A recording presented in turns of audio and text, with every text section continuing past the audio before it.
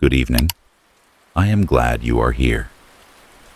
This is a story you can fall asleep to, a tale of soft lamplight, steady breathing, and a name that returns from the shadows in the calmest way imaginable.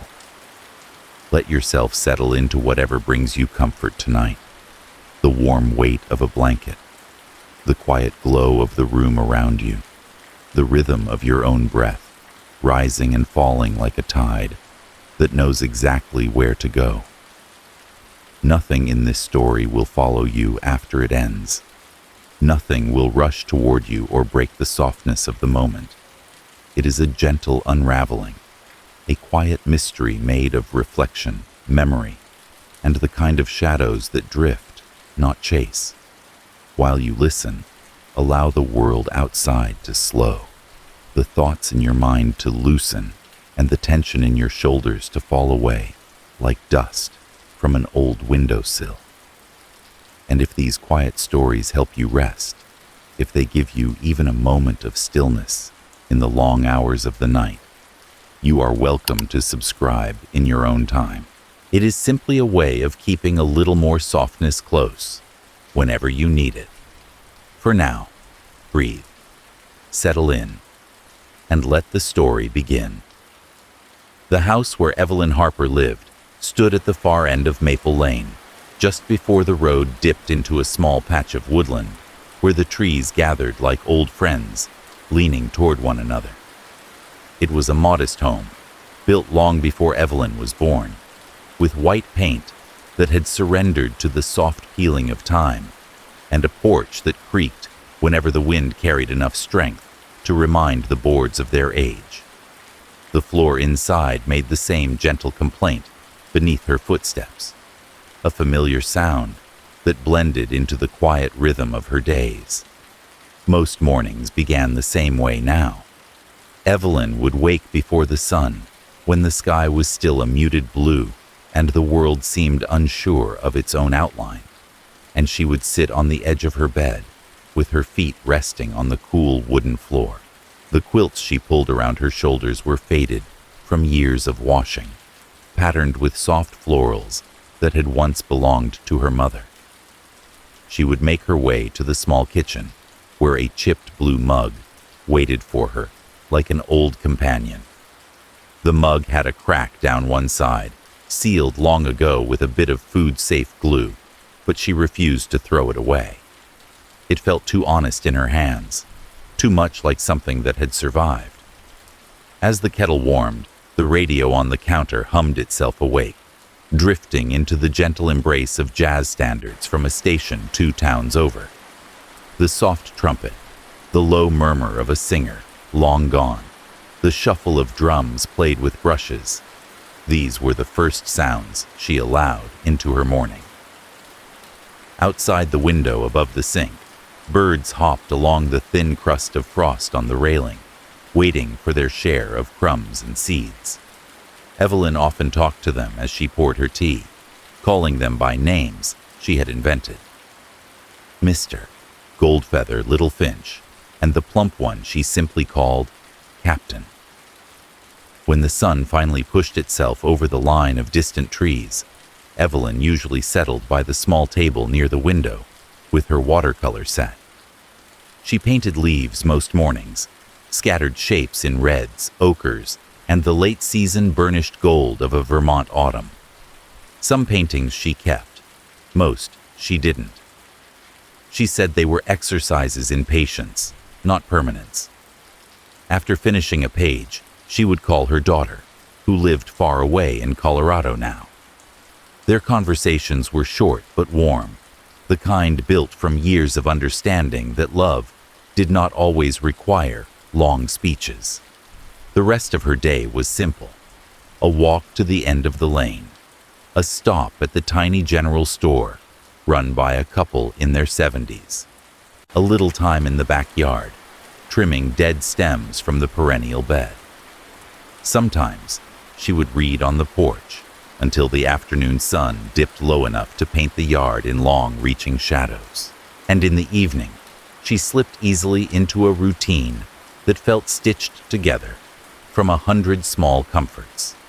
She brewed herbal tea, usually chamomile or peppermint, then lit the low-watt lamp beside her favorite chair. She wrote a few lines in her journal, always in the same calm handwriting, recording details no one else would ever need, but which felt important to her. The air smelled of pine today. Captain chased a squirrel. The sky at sunset was the same color as the watercolor I ruined last week. The radio returned at night, but this time, tuned to the late-night call-in program she had grown strangely attached to. Most callers were older, their voices soft with age or cracked with memory. They spoke about grief, illnesses, regret, forgiveness, the small hopes they kept tucked into their pockets. The host never rushed them. He let silence linger like a guest at the table. Evelyn would close her eyes, listening, imagining she was sitting in a room with all of them, sharing the gentle ache of being alive a little too long. It was a quiet life, peaceful in its simplicity, but woven into its fabric was a feeling she could not name, something like a record that had skipped years ago and never quite returned to its groove.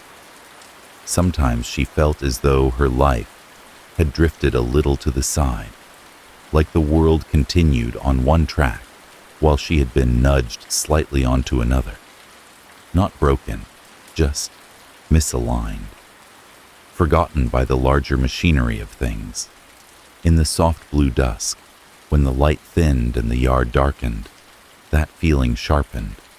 The wind would rustle the branches at the edge of her property, and for a moment, the shadows would gather into a shape that looked almost human. Evelyn would turn her head, her breath holding for just a second too long, and each time, she found the same answer. The lamppost leaning slightly forward, a tree behind it bowed by years of weather, and nothing else. The rational part of her mind always recovered first. You are tired. The light is strange at this hour. But the part of her that listened to late-night radio callers, the part that believed in unfinished stories, felt the faintest shiver. Still, the unease never stayed. It never rose into fear. It drifted in like mist and disappeared just as quietly, leaving behind the familiar peace of her little home. Evelyn would step back inside, close the door gently, and let the soft glow of her living room wash away whatever shadow had tried to claim her attention. She trusted her routines, trusted the warmth of her lamp, trusted the steady loops of the songs on her radio. And yet, as the first cold nights of late autumn settled around Maple Lane, a small part of her wondered whether the world was beginning to reach for her again. Something subtle, something quiet, something that would soon reveal itself not in the form of danger, but in the form of a message that was never meant for her at all. The call came on a late autumn afternoon, at the exact hour when the light turned a deep, coppery gold and slipped through the curtains in long, slanting bands. Evelyn had been standing at the kitchen counter, rinsing her brushes from that day's watercolors, when her phone buzzed once on the table and then fell quiet. She glanced at it, saw an unfamiliar number with a local area code, and, out of habit, let it ring itself out. Most calls from unknown numbers meant surveys, offers, or wrong numbers, and she had grown comfortable with the small act of not answering. The house felt particularly still that day. The radio was off, leaving only the hum of the refrigerator and the faint tapping of branches against the window. Outside, a single crow perched on the telephone line, its dark shape cutting across the amber sky. It let out one harsh call, then settled into silence, as if it, too, was waiting for something. When the kettle began to murmur, just short of a whistle, Evelyn wiped her hands on a dish towel and reached for her phone, intending to clear the notification and move on with her evening. On the screen, there was a small red dot beside the word voicemail. One new message. She pressed the icon, lifted the phone closer, and listened as the automated system played the timestamp. The voice that followed was not robotic, but human, older, with a kindness that had been worn thin by long hours and too many difficult conversations. "Good afternoon," the woman's voice began, smooth but strained at the edges. "This is Nurse Collier calling from the oncology department at Greenridge Medical Center. I am calling for Mrs. Evelyn Harrow." The name made Evelyn still, like someone had pressed pause on her breathing. The nurse continued. "We have received your test results, ma'am, and we need you to come in as soon as possible. We tried reaching you earlier. Your date of birth is listed here as April 12th, 19. The nurse read out a year only 2 numbers away from Evelyn's own. "If you receive this message, please contact us at your earliest convenience. This is important. Thank you." The voicemail clicked off, and the kitchen was quiet again. The kettle chose that moment to find its full voice and whistle sharply, a thin, insistent sound that cut through the silence like a line on a page. Evelyn reached over and took it off the heat without looking, setting it on a cold burner. Her eyes stayed on the phone, on the small triangle symbol that meant play again. For a long moment, she did not move. Her thumb hovered above the screen, not quite touching, as though one more replay might change the words somehow, or at least prove that she had misheard them. "Mrs. Evelyn Harrow, your date of birth, April 12th.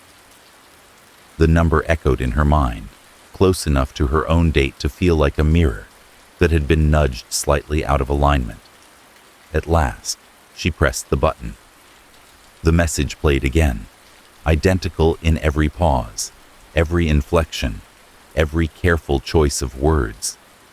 The voice was so clearly that of a nurse who had done this 1,000 times and still hated it, still approached bad news with the caution of someone carrying a fragile bowl across a crowded room.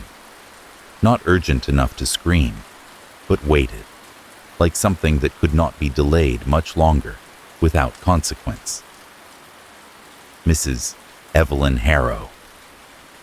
The name caught her attention more sharply on the second listen. Evelyn. The first name slipped over her like a familiar coat. The last name did not belong to her at all.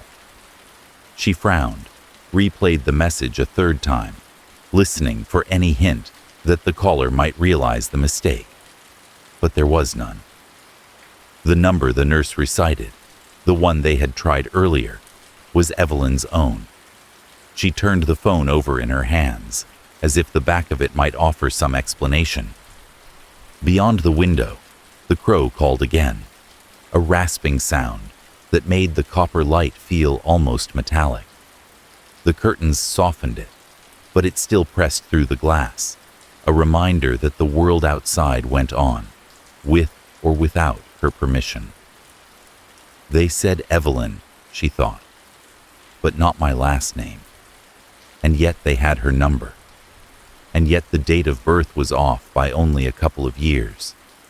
Someone near her age, with her first name, tied to her phone. It was the kind of coincidence that could mean nothing. Or something. She poured hot water into the chipped blue mug and watched the tea leaves swirl, unfurling slowly like thin, dark secrets. The steam rose up and fogged a small circle on her glasses. She wiped them absently with the back of her hand. Her movements were calm, but inside, her thoughts had begun to move in quiet circles. The easiest choice would be to ignore it. She could tell herself it was simply a wrong number, a clerical error, the kind of thing that happened all the time when offices were understaffed and overworked. The hospital would try again, perhaps leave another message, perhaps send a letter. They would eventually find the right woman, the right phone, the right address. It was not her responsibility. Yet, as she stood there, hand resting lightly around the warm curve of the mug, she felt the familiar tug of something that had guided her through decades in a classroom. That instinct that had made her pause when a student stayed behind after the bell, or when a quiet child's eyes looked a little too shiny in the back row. It was not nosiness. It was care. It was the unwillingness to walk past someone who might be standing on the edge of a cliff, even if the drop was invisible. What if, she thought, some woman out there was sitting alone, waiting to hear these results, not knowing the call had gone astray? What if this Evelyn Harrow lived alone too, in a house where the walls listened and the nights were long? The nurse's voice had carried the weight of something serious. A test result. Oncology. Words that rarely came with good news. She set the mug down and picked up the phone again, pressing the screen to wake it. The number was still there, a simple string of digits, neutral and silent. Her thumb hovered once more above the call icon. Through the window, the light continued to soften, shifting from copper to a muted rose that painted the kitchen walls in a tender glow. The crow took off from the line, wings beating slow and heavy as it crossed the yard. The refrigerator hummed. The house breathed in its steady, familiar way. Evelyn inhaled deeply and let the air out just as slowly. She could feel her heart, not racing, but present, like a steady drum somewhere behind her ribs. There was no siren in her mind, no shriek of impending danger, only the sense of standing at a small crossroads made of ordinary choices. Finally, she sighed, a long, quiet exhale that seemed to carry away the last of her hesitation. If this were one of my students' mothers, she murmured to herself, though there was no one to hear, or one of those callers on the radio, I would want someone to help. Her thumb moved, gentle but sure, tapping the number the hospital had left, as the last of the copper light slid away from the curtains and the room settled into the first shadows of evening. Evelyn did not sleep badly that night, but she did not sleep deeply either. Her dreams were made of half-familiar hospital corridors and the sound of a woman's voice she could not quite see. When she woke, it was to the soft gray light of a sky not yet committed to rain or shine, and a feeling like a faint thread tugging her gently toward a decision she had already made while lying awake in the dark. By the time the kettle began its low murmur on the stove, her mind was clear. She would go to the hospital. Not to demand anything, not to intrude, just to help straighten out whatever knot in the system had tied her number to another woman's name. If nothing else, she told herself, it was the decent thing to do. She had been a teacher too long to ignore confusion when clarity was possible. She dressed more carefully than usual, choosing a soft gray sweater that matched the clouds outside and a scarf in muted blue that she wrapped gently around her neck. It was not that she wanted to impress anyone. She simply wanted to feel steady, solid, like someone who belonged in the world of paperwork and records and official conversations. With her coat buttoned and her bag over her shoulder, she locked the front door and walked down the short path to where her car waited, small and patient at the curb. The drive to Greenridge Medical Center took about 20 minutes. The trees along the two-lane road had begun to shed their leaves in earnest, scattering reds and golds and browns across the pavement, like a patchwork quilt. Here and there, a gust of wind would lift a handful of them into the air and swirl them around, then let them settle again. As she drove, Evelyn kept the radio off. The silence felt kinder somehow than music. Her thoughts moved gently, like someone wading through shallow water. The hospital appeared gradually, rising up behind a line of naked trees and low buildings. Greenridge was not huge, but it was the largest medical center in the area, a collection of connected wings in pale brick and glass. with a looped driveway and a cluster of cars moving slowly in and out. The parking lot's asphalt still held the memory of last night's rain, shining in patches where the sun poked through the clouds. Inside, the lobby was washed in soft yellow light, the kind that tried its best to make a clinical place feel a little like home. The air carried the unmistakable blend of antiseptic and brewed coffee, with a faint undertone of something floral from a nearby gift shop. Older couples sat side by side in padded chairs, their hands linked or resting near one another, their coats folded neatly across their laps. Here and there, a volunteer in a bright-colored vest pushed a cart filled with magazines and puzzle books, the wheels squeaking faintly over the polished floor. Evelyn paused just inside the entrance, letting the sounds settle around her. The low murmur of voices, the muted beeping of distant machines, the rolling rumble of a gurney being pushed down a hallway. A digital display above the reception desk listed visiting hours and directions to various departments. For a moment, she had the odd sensation of stepping into a radio show she had listened to for years, except now she was one of the people in the background, not just an invisible listener. She approached the main reception desk, where a woman in her 40s, with neatly pinned hair and a laminated badge, was typing quickly on a keyboard. The receptionist looked up with a practiced, polite smile. "Good morning," she said. "How can I help you?" "Good morning," Evelyn replied, her own smile small but genuine. "My name is Evelyn Harper. I received a voicemail yesterday afternoon from someone here, I think. It sounded urgent, but it was addressed to Mrs. Evelyn Harrow, not Harper. I thought there might have been a mix-up with numbers, and I wanted to clear it up, in case someone is waiting on news." The receptionist's fingers moved over the keyboard again. "All right, let me see what I can find. Do you know which department called?" The nurse said she was from oncology. Evelyn answered, the word sitting carefully on her tongue. Something in the receptionist's face softened almost imperceptibly, the way people often did at the mention of that department. She nodded, turning her attention to the screen. "Okay, and you said your name is Harper, Harper? "Yes, Evelyn Harper." "Date of birth?" Evelyn recited it, watching as the receptionist entered the numbers. There was a brief pause while the system searched, the small wheel icon on the screen spinning, as if thinking. Then the woman frowned slightly and tapped a few more keys.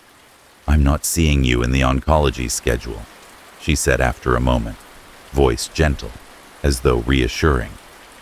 "You said the voicemail was for a Harrow." "Yes, Evelyn Harrow." The receptionist's fingers went back to the keyboard. "Let me try that." She typed, paused, then nodded to herself. "We do have an Evelyn." Her eyes moved along the screen, reading. "But that is Evelyn Harrow, not Harper." Hearing the two names spoken aloud, one after the other, felt strange, like listening to slightly off-key notes in a familiar song. Evelyn folded her hands loosely on the edge of the counter. "Does it list a phone number?" she asked quietly. The receptionist clicked into the profile. Her gaze sharpened, then shifted quickly from the monitor back to Evelyn. "Yes," she said slowly. "It does." She read the digits out loud. "Is that your number?" It was. Every digit. Exactly. Evelyn nodded once. "That is my phone number," she confirmed. For a moment, they simply looked at each other, the receptionist's polite professionalism bending slightly under the weight of confusion. Then the woman turned back to the screen. "That is odd," she murmured. "It could be a data entry error. Sometimes contact info gets updated incorrectly when patients come in without full details and staff are in a rush. Let me see what else is attached here." She clicked again, and a small box popped up on the screen. A profile photo, scanned into the system. The image was grainy, the kind of low-resolution picture taken under harsh lighting in an ID room or at a clinic front desk. The woman in the photo appeared to be in her 60s, her hair pulled back, shadows under her eyes, mouth set in a neutral line. The receptionist turned the monitor slightly, just enough so Evelyn could see, without leaving the other side of the counter. "Is this the person you know?" she asked. Evelyn leaned in, her breath catching very softly. She had never seen this woman before, not that she could remember. And yet there was something familiar in the angle of the jaw, in the gentle droop at the outer edges of the eyes, in the way her head tilted ever so slightly to one side, as if listening to something no one else could hear. It was an expression Evelyn had seen in her own reflection many times, especially in recent years. "She looks," Evelyn began, then stopped, unsure how much of herself she was seeing in the woman and how much she was imagining. A movement to her left made her glance up. A nurse in pale green scrubs had just approached the desk, carrying a clipboard, waiting for the receptionist to finish. She glanced at the screen, then at Evelyn, then back again. Her eyes narrowed, not suspiciously, but in concentration, like someone matching fabrics. "You're here about Mrs. Harrow?" the nurse asked gently. I received a voicemail meant for her," Evelyn said. "But it came to my phone. I thought I should let someone know." The nurse looked at the monitor once more, at the photo, then at Evelyn's face, at the soft lines around her mouth, the slope of her nose, the way her hair framed her features. The resemblance, up close, was stronger than the grainy picture could easily convey. The nurse's voice lowered, careful and almost apologetic, as if she were admitting a secret on behalf of the building itself. "You look," she said slowly, searching for words that did not feel intrusive, "very much like her."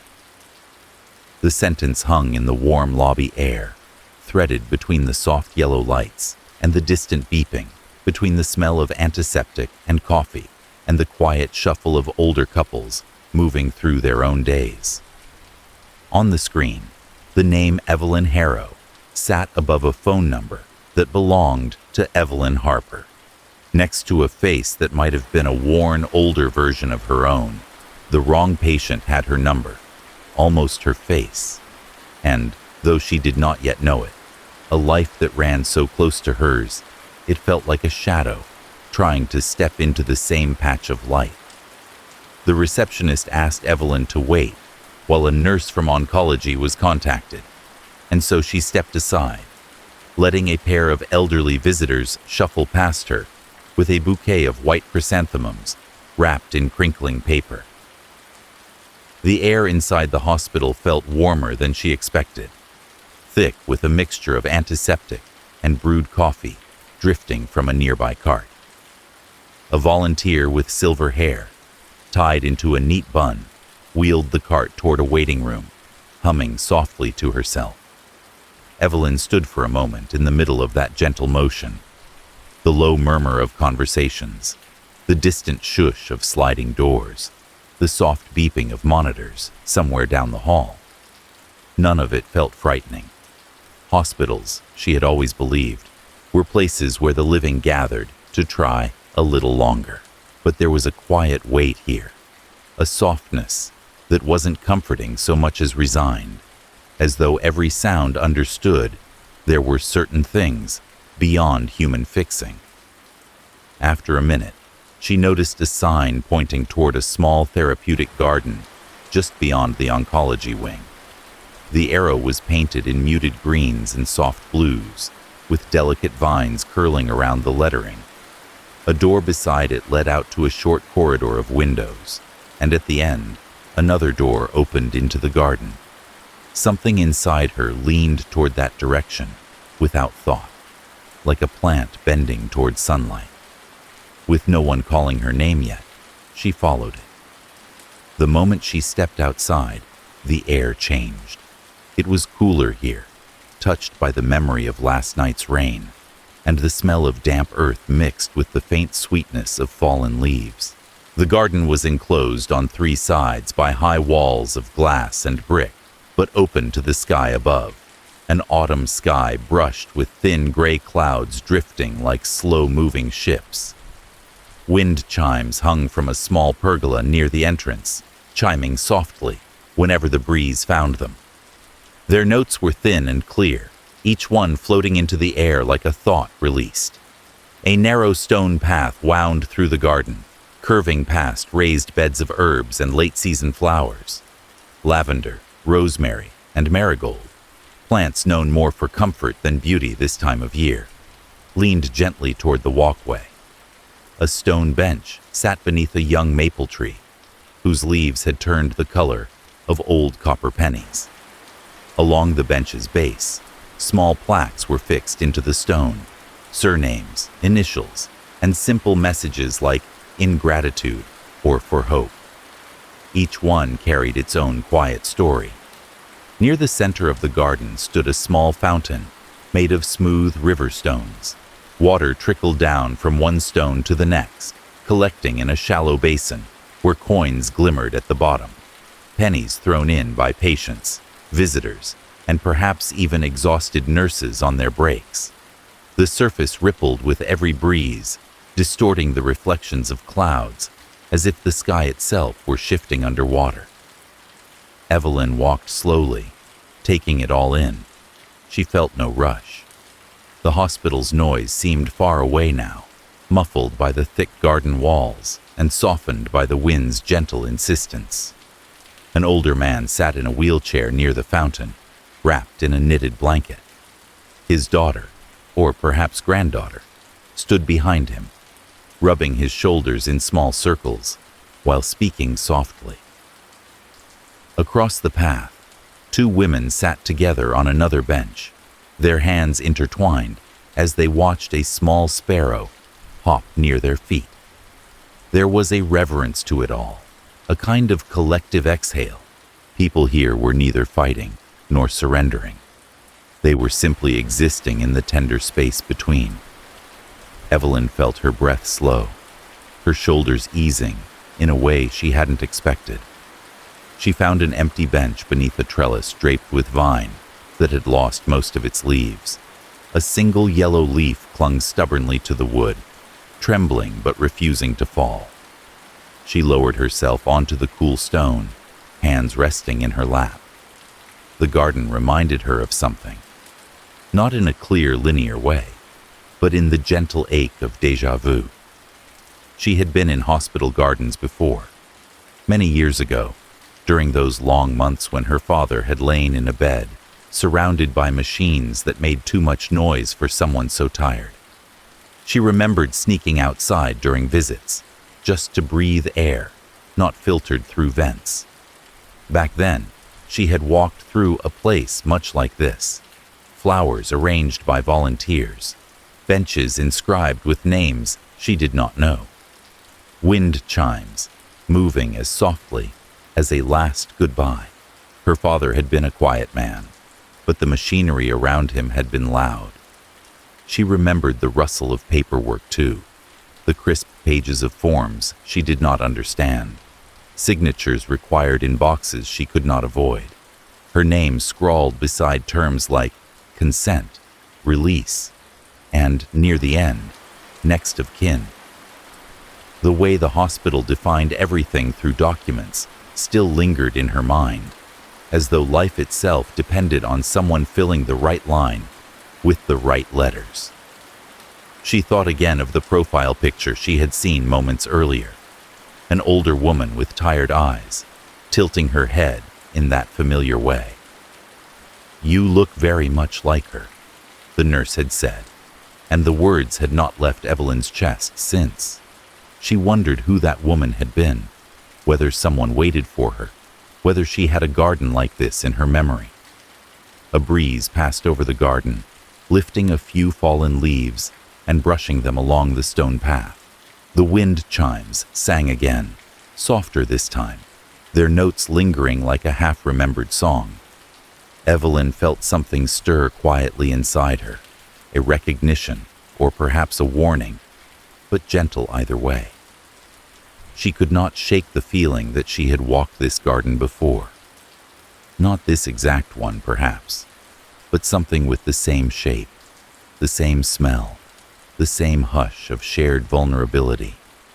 A place where people came to face themselves in moments when the world felt unbearably fragile.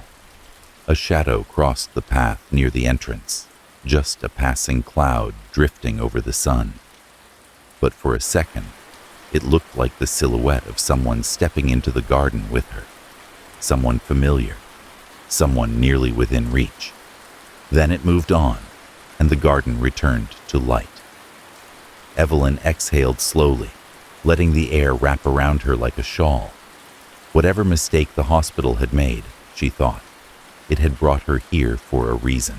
She was not sure yet what that reason was, but she felt the faint pull of it, like a thread attached to something just out of sight.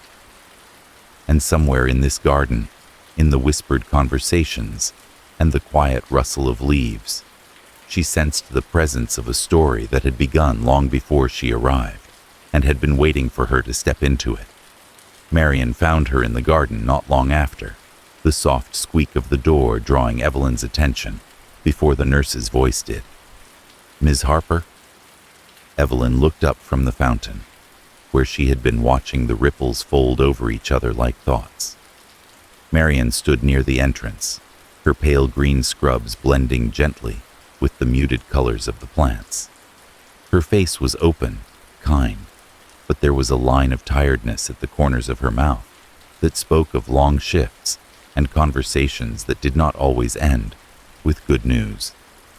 "Yes," Evelyn said, rising slowly from the bench. "That's me." "Thank you for waiting," Marian replied. "Would you mind coming with me for a bit? We thought it might be easier to talk somewhere quieter." There was no menace in her tone, only a practiced gentleness, and Evelyn felt herself relax a little. She followed Marian back through the glass door and down a short hallway, lined with paintings of landscapes, sandy beaches, calm lakes, mountains at sunrise. All the scenes were empty of people, as if inviting whoever passed by to imagine themselves standing there, alone, with their thoughts. They reached a small consultation room with a frosted window and a narrow table pushed against one wall. The fluorescent lights above flickered just enough to be noticeable, a subtle stutter every few seconds that made the room feel not unfinished, but fragile. A computer sat on the table, screen turned slightly away, waiting. Two chairs faced each other, their metal legs gleaming under the harsh light. "Please have a seat," Marian said, closing the door softly behind them. Evelyn settled into the chair nearest the door, smoothing her scarf with one hand. Marian took the other seat, waking the computer with a touch. The screen glowed to life, casting a faint bluish wash over her face. For a moment, she simply looked at the monitor, reading something, her lips pressed together in a thin line. "I understand you received a voicemail that wasn't meant for you," she began. "From our department." "Yes," Evelyn said. "Yesterday afternoon, the nurse said she was calling for Mrs. Evelyn Harrow. The number she read out loud was my number. The date of birth was close to mine." Marian nodded slowly. "We're very sorry about that," she said. "I can imagine it must have been unsettling." "It was strange," Evelyn replied. "Mostly I just keep thinking that if there's a woman out there who needs to hear those results, she might be waiting in the wrong kind of silence." Marian's eyes softened. "You're not wrong about that," she said. "The woman the message was meant for is a patient of ours. Or rather," she hesitated, the word catching slightly. "Was." Evelyn's hands tightened around the edge of her scarf, but she kept her voice steady. "Her name really is Evelyn?" "It is," Marian answered. Evelyn Harrow. I want to show you something, if that's all right. She turned the screen a little so that Evelyn could see more clearly, though it still faced Marian, primarily. Lines of text filled the display, broken into sections with labels, demographics, medical history, social work notes. At the top, the name Harrow. Evelyn appeared in bold letters, followed by a number and a date of birth. Age 62. Marian read quietly. Multiple hospitalizations over the past few years. Chronic obstructive pulmonary disease, uncontrolled diabetes, complications from untreated infections. There's a note here about possible prior trauma. And under social history. She clicked into another section. History of homelessness. No stable address. No listed next of kin. The words seemed to float in the air between them, thin but heavy. Evelyn felt a small ache open in her chest. She imagined a woman wandering from shelter to shelter, clinic to clinic, her story told again and again to different people, none of whom had enough time to hold it properly. Marian continued, voice soft but clear. There's something else here I think you should know. She scrolled down, then tapped a paragraph near the bottom of the page with her finger. This is from a social worker's assessment. It says, patient claims to have been a teacher, but details remain unverified. No employment records under given name. Mentions a school with similar name to local district. Unclear reference. Evelyn read the line slowly, then read it again. Claims to have been a teacher, not verifiable. She felt a flicker of anger rise, surprising in its warmth. It was not directed at Marian or the social worker, but at the way the words reduced a life to a single doubted statement. She said she was a teacher, Evelyn murmured almost to herself, and the record just questions it. It's not meant to be cruel, Marian said gently. It's just that the system needs proof, paperwork, employment records, references. Without that, they have to write claims. Evelyn thought of her own years at the front of a classroom, the chalk dust on her fingers, the rows of faces, the bulletin boards she had stayed late to decorate. None of those memories lived in a file. They lived in the students who had grown up and moved away, in the colleagues who had retired or passed on, in the notebooks she kept in boxes in her attic. If she had slipped through the cracks, if some clerk somewhere had lost a stack of forms, would her own life be reduced to claims to have been a teacher? Something in her protested. She tried to anchor herself to something real, Evelyn said quietly, and the notes still kept her floating as unverified. Marian watched her with careful eyes. You understand more than most, she replied. Then she took a slow breath, as if preparing to lift something heavy. There is one more detail I wanted to talk to you about. She clicked into the contact information section. Evelyn saw her own 10 digits there, nearly luminescent against the white screen. According to this record, Marian said, when Ms. Harrow came in, she insisted that this was her phone number.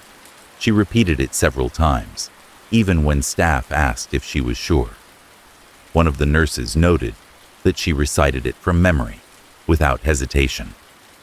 A small chill moved quietly down Evelyn's spine. It was not the sharp kind that came from sudden fear, but the slow kind that came from recognition. She knew my number, Evelyn said softly. It appears so, Marian confirmed. The number was entered as her main contact line. That's why the voicemail came to you. It wasn't a random misdial or a single transcription error. She gave us that number. Evelyn leaned back slightly in the chair, her gaze drifting from the screen to the faintly flickering light above them. She listened to its soft, irregular buzz, like a heartbeat that skipped every few notes. Someone out there. No, not out there anymore, she realized with a quiet pang. Someone had known enough about her to give this number without hesitation. Someone who shared her first name, who may or may not have been a teacher, who had walked through life with no address anyone would accept as permanent. A memory brushed the edge of her thoughts. A winter shelter. A woman wrapped in an oversized coat, watching her paint with a group of children. A face half shadowed by fatigue, but lit briefly by a smile when offered a cup of hot soup. Had that woman asked her a question back then? Had they exchanged more than a passing word? Like a photograph left in the sun too long, the details were faded, but the impression remained. She must have met me somewhere, Evelyn said, more to the room than to Marian. Somewhere I have forgotten, or only half remember. Long enough to learn my number. Long enough to decide that, when the time came, my life might be the one she could borrow. The words did not feel accusing, just sad. Marian shifted slightly, her chair creaking softly. I cannot tell you why she did it, she said, but I can tell you this. She held on to that number like it meant something. People in her situation, they don't always remember details easily. Names blur, dates slip. But this, she pointed again to the digits.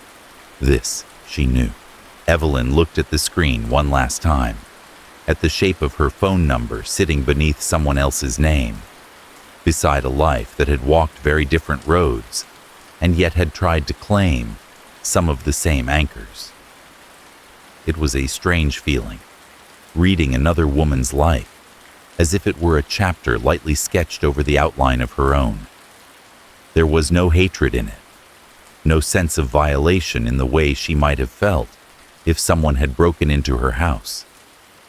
Instead, there was a deep, aching tenderness for a stranger who had reached, perhaps clumsily, for a life that felt safer, more stable, more believed.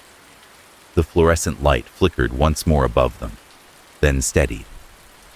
Somewhere down the hall, a cart rolled past, wheels humming softly against the floor. The hospital continued its quiet work while Evelyn sat between two identities, realizing for the first time that her life had been close enough to someone else's to be borrowed, and that, maybe, was the most unsettling part of all. Not that the system had made a mistake, but that someone had known her well enough, long enough, to step into the space where her name lived. Marian let the silence sit for a moment after that, as if giving both of them time to breathe around the weight of what had just been said. On the screen, the cursor blinked steadily beside the list of notes, patient history, contact information. Evelyn watched it move from visible to invisible and back again, like a small mechanical heartbeat. There is something else I need to tell you, Marian said at last, her voice softer now. About Ms. Harrow. Evelyn folded her hands in her lap, feeling the slight roughness of her own skin under her fingertips. All right, she replied. You can tell me. Marian's eyes flicked briefly toward the door, as if to make sure it was fully closed, then returned to the screen. She had surgery last week, she said. A fairly serious operation. It was scheduled after a series of scans and tests. There were complications. Marian paused, choosing the gentlest path through a hard sentence. She did not survive the procedure. The words did not land like a blow. They landed like snow, quiet, cold, settling over everything with a softness that did not cancel out the chill. Evelyn felt her breath leave her chest in a slow exhale. She had suspected as much the moment she heard the strained urgency in the voicemail, but hearing it spelled out, even in Marian's careful tone, gave the suspicion shape. I see, Evelyn said. It was all she could manage at first. Marian watched her closely, checking for signs of distress that might require a different kind of care. When Evelyn did not break, only grew quieter, the nurse turned back to the monitor. There is a document I can show you, she said gently. It might help explain why your name is involved in this at all. But I want to be clear. You are not in any kind of trouble. This is a systems issue, not a legal one. And you did nothing wrong. Evelyn gave a small nod. All right. With a few clicks, Marion opened another file. A scanned form appeared on the screen, slightly tilted, as if it had not been aligned perfectly on the copier. Across the top, in bold letters, were the words, "Discharge, Death Summary." Below that, a series of typed lines summarized the barest bones of a complex life. Admission date, procedure performed, complications, time of death. Evelyn tried not to focus on the clinical language, on phrases like cardiorespiratory failure and non-recoverable, and instead let her eyes climb to the part that mattered. The name at the top. It read, Evelyn H. Just that. The initial hung there, abrupt and incomplete, like a word swallowed halfway. Why does it say only H? Evelyn asked quietly. That, Marion said, is where the problem begins. She zoomed in slightly, revealing a faint smudge of characters beside the initial, distorted and barely legible. This summary was generated from an older system we used to use, which then pushes data into our newer platform. Sometimes, if there's a discrepancy between how names are stored, the export glitches. Evelyn leaned forward, squinting. The blurry text beside the H looked almost like letters layered on top of each other. For a second, she thought she could see both Harrow and Harper, converging into the same narrow space, their shapes overlapping and dissolving, leaving only the initial behind as a compromise. So, it tried to write her last name, Marion explained, but there was some conflicting information from the insurance side, and the system did not resolve it cleanly. It truncated it as just H. That alone would be a minor mess. But there is more. Marion exited the scanned document and opened a different window.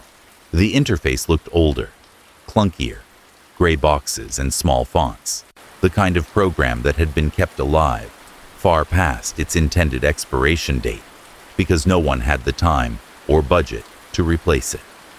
This, she said, is the insurance verification database. It is not technically part of our main hospital system, but they talk to each other. Or at least, they try.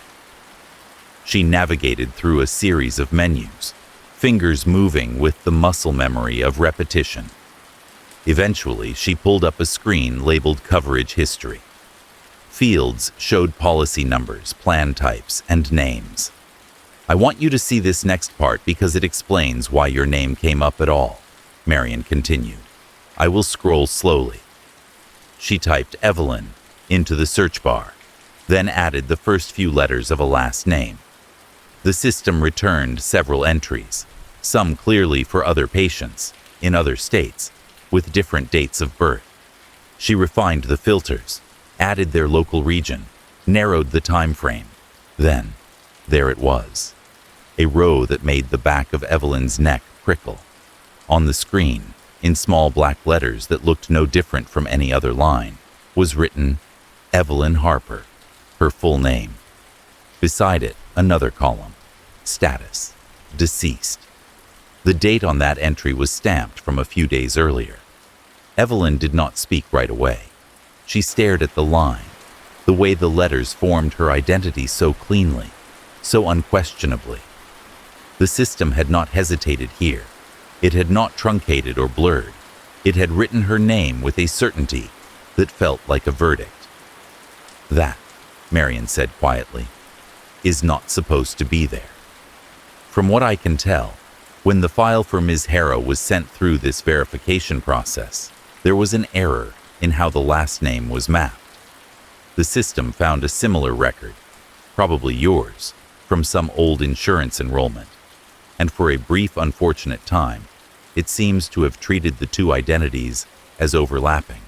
When her death was recorded, one of the feeds that syncs data flagged this line under your exact name.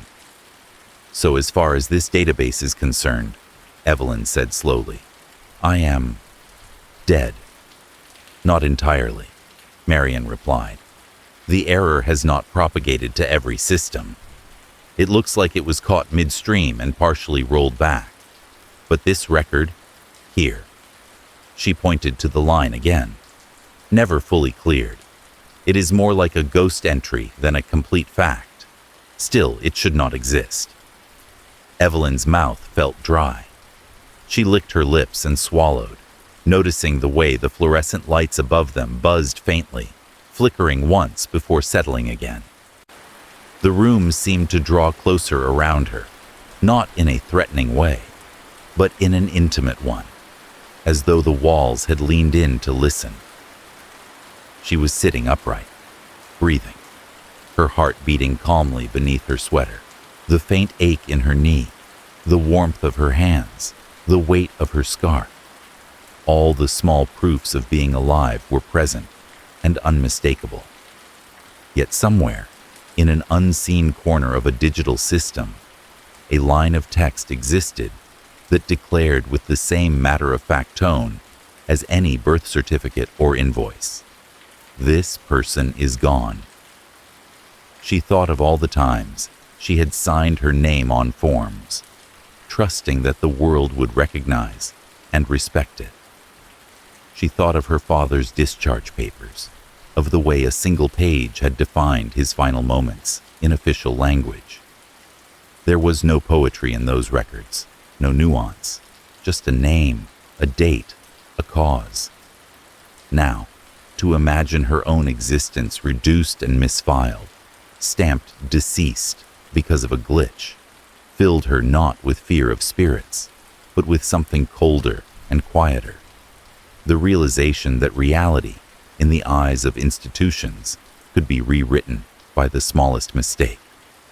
It is unsettling, she admitted softly. To see my name like that, as if someone has already closed a door I did not know I was standing in. Marion nodded, sympathy deepening the crease between her brows. I understand, she said. We will fix it. Our IT department and administration will be notified. The record can be corrected. But I did not want you to leave here without knowing what you glimpsed from your side of things was not your imagination. The system did, in its own flawed way, try to let you vanish. Evelyn let out a slow breath. The quiet terror inside her was not a sharp spike. It was an expanding circle of awareness, a recognition that in a world governed by records and confirmations, a person could be erased, not with malice, but with a misaligned field, a mismatched file, an unnoticed error in an old program. It feels, she said after a moment, choosing her words carefully, like someone wrote the last line of my story before I had a chance to finish the chapter. Marion's gaze softened. The record is wrong, she said. You are here. You are very clearly still in your chapter. Outside the frosted window, a cloud must have passed in front of the sun because the light in the room dimmed briefly before brightening again. The effect made the screen's glow seem sharper, the line with her name and its grim status hovering there like a contradiction. Evelyn looked at it one more time, then turned her eyes away, focusing instead on her own hands resting calmly in her lap. She flexed her fingers, feeling tendons tighten and release. The movement grounded her. I think, she said quietly, I would like that line removed. It will be, Marion promised. We will work on it. It may take some time, but we will make sure your name is where it belongs. Evelyn nodded, the smallest of smiles touching the corner of her mouth, though it did not quite reach her eyes. Somewhere in an unseen network of servers and backups and mirrored drives, a version of her had already been buried. But here, in this small room with its flickering light and humming computer, She remained, breathing, present, aware. A woman who had for a few days outlived her own death on paper. The days that followed her visit to the hospital unfolded with a strange, unsettled quiet. On the surface, nothing in Evelyn's life had changed.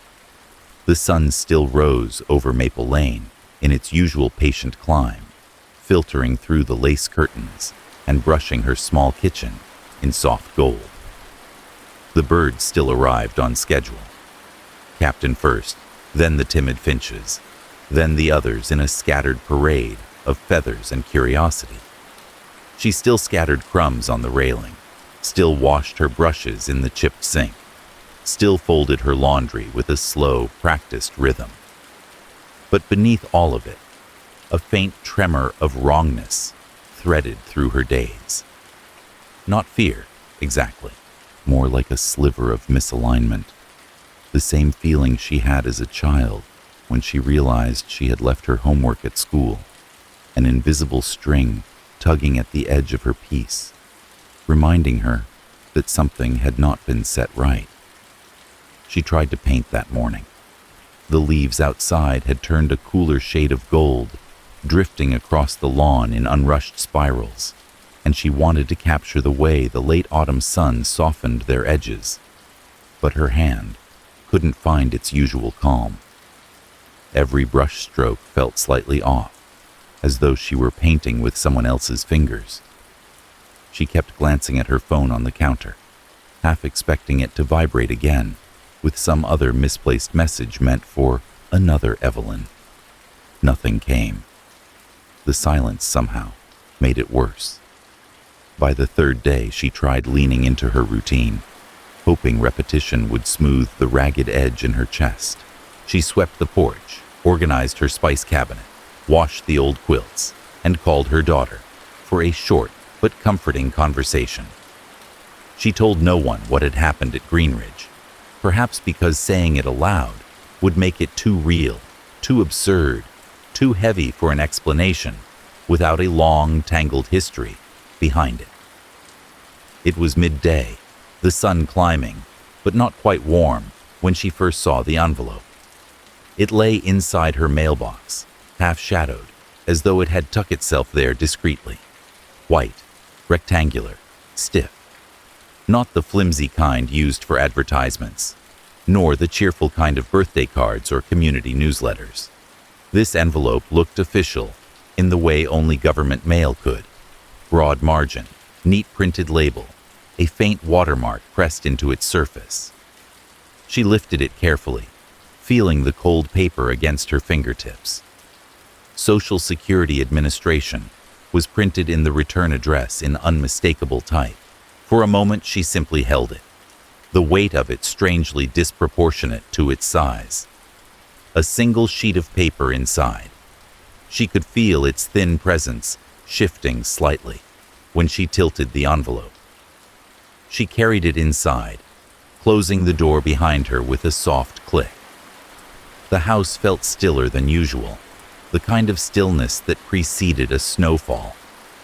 She set the envelope on the kitchen table, the way someone might set down a delicate object found washed up on a beach. Then she made tea, not because she truly wanted it, but because she needed the structure of the ritual. The warm water, the slow steep, the familiar scent of chamomile, rising like a quiet reassurance. When she finally sat down, tea within reach, she picked up the envelope again. The paper had absorbed a bit of warmth from her hands. She ran her thumb along the sealed flap, noticing how it resisted slightly before giving way. The tearing sound was soft but crisp, slicing through the silence like the edge of a page being turned. She eased out the single sheet inside. It was stark and white. The text centered neatly in the upper portion, government formatting so familiar she felt a small ache in her chest. She'd filled many such forms on behalf of her father during his last months. The paper reflected the kitchen light in a muted sheen. She read the first line. "We regret to inform you that our records indicate you are deceased. Her eyes moved to the next sentence automatically, though her mind lagged behind. If this is in error, please contact us. That was it. 2 sentences, no explanation, no expression of shock or apology, beyond the sterile formula of official regret. Just a simple declaration of her non-existence, rendered in the same tone the office might use to notify someone of a change in benefits or a need for updated documentation. She placed the paper on the table. The edges did not curl. The ink did not blur. It was solid, flat, convinced of its own authority. For several seconds, Evelyn did not move. She listened to the faint hum of the refrigerator, the occasional crackle of the teapot cooling on the stove.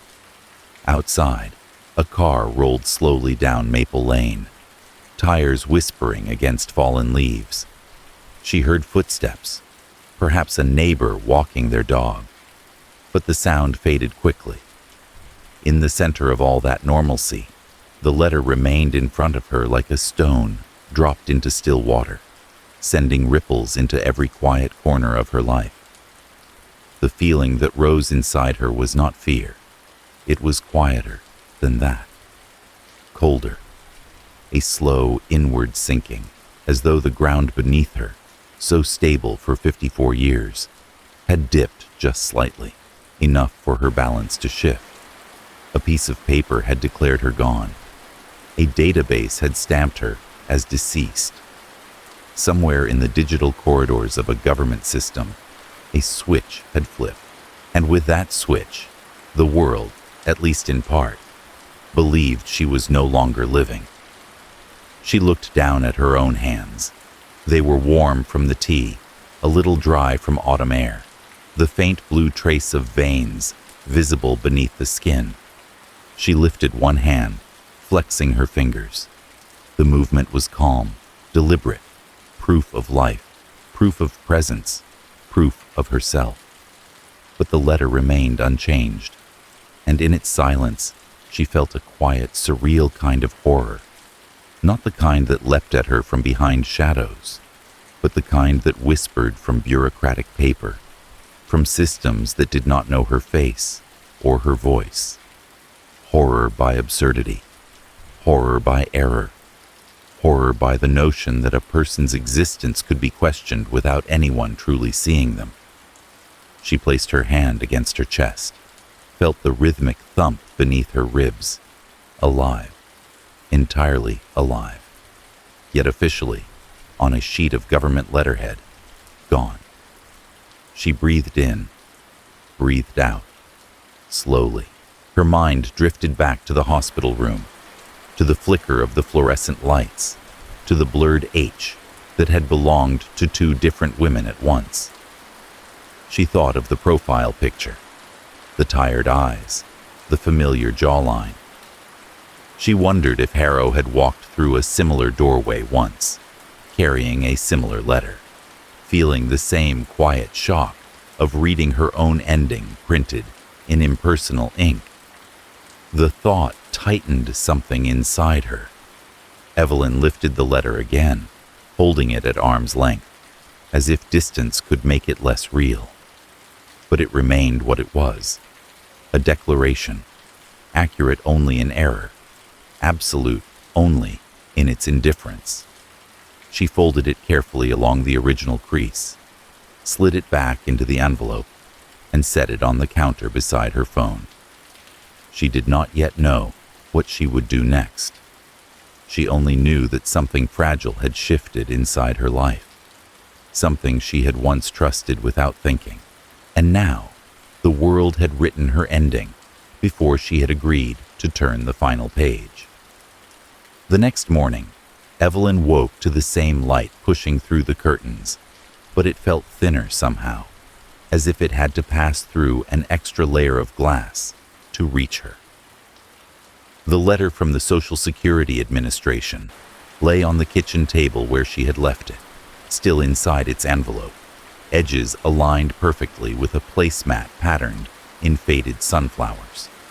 She made tea, fed the birds, straightened the cushions on her favorite chair, all with the automatic grace of someone walking through a familiar dance. But every time her gaze drifted, it landed on that envelope, as if it possessed its own quiet gravity. At last, she accepted that the day would not properly begin until she picked up the phone. She brought the envelope with her to the table, smoothing it once with the palm of her hand, before opening it again. The words inside had not changed. Our records indicate you are deceased. If this is in error, please contact us. Contact us, she murmured. All right, I can do that. She sat down, pulled her phone closer, and dialed the number printed at the bottom of the letter. It rang once, then handed her over to a maze of automation. Thank you for calling the Social Security Administration, a recorded voice said, calm, measured, the tone of a person trying to sound friendly, while staying carefully neutral. For English, press 1. She pressed 1. If you are calling about retirement or disability benefits, press 1. If you are calling about a notice you received in the mail, press 2. She pressed 2. If you are calling regarding a change of address, press 1. If you are calling regarding a status update, press 2. If you are calling on behalf of the deceased, her thumb hovered over the keypad. The phrase echoed strangely in her ears. If you are calling on behalf of the deceased, she almost laughed. It seemed the only reasonable response to something so absurd. She was not calling on behalf of the deceased. She was calling on behalf of herself, the supposedly deceased. She settled on status update and pressed 2. The system transferred her to another menu, then placed her on hold. Soft instrumental music drifted into her ear, a tinny, slightly warped version of a song she almost recognized. She sat there, listening to it, watching sunlight creep slowly across the table toward her teacup. There was a faint tremor in her right hand as she held the phone, an almost imperceptible quiver that only became obvious when she tried to hold absolutely still. She turned her hand, palm up, studying the blue veins beneath the skin, the way they branched out like quiet rivers. Life pulsed there, steady and stubborn. She pressed her fingers lightly against the inside of her wrist, feeling the rhythm of her own heart, the subtle flutter that no database could fully capture. After several minutes, a human voice replaced the music. Social Security Administration, this is Daniel. How can I help you today? Hello, Daniel, she said, relieved to hear the warmth in his tone. I received a letter yesterday indicating that, according to your records, I am deceased. I am calling to let you know that I am not. There was a brief pause on the line, just long enough for her to imagine him blinking in surprise. Then he cleared his throat gently. I am very sorry for the confusion, ma'am, he said. Let me get some information from you so I can look into this. She provided her name, her date of birth, her address, each piece of information anchoring her more firmly in the reality she knew. When he asked for her social security number, she recited it slowly, the numbers as familiar to her as her own phone number by now.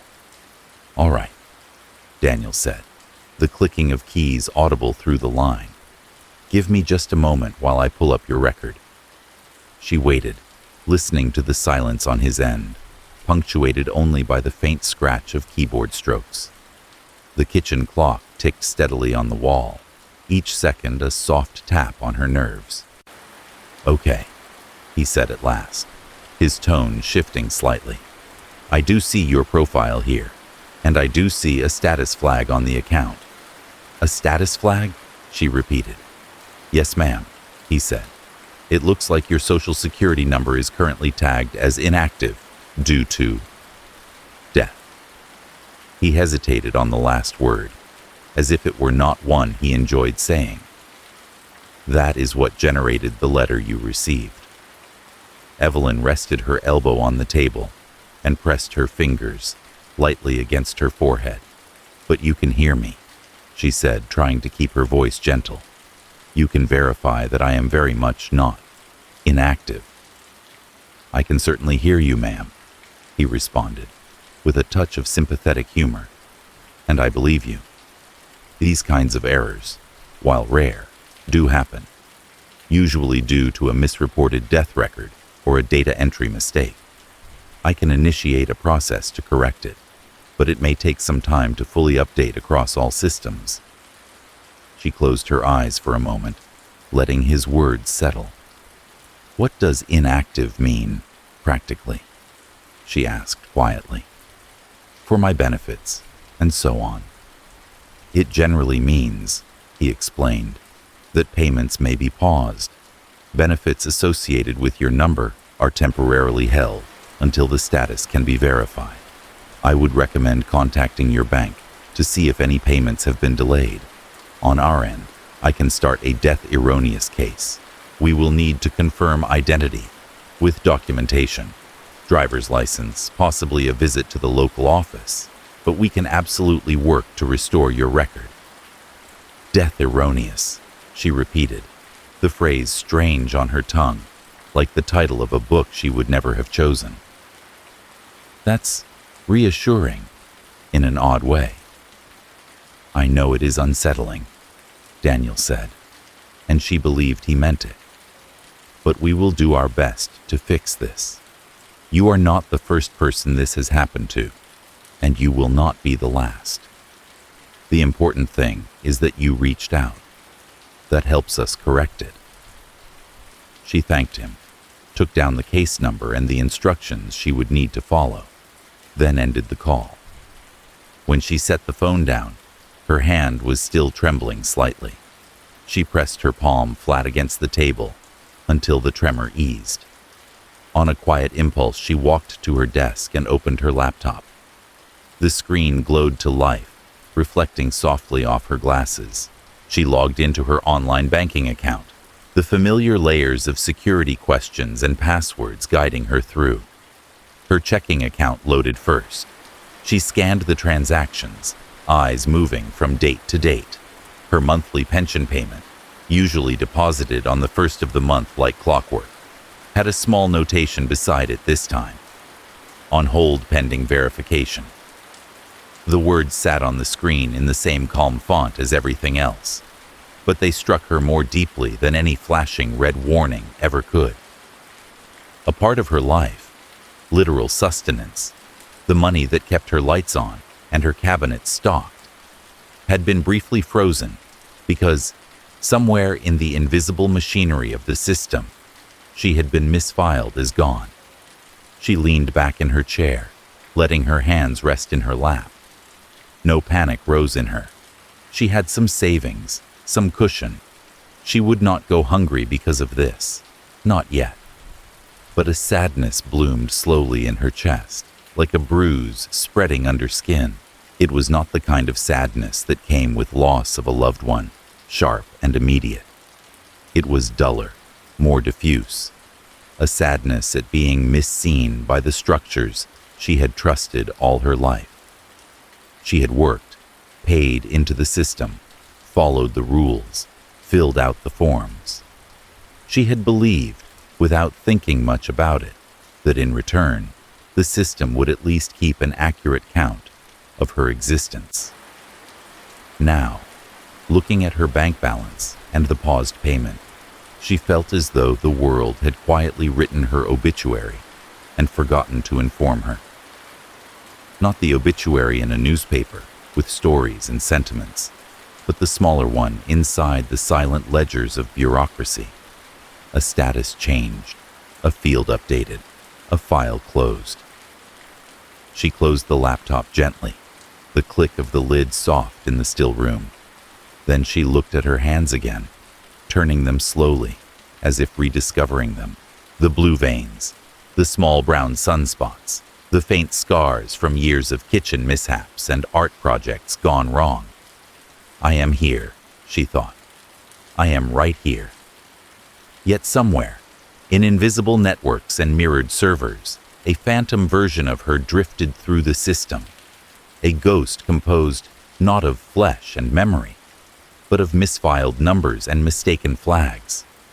And for the first time in her life, Evelyn understood that in this quiet digital age, one could become a ghost long before the body ever gave up. The Social Security office sat in a low brick building near the edge of town, squeezed between a laundromat and a small insurance agency, with faded posters in the windows.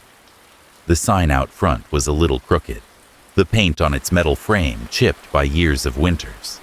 It was the sort of place most people visited as rarely as possible, and when they did not linger.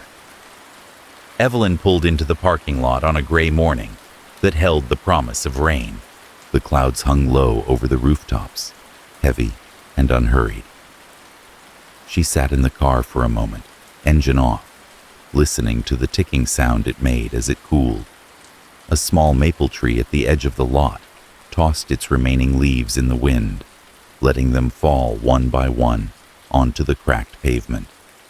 She had brought everything Daniel had asked for: her driver's license, her birth certificate, copies of utility bills with her address printed clearly, even an old passport she had found in a box in her closet. She had placed them all in a clear plastic folder, each document lined up neatly, like a quiet argument laid out in advance. I exist. I have existed. I am still here. Inside, the office was warmer than the air outside, but not by much. The overhead fluorescent lights buzzed faintly, casting everything in a flat, pale glow that made the room feel both overexposed and slightly unreal. A dozen plastic chairs lined the walls, occupied by people of varying ages. An older man with a cane, a young mother bouncing a sleepy child on her knee, a middle-aged couple whispering to each other over a stack of forms. A small red display near the ceiling showed the current ticket number in blocky digits. Evelyn went to the kiosk near the entrance, pressed the button labeled Benefits Chelmer Status, and took the slip of paper it spat out. B47. The board showed B41. Not far, she thought. Not long. She sat down, placing her folder on her lap, and let her eyes wander. A television in one corner played a muted news channel, the closed captions scrolling across a talking head's chest. A poster on the wall illustrated, with cartoon simplicity, how to sign up for direct deposit. Another announced, in friendly blue letters, "We're here to help." When her number finally appeared on the screen, accompanied by a soft chime, she rose and approached the indicated window. The clerk behind the glass was a woman in her 50s, with short, curly hair and glasses perched low on her nose. Her badge read, H. Martinez. There was a kindness in the way her shoulders relaxed when she saw Evelyn approach, but also a weariness around her eyes that spoke of long days of listening to complicated stories with limited tools to fix them. "Good morning," the clerk said through the small opening at the bottom of the glass. "You're B47? "Yes," Evelyn answered. "I am." She slid the letter through the opening first. "I received this notice a few days ago. I have already spoken on the phone to someone, and they opened a case, but I was told I should come in person with identification." Martinez scanned the letter, her brows knitting lightly, then looked up. "Ah," she said with a sympathetic wince. "One of these." "One of these?" Evelyn echoed gently. The clerk nodded. "Sometimes death reports get connected to the wrong record. It is not common, but it is also not unheard of. Very frustrating, I know. Let's see what is going on with your file." Evelyn slid the plastic folder through the slot. Martinez accepted it, spreading the documents carefully on her desk, with the care of someone who knew how much they meant to the person on the other side of the glass. "Driver's license, birth certificate, passport. Good, she murmured. "This makes things easier. Let me pull your record up." Her fingers moved quickly over the keyboard. The monitor's glow reflected faintly off her glasses, obscuring her eyes. Evelyn could see her own name appear in tiny letters on the screen, but not the details. "All right," Martinez said after a moment.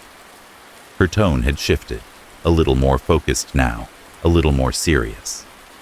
"I do see the death indicator on your file. I'm going to print a portion of this so we can look at it together, if that's okay with you."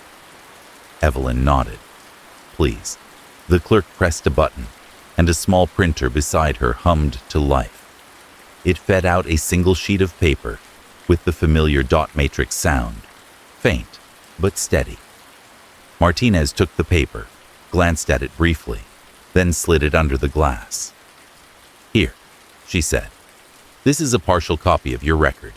I've blocked out some sensitive internal codes, but you can see the important parts." Evelyn took the page. At the top, in plain black type, was her name, Harper Evelyn Joan. Her date of birth was listed correctly. Her social security number was there, the same sequence she had memorized decades ago. Below that, a series of lines summarized her status and benefit history. One field in particular drew her attention: date of death, if applicable. Beside it, a date. She stared at it, reading it once, then again, as if repetition might change the numbers.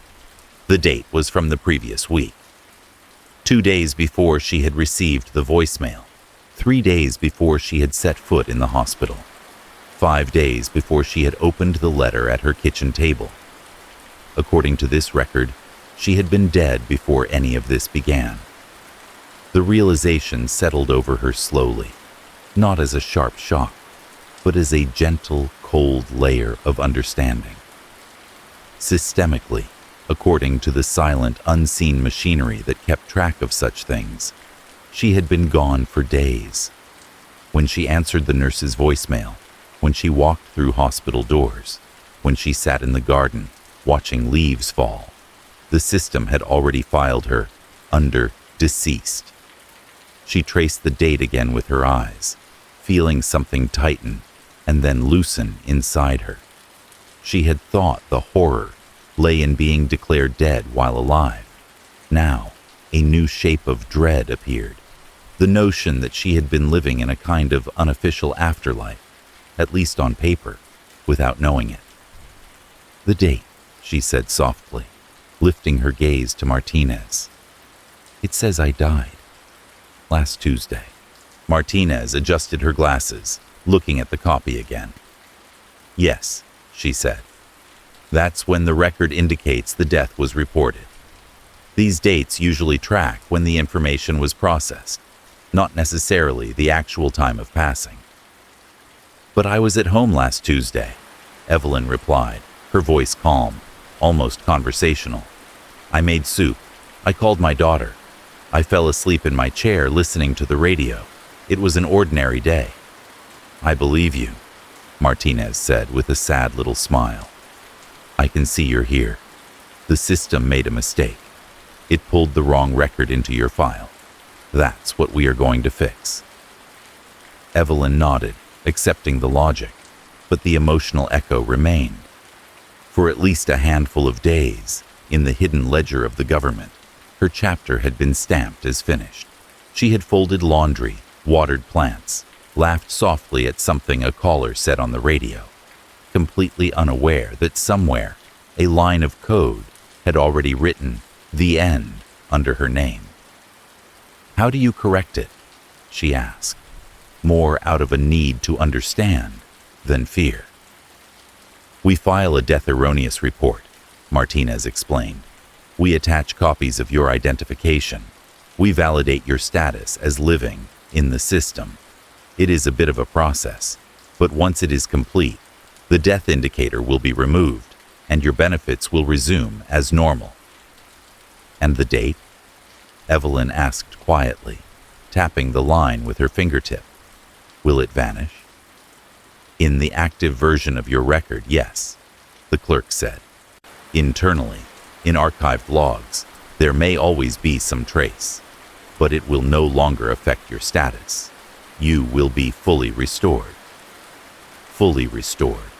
It sounded like something a conservator might say about an old painting that had been mislabeled and tucked away in the wrong gallery. Thank you, Evelyn said. I appreciate your help. Martinez gave her a sympathetic look. For what it's worth, she added, you are handling this better than most people would. It rattles folks, knowing the system thinks they're gone. But you seem steady. Evelyn considered that. I think, she replied slowly, I am more sad than frightened. It feels a little like overhearing someone read a eulogy for you in the next room. Not cruelly, just as if your story was finished before you had a chance to correct it. The clerk's expression softened further. Well, she said, we are rewriting that line today. They went over the forms she needed to sign. Evelyn wrote her name several times on the dotted lines, each signature a small anchor driven into the page. When everything was in order, Martinez handed her back the folder of documents and kept the photocopies for the file. You should receive confirmation in the mail once the correction is fully processed, she said. It might take a little while, but your case is open now. If you have any issues in the meantime, payments, medical coverage, come back or call. We will have notes on your account. Evelyn thanked her again, then turned to leave. The automatic doors at the front of the building parted with their faint hydraulic sigh, and she stepped outside into the cool air. The sky had settled into a flat pale gray, the kind that kept its intentions to itself. A line of cars moved slowly along the street, pausing at the crosswalk where a group of school children, backpacks bobbing, crossed under the watchful eye of a crossing guard. Somewhere nearby, a dog barked. Further off, a lawnmower droned. Life went on, ordinary and oblivious. People hurried to appointments, checked grocery lists, scolded children gently, laughed into their phones. The world did not know or care that a small government database had briefly declared one quiet woman in Vermont to be gone. To everyone outside that office, she was just another person, stepping onto the sidewalk, tucking a folder under her arm, breathing. She stood for a moment, watching her breath cloud faintly in the air. At her age, she had thought often enough about mortality. Through her father's illness, through former colleagues' obituaries, through late-night radio calls. But this feeling was different. It was not the fear of death itself. It was the eerie sensation of having lived a handful of days in a reality where, to some part of the system, she was not supposed to exist at all. As she walked to her car, the gravel crunched softly under her shoes. The wind tugged at her scarf. A leaf landed briefly on her sleeve, then fell away. She unlocked the car, slid into the driver's seat, and sat there with her hands on the steering wheel, just breathing. I was already gone, she whispered to herself, the words barely louder than her exhale. And I did not even know. Then she turned the key, brought the engine to life, and drove home through streets that still counted her as one small part of the living world. Even if, somewhere in buried lines of code and archived logs, there remained a version of reality where her story had already ended. The evening it happened was one of those quiet, blue-toned twilights when the world seems to breathe differently, slower, deeper, as if preparing itself for darkness. The sky had not yet given in tonight, but the last traces of daylight were slipping away, leaving everything touched by a muted, dreamy indigo. Evelyn stood at her kitchen sink, rinsing her mug after dinner, the warm water swirling with faint lavender soap. Outside, the yard was soft with shadow. The maple tree near the porch held onto its last leaves, and the bird feeder swayed gently in the cool wind. It was a peaceful hour, the kind she usually welcomed when the hum of the world softened and the day exhaled all at once. She had always liked this part of evening, the quietness of it, the way it wrapped itself around her house like a shawl. She turned off the tap and stepped to the window to draw the curtains. That was when she saw it. A car, parked right at the end of her driveway, where the gravel met Maple Lane. The headlights were off, the engine quiet, but the silhouette of it was unmistakable. Dark, low to the ground, still. At first she thought it might be a neighbor who had stopped to check something on their phone, or perhaps someone turning around. But as she leaned in, hand still gripping the curtain, she noticed a figure outside the car. A man, standing just to the left of the front bumper, completely motionless. His coat caught the last of the blue light, white, long, reaching about mid-thigh. The kind of coat doctors wore. The kind worn by people who walked hospital corridors, who delivered news in softened tones, who dealt daily with fragility and endings. But something was wrong. The coat looked too clean, too crisp, not a wrinkle, not a shadow of wear. It gleamed faintly, as if untouched by the wind or the fading day. And he had no badge, no lanyard, no stethoscope, no sign of belonging anywhere, just the coat. He was far enough away that she couldn't make out the features of his face, only the shape of his posture, straight, patient, like someone waiting for a door to open. His hands rested calmly at his sides. He did not move, did not shift his weight, did not raise a hand to wave or indicate who he was. He simply watched. A strange stillness filled her chest. Not fear, exactly. Not yet. Just a quiet shock, like stepping into a cold room without expecting it. She let the curtain fall back into place and stood there for a long moment, listening to her own breath. In, out, slow, steady. Why would anyone be standing there? She wondered. At my driveway? At this hour? She moved to the front door, careful not to make noise on the creaky boards, and peered through the narrow window beside it. She could see him clearly from that angle. The same stillness, the same eerie patience in the way he stood. The car behind him looked ordinary enough, but there were no details she could see. The license plate was in shadow, unreadable. A small part of her mind whispered, maybe he needs help. Another voice, quieter but firmer, said, no. He would have come to the door if he did. She reached instinctively for her phone on the entry table, her hand brushing the wooden surface before finding the familiar, rectangular shape. Her thumb hovered over the screen, thinking of calling someone. Maybe a neighbor, maybe the non-emergency police line. But she hesitated. Something about the moment felt delicate, like speaking too loudly might cause it to break into something worse. When she finally lifted her gaze from the phone and looked out the window again, the man was gone. Just gone. The driveway stood empty, touched only by the deepening blue of evening. The maple branches shifted slightly in the wind. The bird feeder turned on its hook, but the car was gone too. She blinked, expecting to catch some trace of taillights disappearing around the bend of Maple Lane.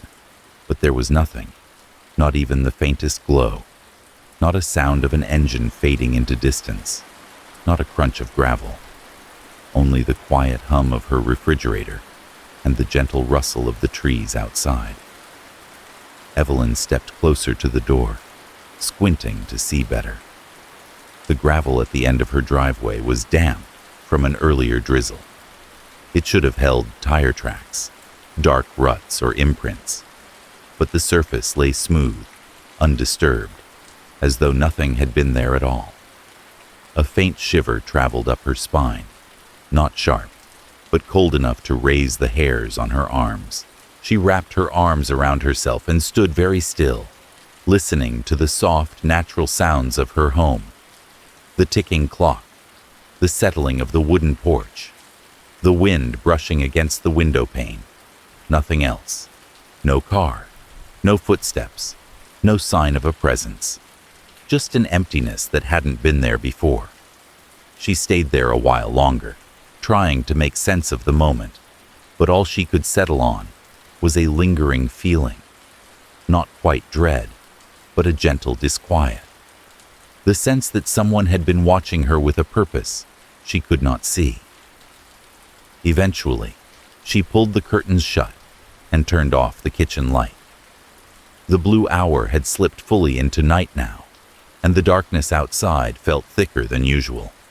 Evelyn went about her evening quietly, moving through her rooms with care, as though the walls were listening. But sleep did not come easily that night. Every time she closed her eyes, she saw the shape of the man in the white coat. Still, patient, waiting at the end of her driveway, as if her life were a file he had come to reclaim, or as if he were simply checking to see whether she was still alive. The knock came in the middle of the afternoon, when the light was soft and slanting, turning the dust in Evelyn's living room into slow-moving galaxies. She had been sitting in her favorite chair, a worn but comfortable piece, upholstered in faded green fabric, paging absent-mindedly through an old art book. The memory of the man in the white coat still lingered at the back of her mind, like a dream she could not quite shake, but she had done her best to fold it into the same quiet place where she kept other unsolved questions. The sound at the door was gentle, not urgent, not impatient. 3 measured taps, then silence. She set the book down and rose, smoothing her sweater as she crossed the room. Outside, the day hovered between gray and gold.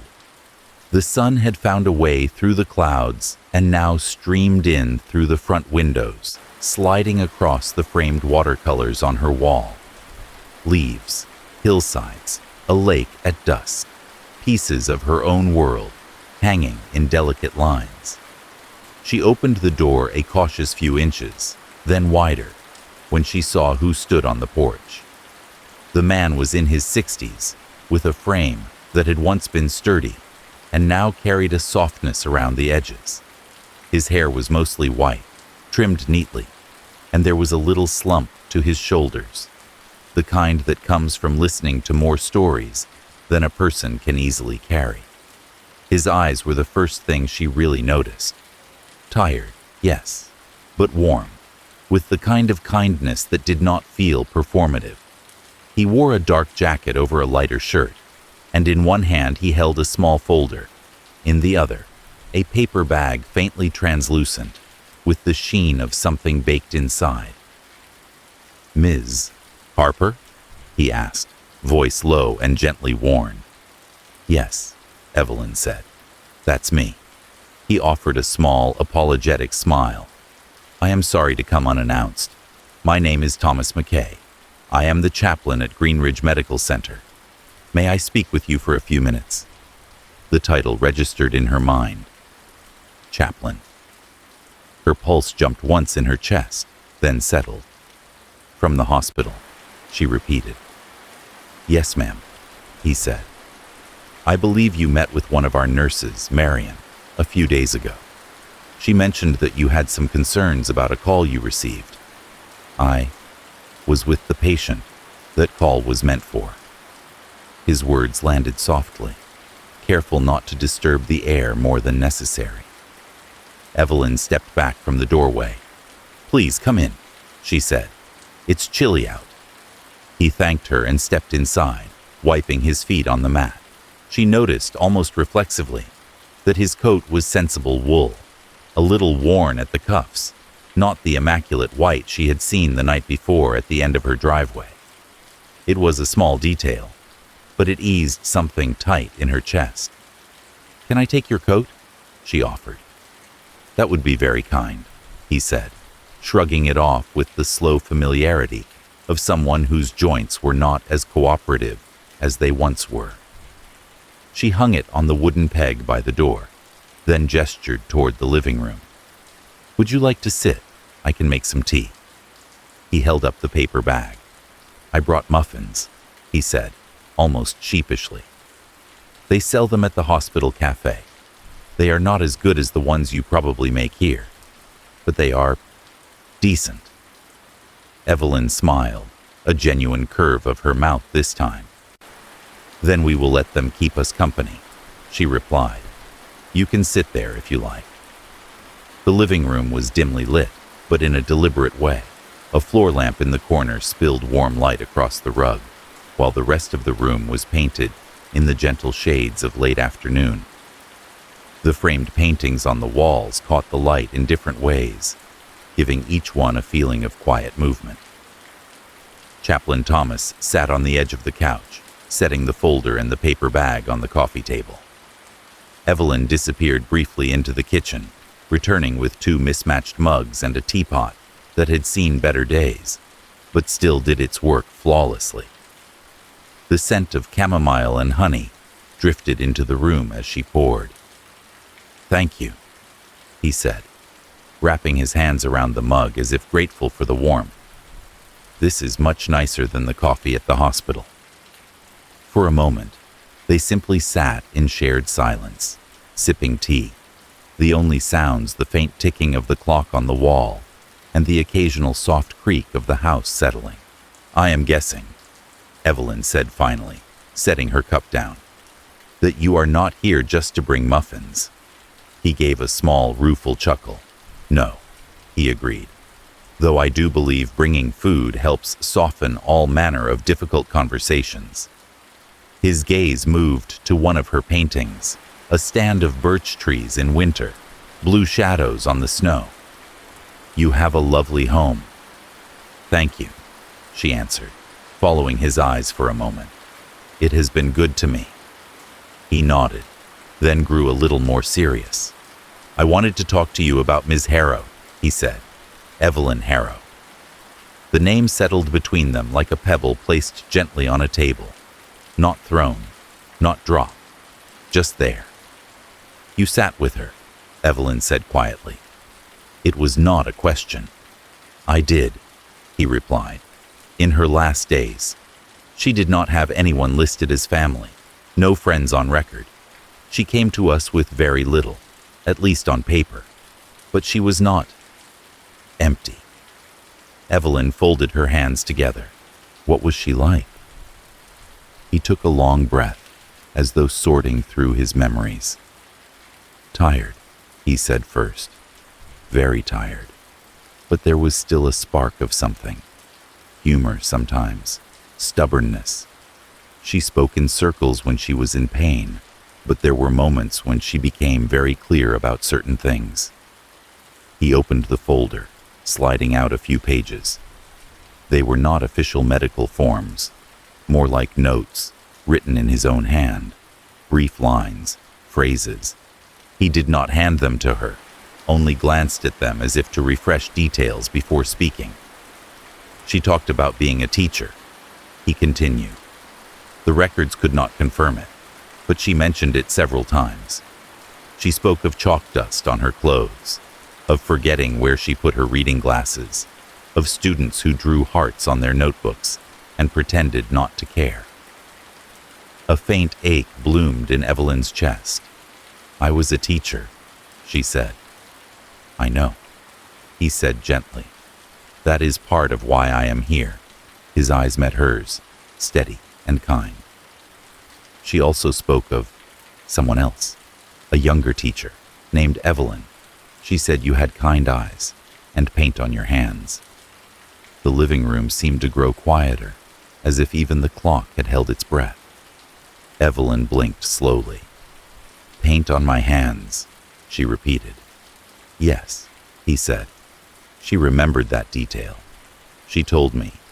She always had paint on her fingers, like she had been touching little pieces of sky and forgot to wash it off properly. He smiled a little. Her words, not mine. Evelyn looked down at her hands, at the faint stains of color that never seemed to fully leave her fingertips, no matter how carefully she washed. Watercolors, ink, the remnants of decades spent in classrooms and at this very table. I do not remember her, she said, though even as she said it, something inside her shifted, as if making room for an old, blurry image to step forward. Not clearly. There was a woman once, at a shelter. I volunteered there for a while. She watched the children paint. Thomas nodded slowly, as if this fit into a puzzle he had been assembling. She told me you gave her a scarf, he said softly. Blue. She said it made her feel like someone saw her, for a moment, as more than a problem to solve. The picture sharpened in Evelyn's mind. A winter night, the smell of soup and wet coats, a woman sitting at the edge of a folding table, her hands tucked into her sleeves, her face lined, her hair tangled, but her eyes bright as they followed the movements of a brush over paper. Evelyn remembered taking the scarf from her own bag, a thick blue knit, and wrapping it around the woman's shoulders. "You will freeze out there," she had said. "I did," Evelyn whispered. "I gave her that scarf." The chaplain's voice gentled even further. "In her last days," he said, "when she was in pain and drifting in and out of sleep, she would mention you, not always by name. Sometimes she would just say, 'The younger Evelyn, the one with the colors.' She wanted, I think, to anchor herself to something good, something that felt like it belonged to a different version of her life. A strange mixture of gratitude and sorrow rose in Evelyn's chest. Gratitude that she had been able to offer a kindness she hadn't even recalled fully until now. Sorrow that the other woman had carried that brief moment for so long, as if it were one of the only solid things she had to hold. "Why come to me?" Evelyn asked quietly. "After all this?" He closed the folder and rested his hands on top of it. "Because she asked," he said simply. Near the end, when she was lucid, she said, "If she finds out, tell her I am sorry. I did not mean to steal her life. I just wanted someone to notice I was still here." The words settled around the room with a weight that was somehow gentle rather than crushing. Evelyn felt her eyes sting, but she did not look away. "She knew my name," Evelyn said. "My number, my life. She knew your kindness," Thomas answered. "I cannot say how she came to know the rest, but I can say that in those last days, the idea of you brought her comfort. You were a kind of lighthouse to her, a memory of warmth in a very long, cold stretch."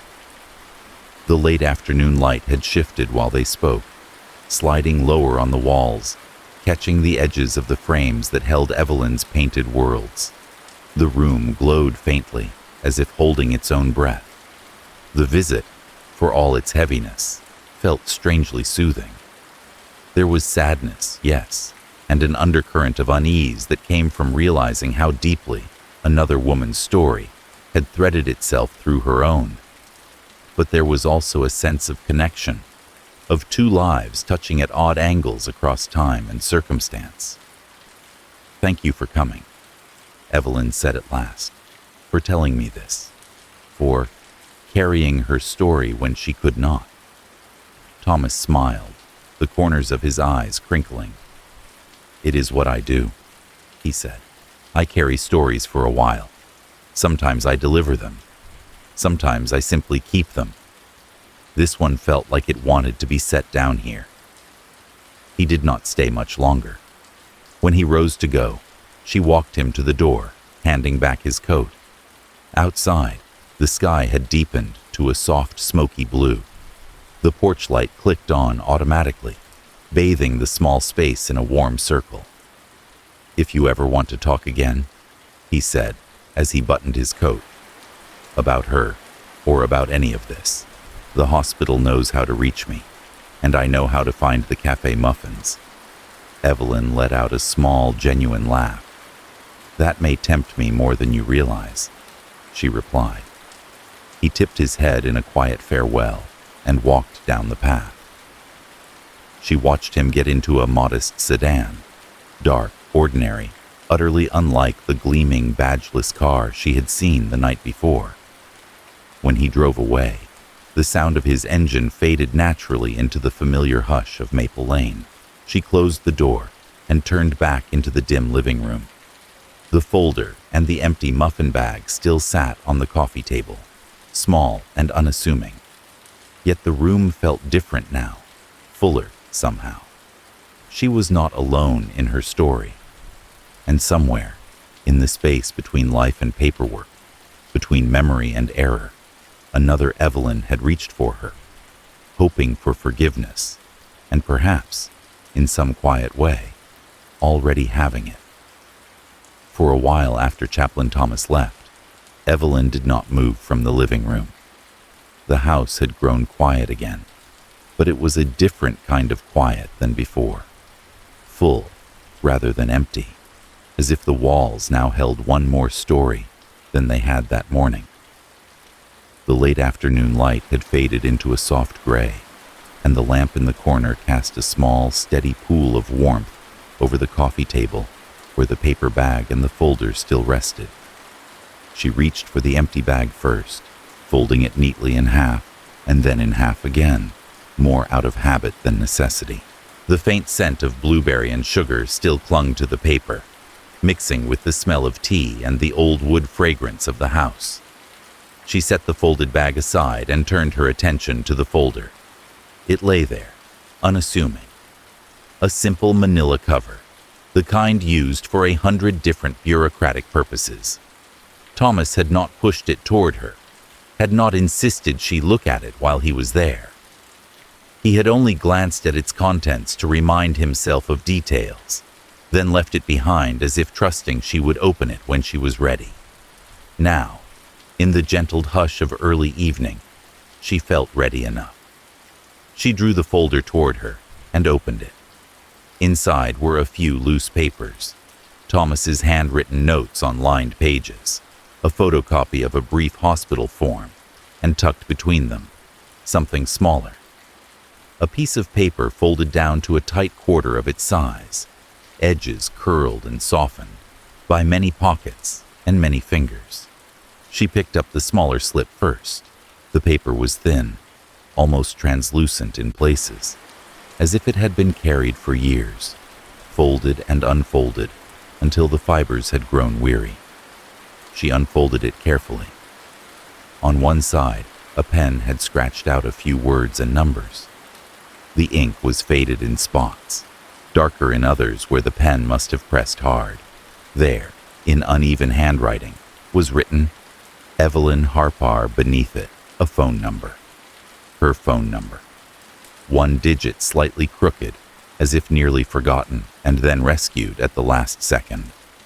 Below that, a street name, Maple Lane, the Lee transposed, the letters uncertain but unmistakably meant to be Maple Lane. Her street, her life. Evelyn stared at the paper, feeling her heartbeat slow and deepen, each thump ringing a little louder in her awareness. The sight of her number written in someone else's hand stirred a feeling she could not name at first, something like being recognized and stolen from at the same time. On the back of the slip, in a different, neater hand, Thomas's, she realized, were a few short lines, found in patients' personal belongings. She referenced younger Evelyn while holding this paper. Last coherent words. There, beneath his note, the words were written in quotations, carefully preserved. If she finds out, tell her I am sorry. I did not want to steal her life. I just wanted someone to notice I was still here.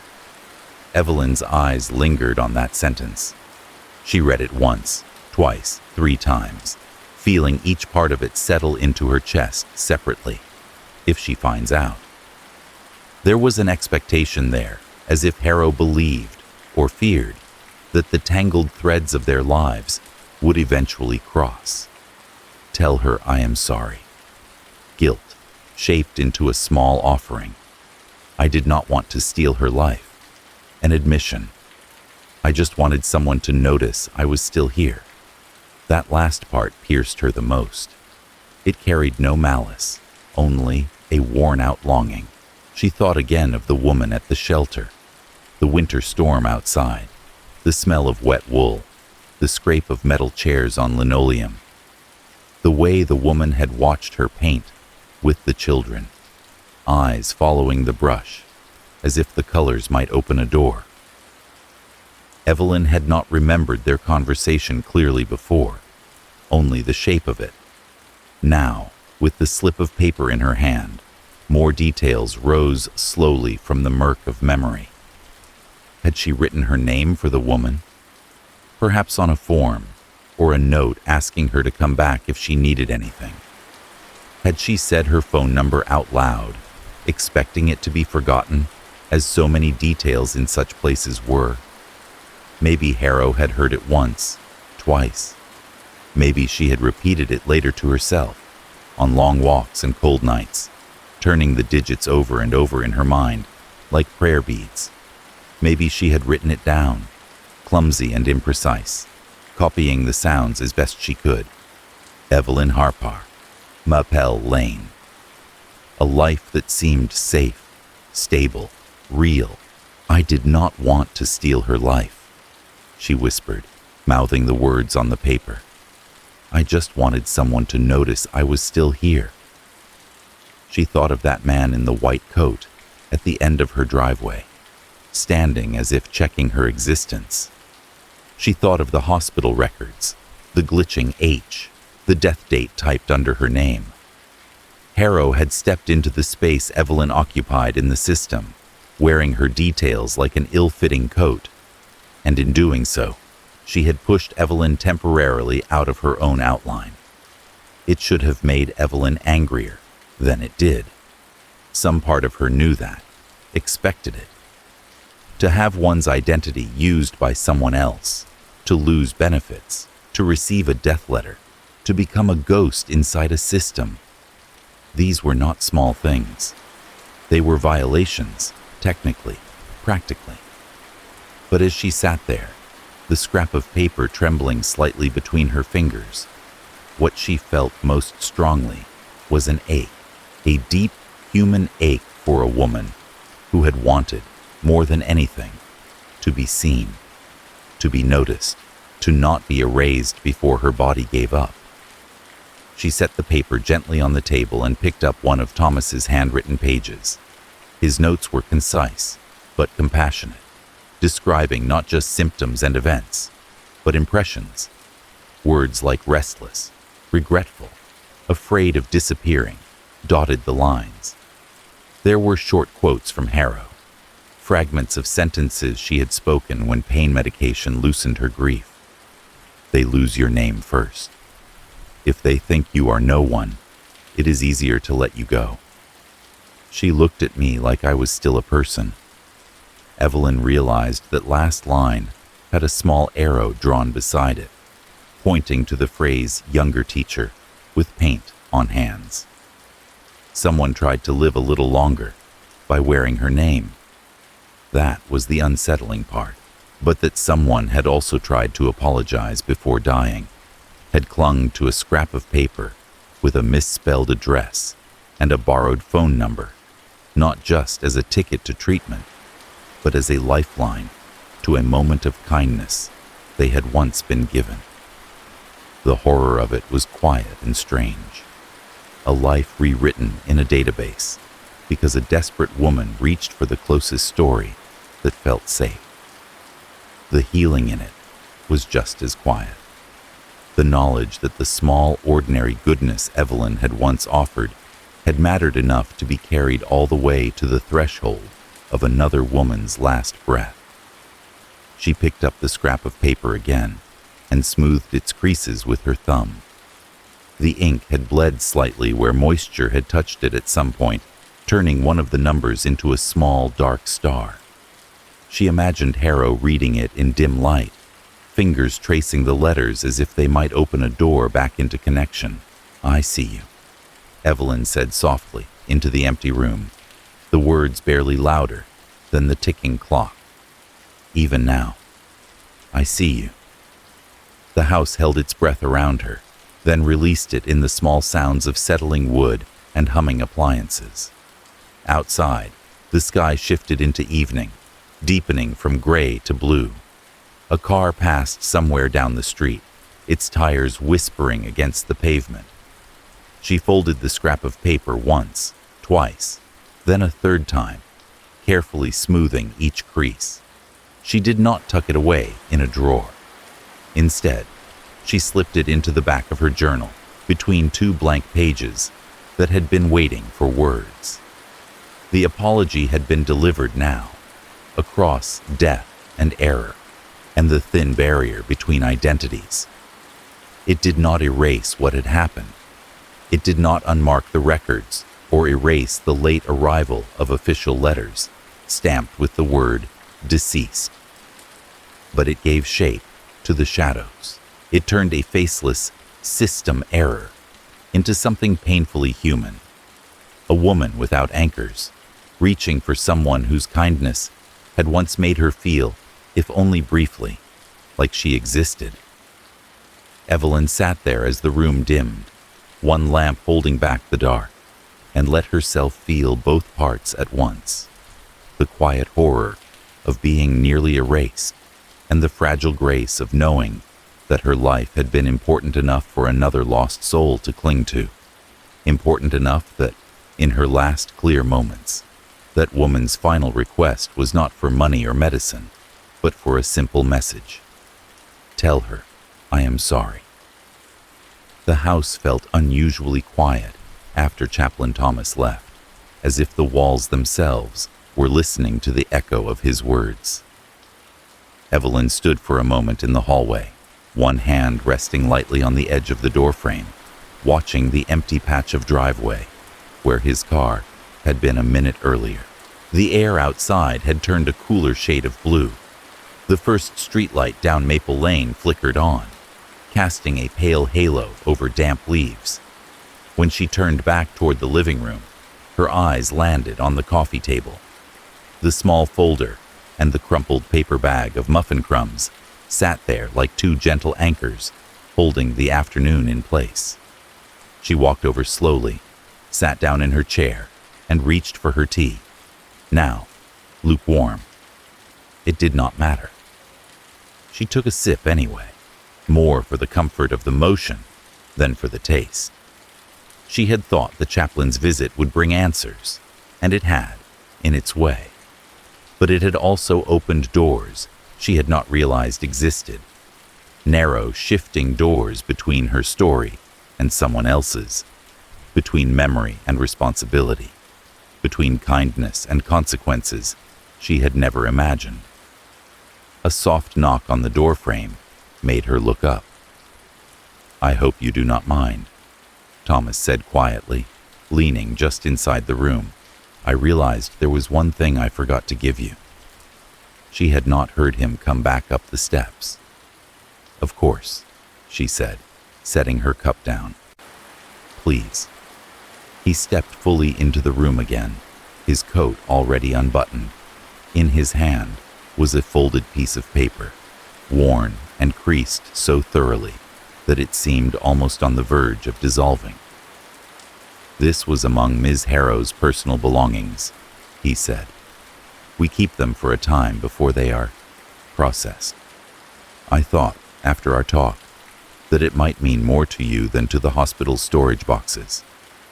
He held it out to her carefully, as if it were something fragile. Evelyn took it, feeling the thinness of it against her skin, the softened edges, the slightly oily texture paper acquires after being handled too often. She unfolded it slowly. The creases opened with a faint, papery sigh.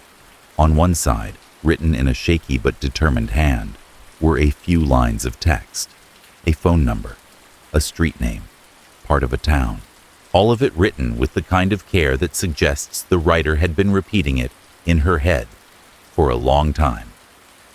The phone number was unmistakably hers, every digit correct. The street name was hers as well, though misspelled in a small, painful way. The maple of Maple Lane turned into Mapel, as if someone had heard it more often than seen it written. Below that, in parentheses, a note read, "Blue house at the end, with birds." Evelyn's throat tightened. She carried that with her, Thomas said softly. It was folded in the pocket of her coat when she was admitted. The nurses logged it but did not know what it meant. When Marion told me about you, I went back to check. It seemed to fit. Evelyn's fingers traced the letters of Mapel, the uneven loops of the numbers. She could picture the act of writing it. A woman hunched over a borrowed pen, pressing hard enough to crease the paper, trying to capture something before it slipped away. She knew my number, Evelyn murmured. My street, my birds. Yes, Thomas said. She remembered those things. Evelyn kept staring at the paper, but her vision blurred around the edges as an older memory surfaced, this time with more detail. The shelter had been drafty that winter. She remembered that now. The windows had sweated condensation, and the fluorescent lights hummed with a fatigue of their own. The children had sat at long folding tables, coloring and painting, while adults shuffled in and out of the common room. Evelyn had been there on a Saturday afternoon, sleeves rolled up, hands streaked with tempera, blue and green, and a smear of yellow across her knuckles. A woman had watched from the next table over, wrapped in a coat that did not properly close at the front. She had hair pulled back into a loose knot, and eyes that followed the movements of the brushes with a hunger that had nothing to do with food. Evelyn had noticed her shivering, and without thinking too much about it, had taken the blue scarf from her own bag and walked it over. "You look cold," she had said then, draping it around the woman's shoulders. "This might help." The woman had touched the scarf as if it were spun from something rare, like glass or thin ice. "You're the teacher," she had said, voice rough but sure. "The art one, always with paint on your hands."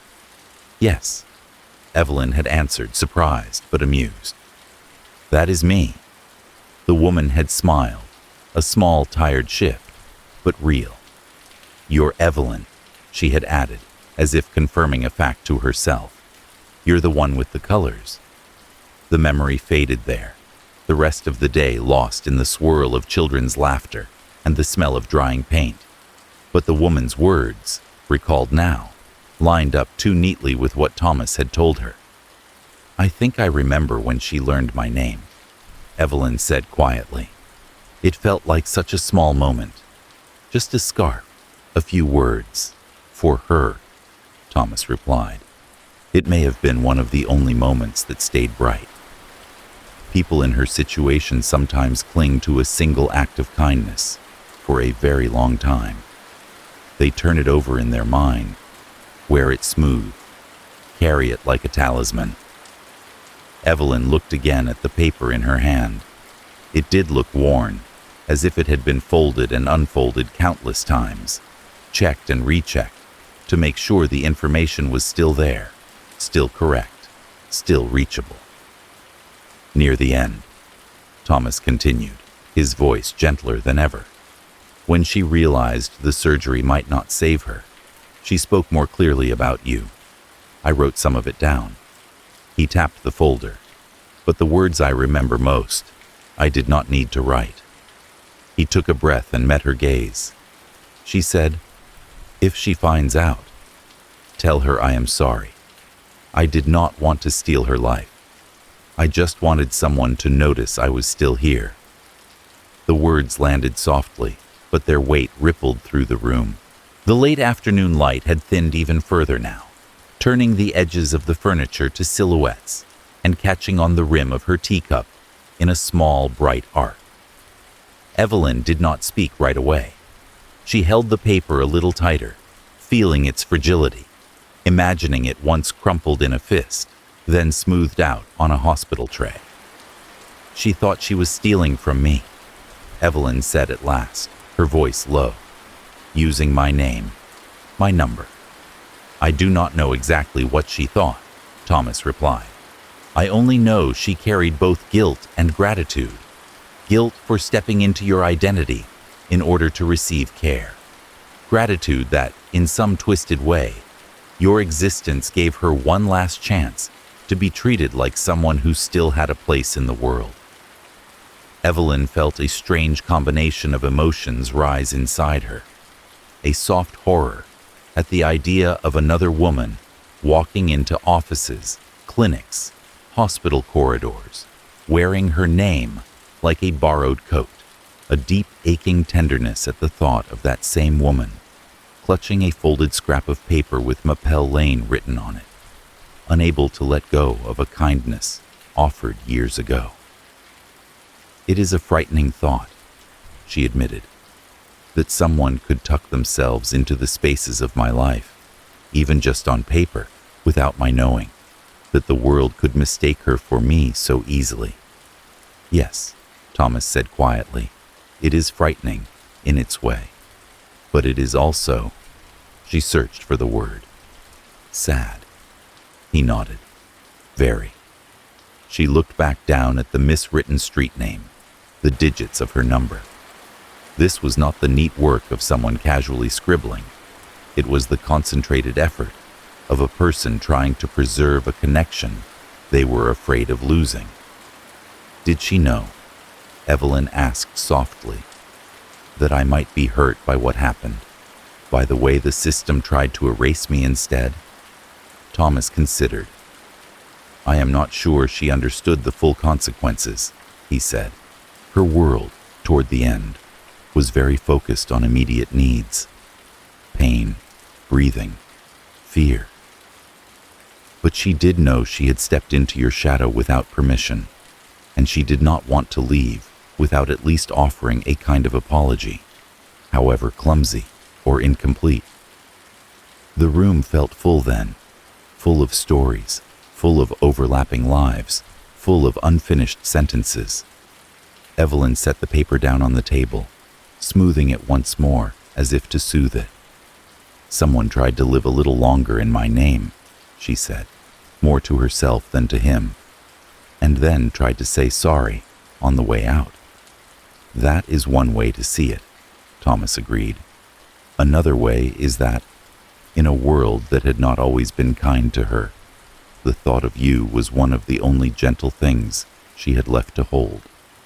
She might have wanted, in her own way, to make sure you knew you were important, that your existence had reached further than you realized. Evelyn sat with that for a long moment. Horror and healing braided themselves together in her chest, threads of fear woven with threads of empathy.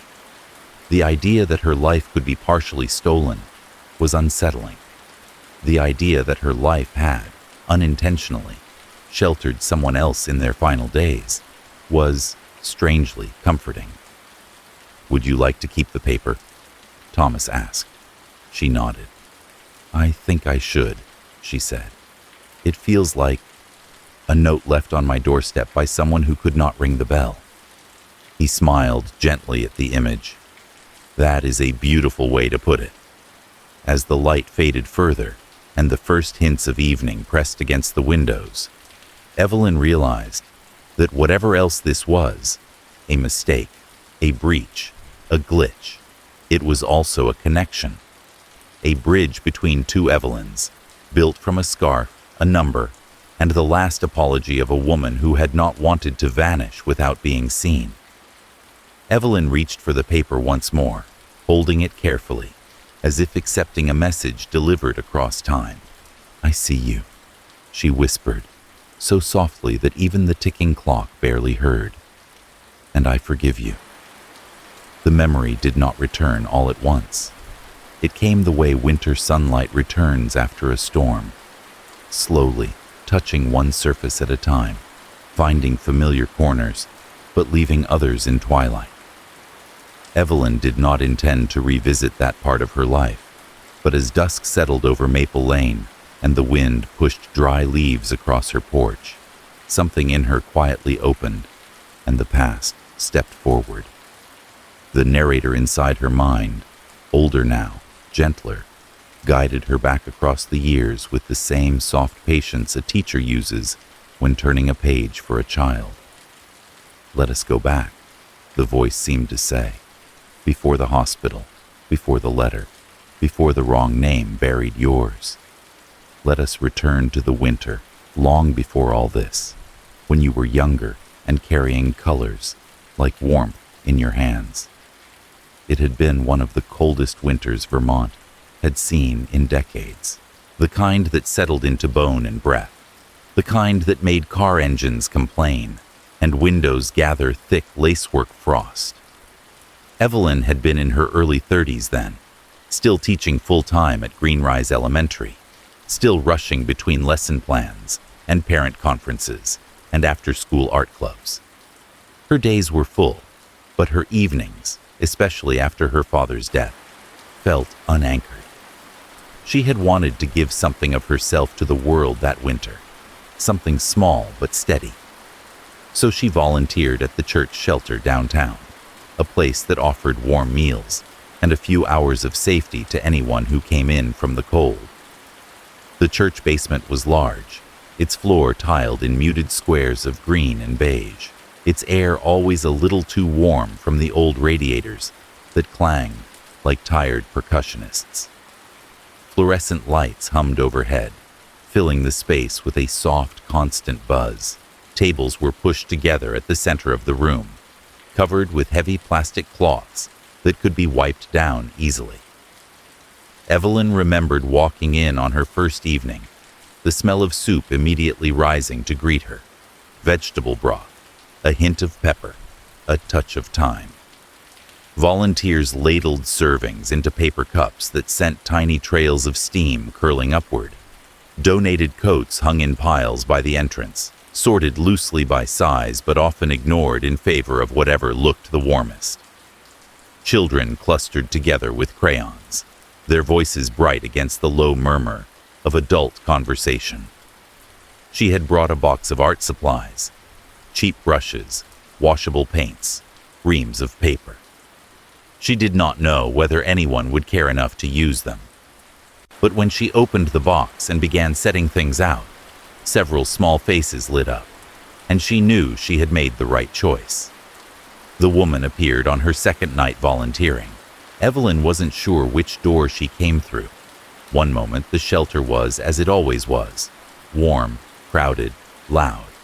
And the next moment, a woman was standing near the corner table, wrapped in a heavy coat that looked 2 sizes too large. The coat's collar rose almost to her chin, hiding most of her neck, and a knitted hat covered her hair.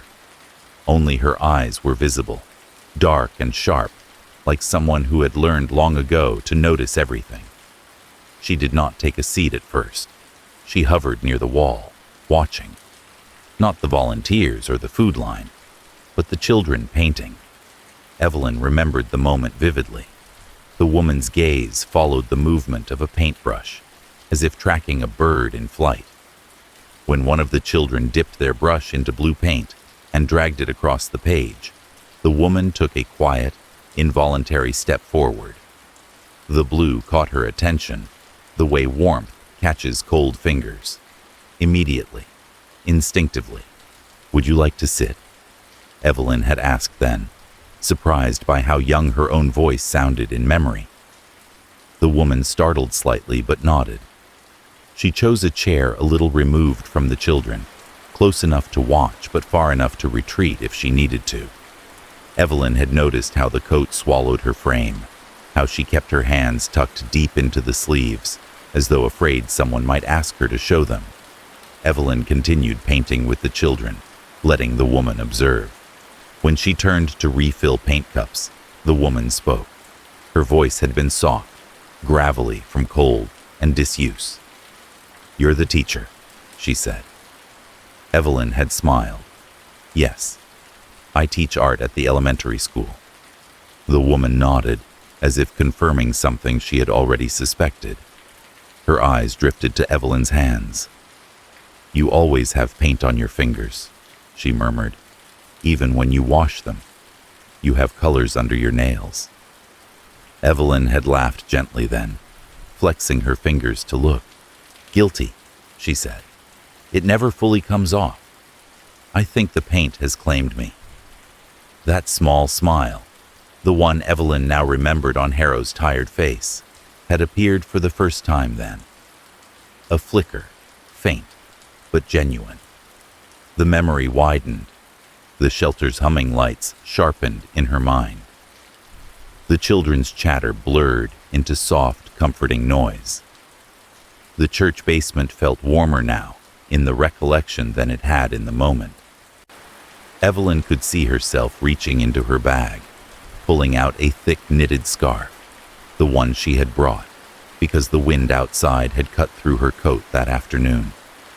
"You look cold," she had said, without thinking much of it. She draped the scarf around the woman's shoulders, adjusting it gently. "Here, you need this more than I do." Harrow, or the woman who would one day become that file in the hospital, had touched the scarf with trembling fingers, gripping the fabric like something too precious to be real. "You are Evelyn," she had whispered then, the way someone says a name they want to remember. "The one with the colors." Evelyn had smiled, touched her shoulder lightly, then returned to the children. She hadn't known what the words meant to the woman. She hadn't known how closely the woman was memorizing her, how deeply the scarf would anchor itself in her story. She hadn't known that a name spoken kindly in a shelter could be carried for 20 years, worn thin, like the scrap of paper with Mappel Lane etched on it. Back in the present, Evelyn exhaled softly, her breath shaking just a little. The memory had risen gently, like something loosening from the bottom of a lake. Quiet, slow, inevitable.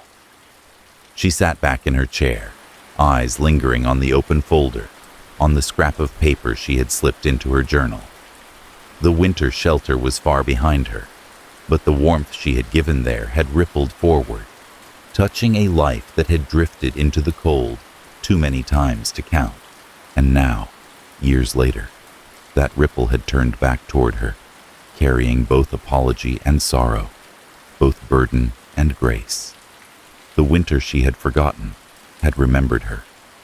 The memory did not stop with the warm basement and its humming lights. It drifted further, gently pulling Evelyn back into the small moments she had once tucked away. The moments that had seemed too brief to matter at the time, yet now glowed with a fragile, piercing clarity.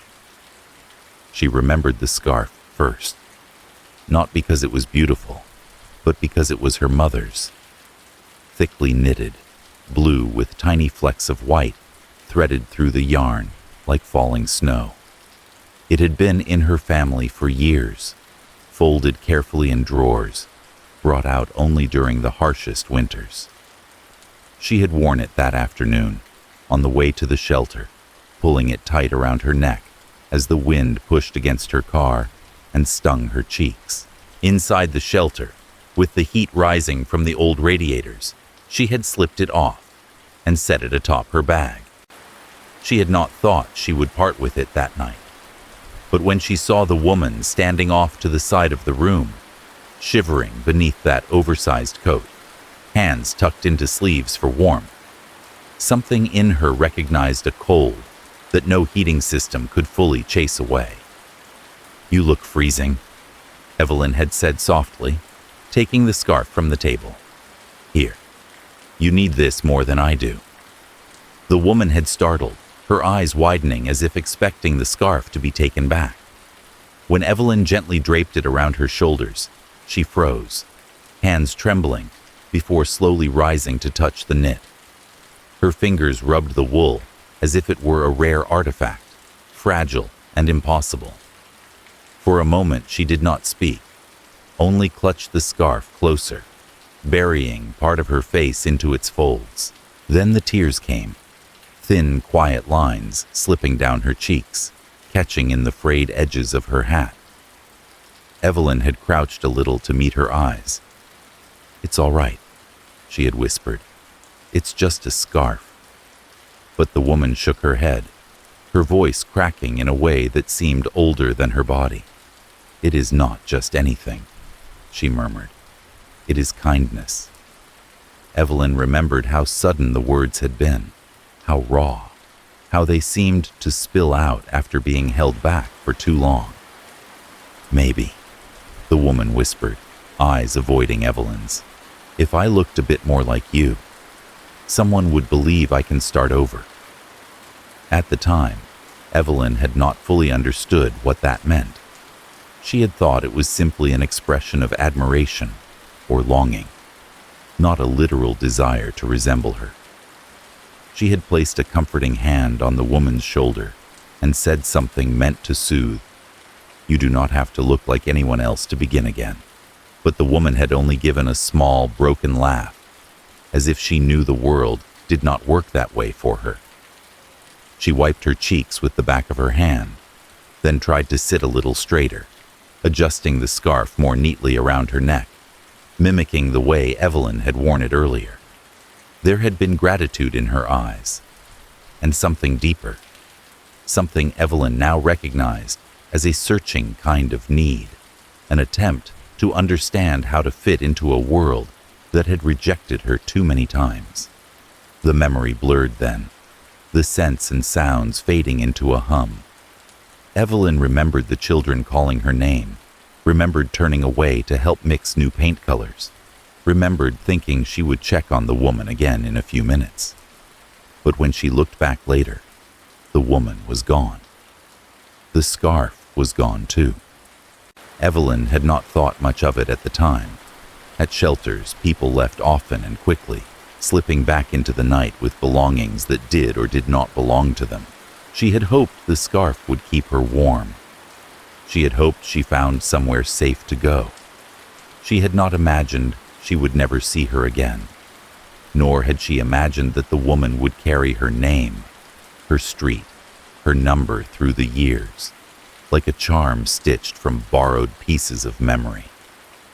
Back in her living room now, years later, Evelyn pressed a hand lightly against her chest. The ache there was gentle, but profound, like something inside her had shifted to make room for a sorrow she had not known she'd been missing.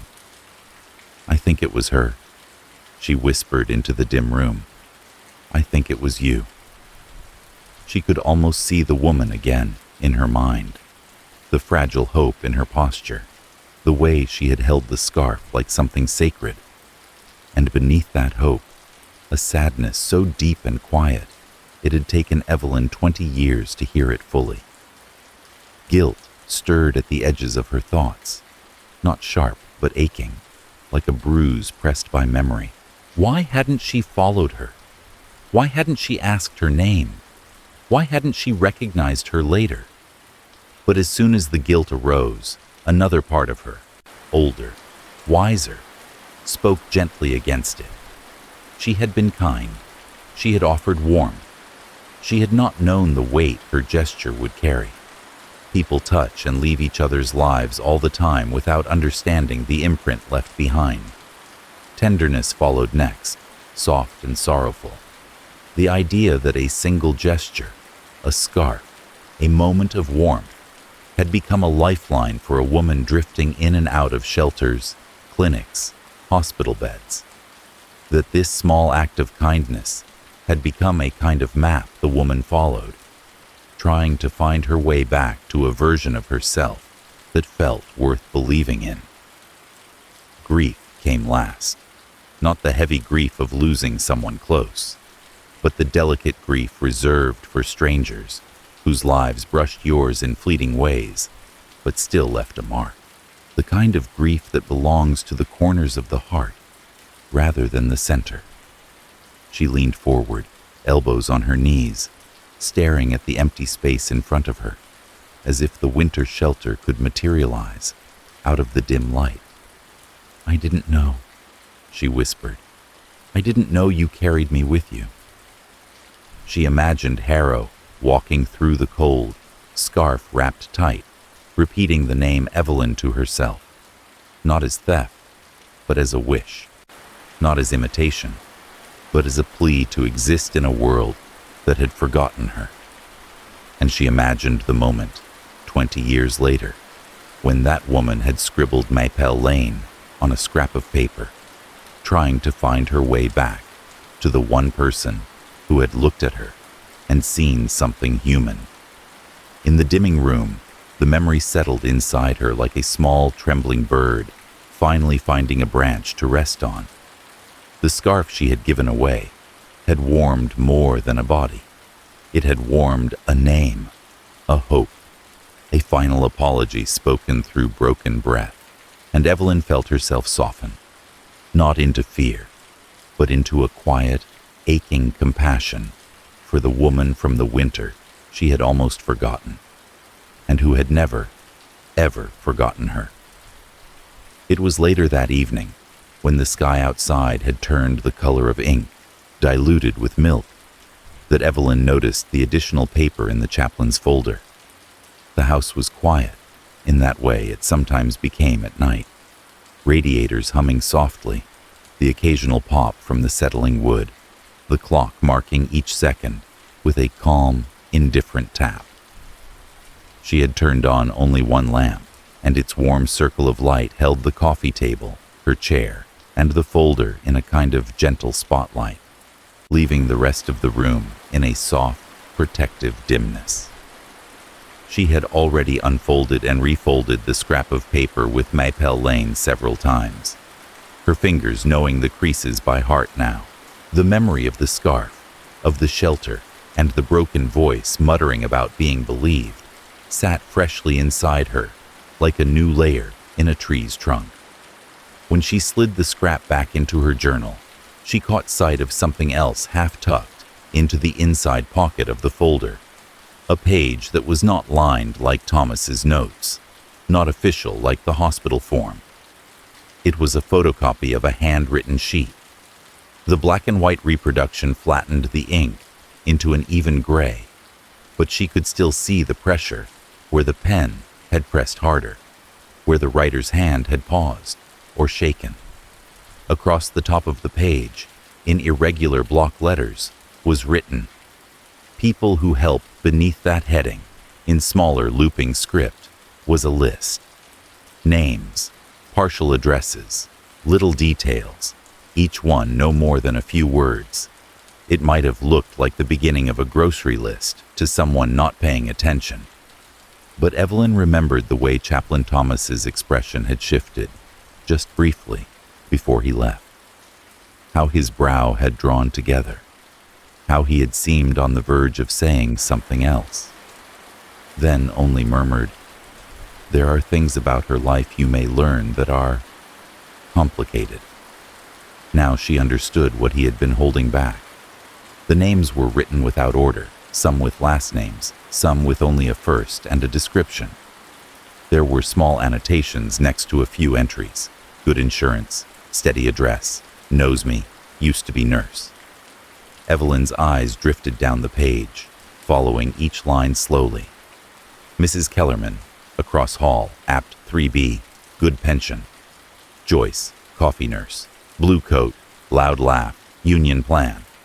Mr. Williams, church steps, hat with pins. VA, Gina, library lady, reads large print, quiet, nice house. At first, the names were just words, softly echoing, almost familiar. Then one of them caught sharply. Mrs. Kellerman. Evelyn blinked, leaned closer. The name pulled up a picture from somewhere in the attic of her memory. A woman who had lived 2 doors down for several years, in a small brick building with a sagging porch rail. Widow, loved cats, wore elastic waist pants and floral blouses. They had exchanged casseroles during holidays, watered each other's plants when one was away. And then, one spring, the woman had moved closer to her son, out of town. Evelyn had waved goodbye as the moving van pulled away. The image filed away in her mind under ordinary goodbyes. She had not thought of her much since. The detail next to the name, good pension. Her chest tightened. She moved down the list. Joyce, coffee nurse, blue coat, loud laugh. Evelyn saw her clearly. A retired nurse who used to meet a small group of women at the cafe near the bus stop. They had chatted sometimes, Evelyn's sketchbook open on the table, Joyce leaning over to point at a line and say, "You missed a spot there, honey." Then laughing at her own joke. She had indeed worn a blue coat almost every fall, and her laugh had always felt too big for the little cafe, bouncing off the window glass. Used to be nurse, the note read. Union plan. Evelyn felt a hush settle deeper over the room. These were not strangers whose identities lived in some abstract distance. These were people whose lives had brushed hers, whose paths had crossed hers in warm, unremarkable ways. Neighbors, acquaintances, familiar faces at familiar places. Ordinary older people who had, by the quiet luck of their lives, ended up with stable addresses, steady pensions, strong insurance. Perfect borrowed lives. Her gaze drifted further down. There were names she did not recognize, but their descriptions sounded like echoes of people who populate every small town. Mr. Dalton, barber, slow hands, listens Marjorie, bingo lady, church basement, always brings cookies. And then, halfway down the page, her own entry, written in a slightly different, almost careful script, as if the writer had slowed down to get it right. Evelyn, teacher, colors on hands, Maple Lane, birds, kind. Evelyn swallowed. The list looked nothing like a malicious ledger. There were no dollar amounts, no calculations, no coded language. It read more like a desperate person's way of keeping track of the few souls in the world who might unintentionally open doors, people whose names, numbers, and insurance cards might be convincing enough to slip through cracks in a system that otherwise did not see certain lives at all.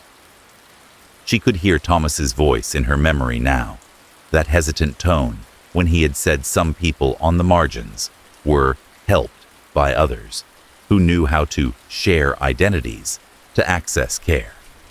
He had not used the harder words, fraud, exploitation, theft, perhaps because, up close, it did not look exactly like crime. It looked like survival written in shaky pen on a single page. Still, there was horror in it.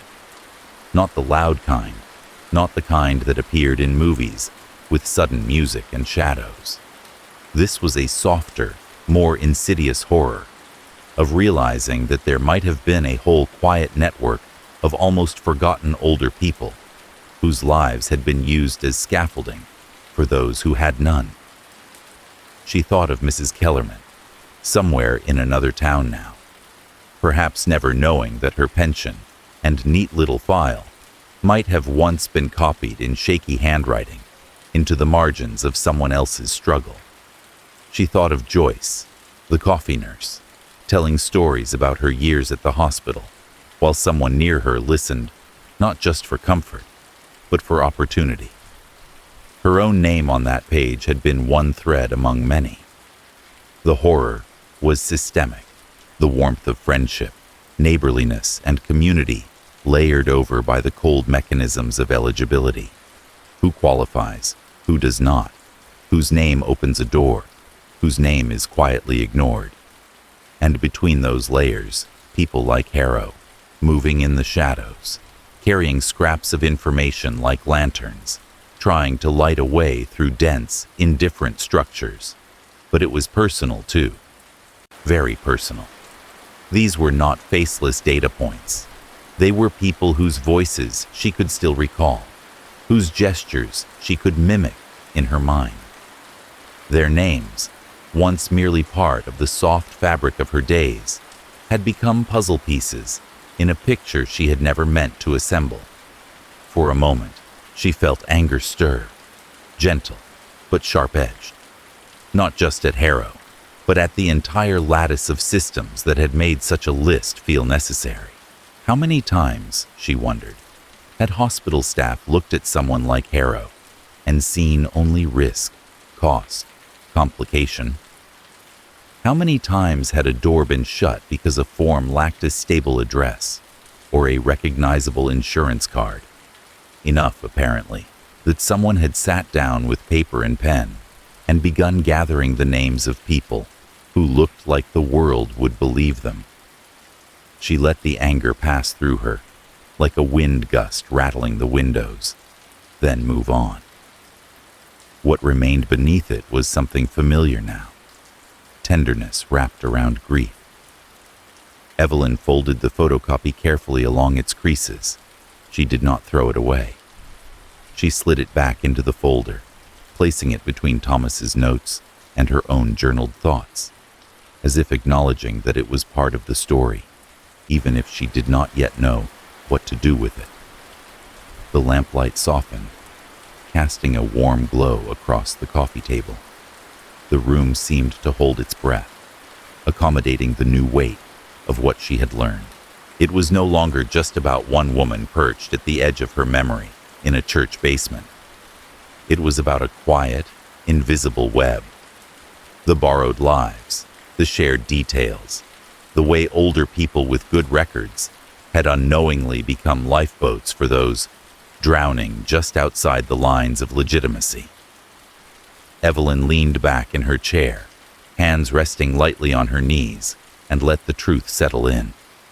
She was not alone, and neither, it seemed, had Harrow been.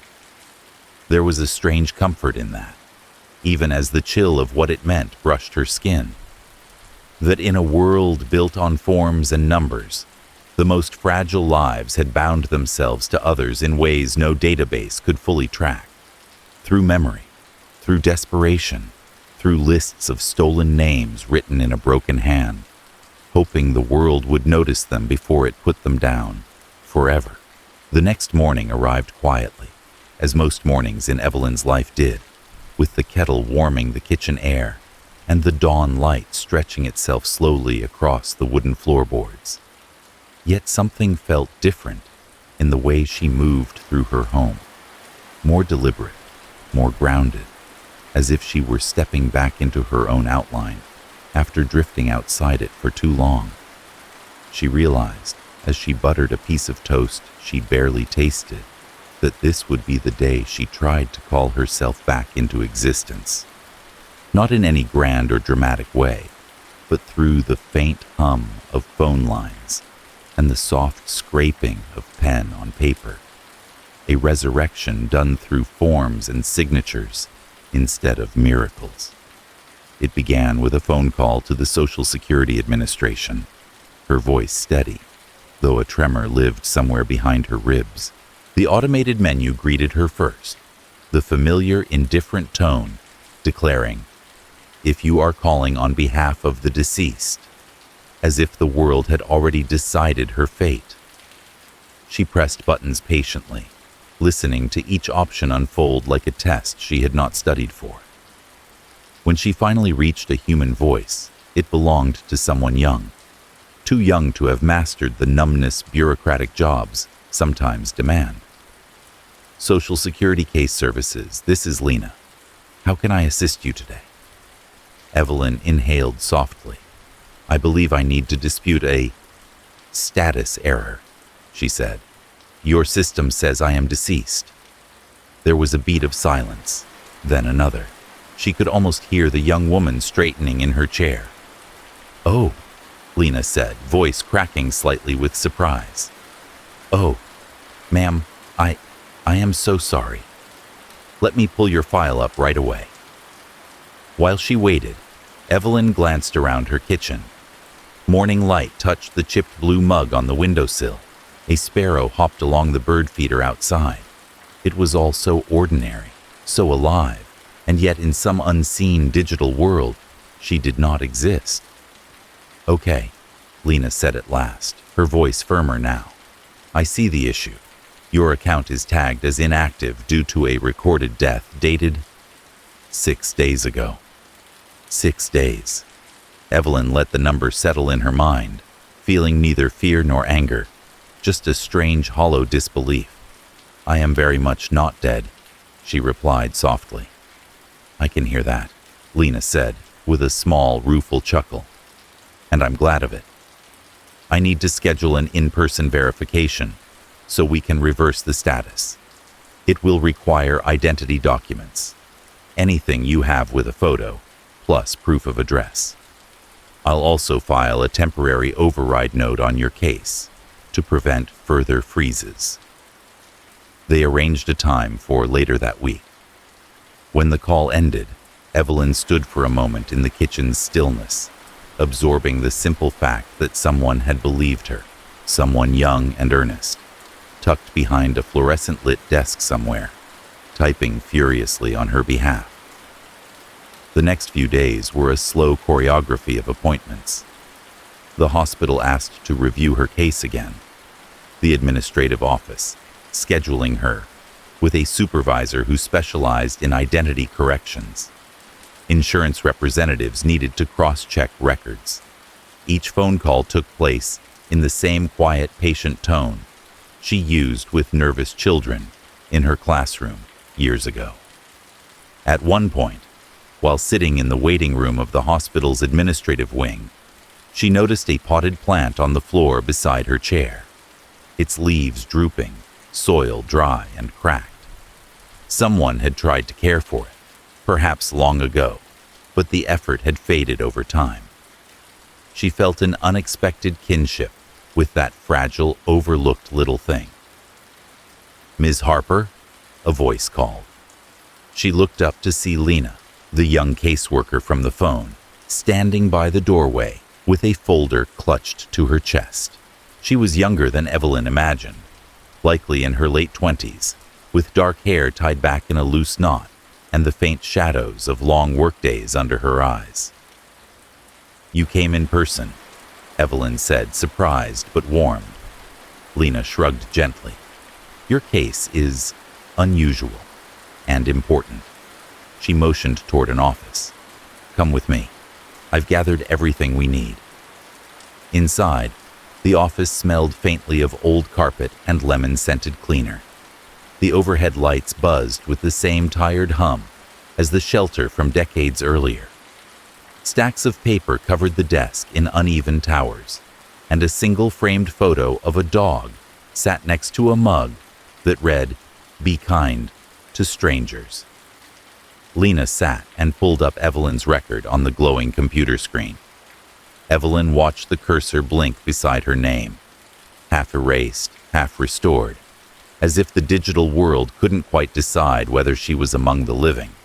"I've seen identity errors before," Lena said, typing with firm, precise motions. "But this is almost like someone overrode your file manually, or copied it from another patient's record. We're going to fix it. It'll take time, but we will fix it." Her conviction warmed the room like a quiet lamp. "You believe me," Evelyn said softly. Lena looked up, eyes sharp with something like indignation. "Of course I believe you. Someone stole your existence on paper, and someone let the system accept it without checking. That should never have happened." She printed forms, highlighting places for Evelyn to sign. Each signature felt like stitching thread through the torn edges of her identity, binding pieces back together. At one point, Lena paused, her expression darkening. "You're not the only case," she admitted. "Quiet identity borrowing happens more often than anyone wants to admit. Sometimes older people, especially those with good insurance, well, they become targets, or lifelines, depending on how you look at it." Evelyn felt the words ripple through her, connecting seamlessly with the list of names in the folder: Mrs. Kellerman, Joyce, the librarian, and now herself. "Is the system fixing it?" she asked. Lena hesitated, then gave a soft, tired sigh. "We're trying. But the deeper issue is, the world forgets some people, and they find ways to survive through the cracks." A truth that held both horror and compassion.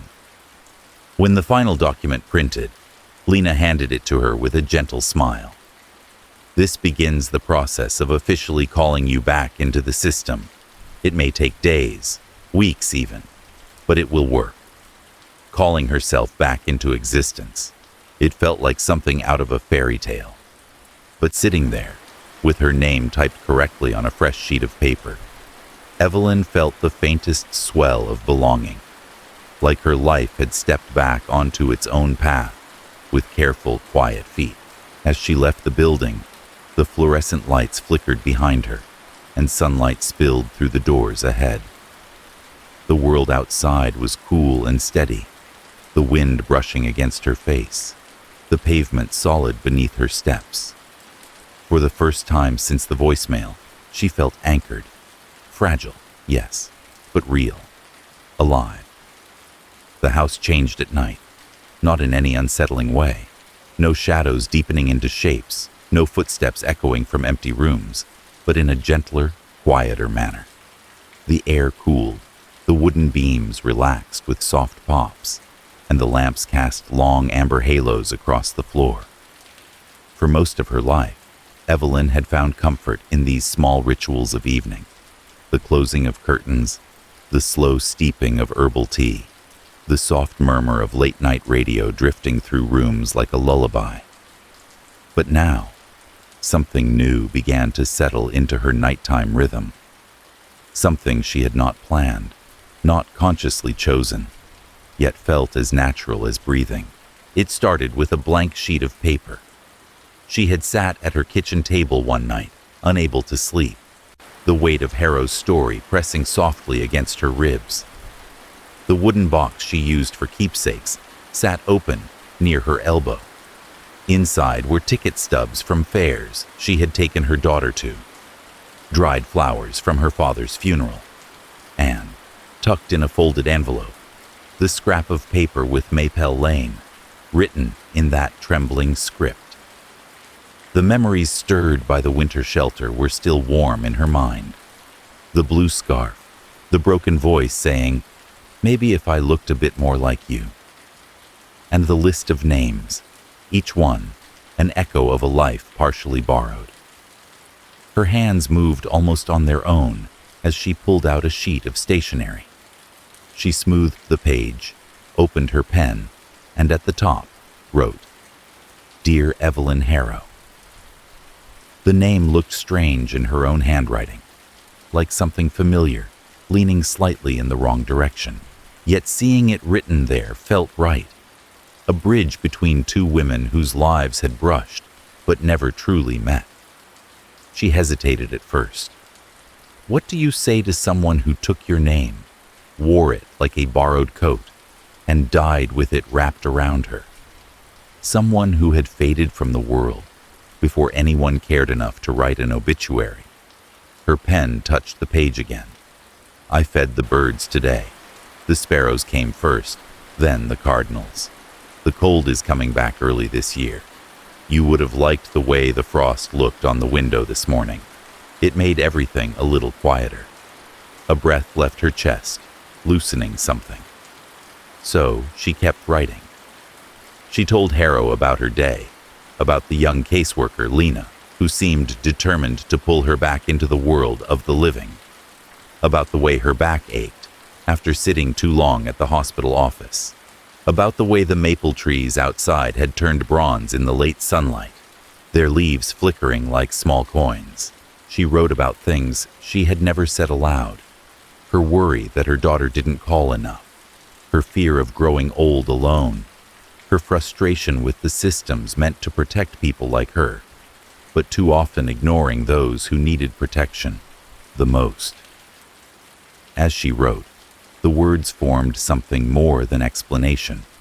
They formed companionship, a strange, delicate thread connecting two lives across time and circumstance. By the time she finished, the tea beside her had grown cold. She folded the letter neatly into thirds and placed it inside the wooden box, atop the scarf paper. No one would ever read it. Not her daughter, not the hospital, not the SSA. It was not evidence. It was not documentation. It was grief finding a shape. The next night she did it again.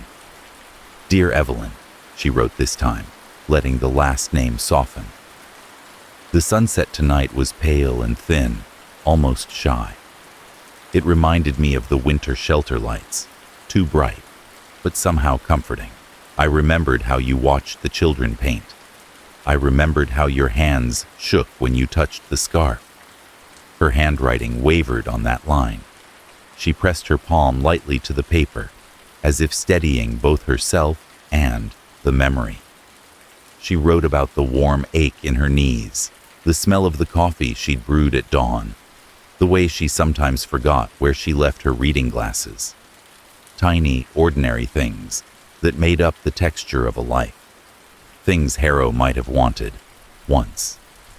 A few lines later, she wrote something she had been holding inside since the hospital. I forgive you. The ink settled into the page, quiet and final. Not absolution, not erasure, just truth. She wrote another line. You used my name because you needed it more than I did. I think I understand that now. The words were not bitter. They were soft, almost tender. Night after night, she kept writing. Some letters were long, drifting across pages with details about her garden, the smell of rain on pavement, her slow return to the world of the living. Others were brief, just a few lines about a memory or an apology she had not spoken aloud yet. She learned something about herself in these nightly rituals, that grief did not require closeness to be real, that compassion could blossom even from fear, that forgiveness, when whispered into the dark, could soothe more than one soul at a time. One letter read simply, "You mattered. Even if the world forgot you, even if they only remembered the wrong name, someone remembers you now." Another, "I hope wherever you are, the winter isn't so cold." The wooden box under her bed began to fill, not with burdens, but with soft offerings. Folded pages carrying warmth into spaces where it had once been missing, a quiet testament to a woman the world had not saved, but whom Evelyn was determined not to let vanish without someone marking her existence. Some nights, as she folded another page and slipped it into the box, she felt a gentle peace wrap around her shoulders, like the scarf she had given away so many years ago, finding its way back to her in spirit. She was learning to live with the fact that someone had needed her life. She was learning to accept the strange, intertwined tenderness of that truth. And she was learning slowly that calling herself back into existence also meant making space for the ghost of a woman who had borrowed her name, not to harm, but to survive. The letters were not meant to be mailed. They were meant to heal. On quiet nights, as she closed the wooden box and slipped it under her bed, she whispered into the dimness, "Good night, Evelyn." And even though the world had stamped one Evelyn as dead, two lives, interwoven by accident and sorrow, continued to breathe softly in the small, lamplit room. The call came late in the afternoon, at that soft, uncertain hour between day and evening, when the sky turns pale gold and rooms seem quieter than usual. Evelyn had just settled into her chair by the window, a cup of chamomile cooling beside her, when her phone buzzed. She recognized the number even before she lifted the device, Lena's direct line. She answered with a gentle breath. "Hello? Mrs. Harper?" The voice on the other end was careful and warm, but there was something held back too, an undertone she couldn't quite place. "This is Lena. I hope I'm not catching you at a bad time." "No," Evelyn said, curling her hand around the mug. "It's all right. Is everything okay?" There was a small pause, and she could almost picture the young caseworker sitting at her cluttered desk, brow furrowed, fingers hovering over a keyboard. "I wanted to call you with some news," Lena began. "Good news, actually." Evelyn closed her eyes, letting the quiet settle around her. "I'm listening. We've restored your status." The words came with a gentle exhale, as though Lena had been waiting to release them. Your social security record has been corrected. You are officially listed as alive and active again. A soft warmth spread across Evelyn's chest. Relief didn't arrive in a rush. It came like a slow, steady tide. That means, Lena continued, your pension payments will resume. Your Medicare coverage is reinstated, and your bank accounts are unfrozen. Everything tied to your identity is back in order. For the first time in weeks, Evelyn felt the fragile shape of stability settle around her shoulders. She breathed in deeply, then out, letting the lightness settle in. "Thank you," she whispered. "Truly, thank you." But the silence that followed was different. Not celebratory, not finished.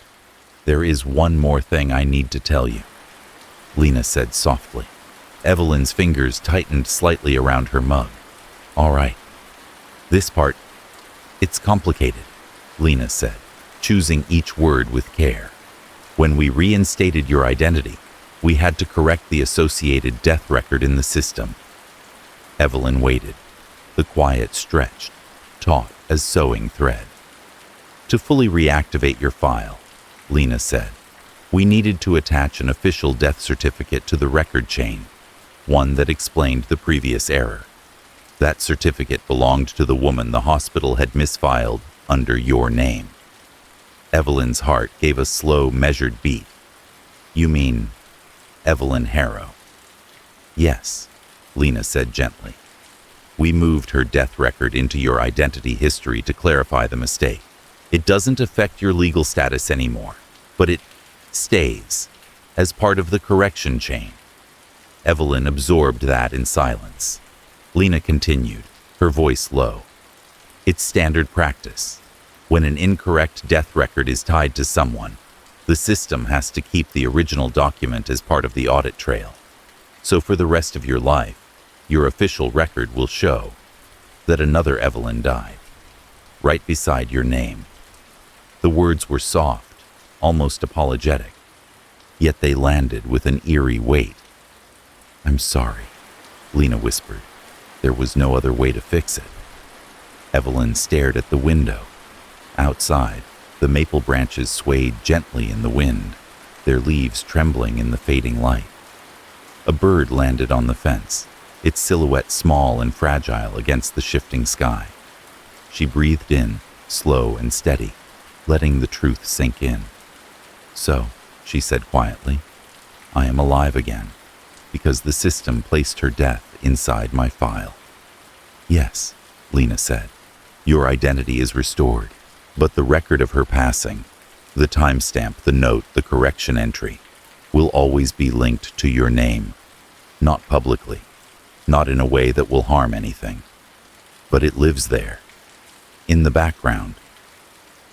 The living host of someone else's ending," Evelyn murmured without thinking. Lena hesitated. "I know it sounds strange, but it's only visible internally, to agencies. Most people will never see it." "That doesn't make it less real," Evelyn said softly. "Not to me." The line quieted. Then Lena said, in a voice filled with surprising gentleness, "I wish the system worked differently. I wish we could cleanly untangle the two of you. But the truth is, sometimes people become tied together in ways we can't undo, even through paperwork."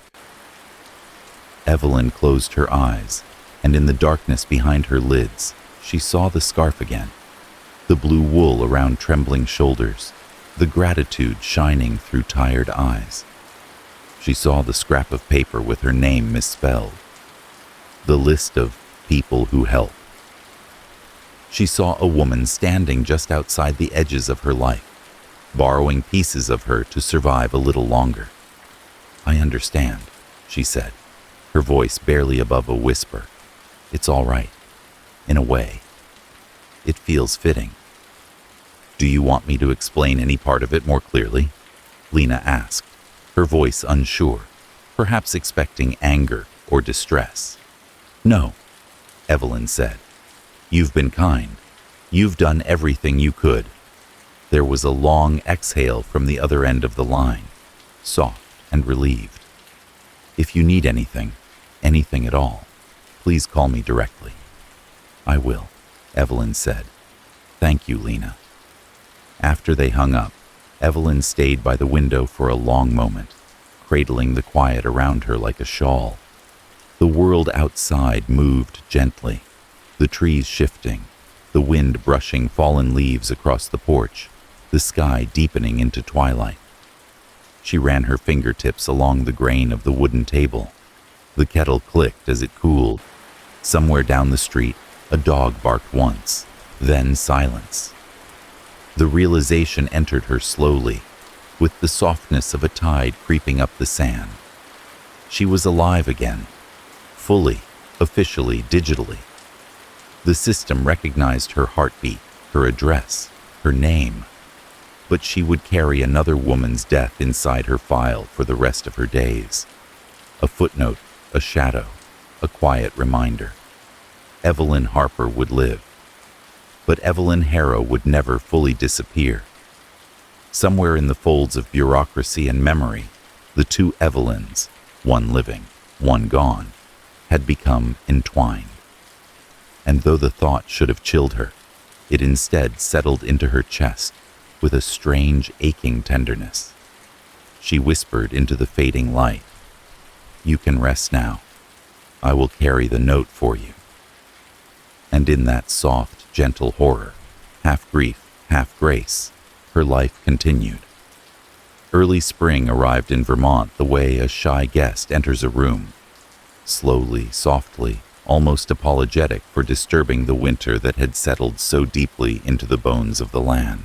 Snow still clung stubbornly in patches along the north-facing slopes, but the air had begun to loosen, carrying hints of thawed earth and pine sap. Mornings were still cold enough for breath to show, but a gentler cold now, the kind that felt like a whisper rather than a warning. It had been months since the system restored her name, months since the last letter to Harrow had been folded into the wooden box.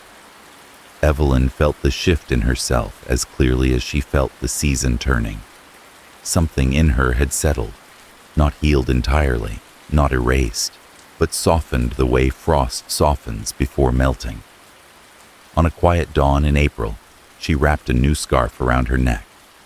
She had knitted it herself this time, blue wool, flecked with bits of soft white yarn, so that it looked like early snow falling against winter sky. Not identical to the scarf she had given Harrow, but close enough that the memory hummed gently beneath each stitch. She placed the scarf in a canvas tote bag alongside the wooden box of letters.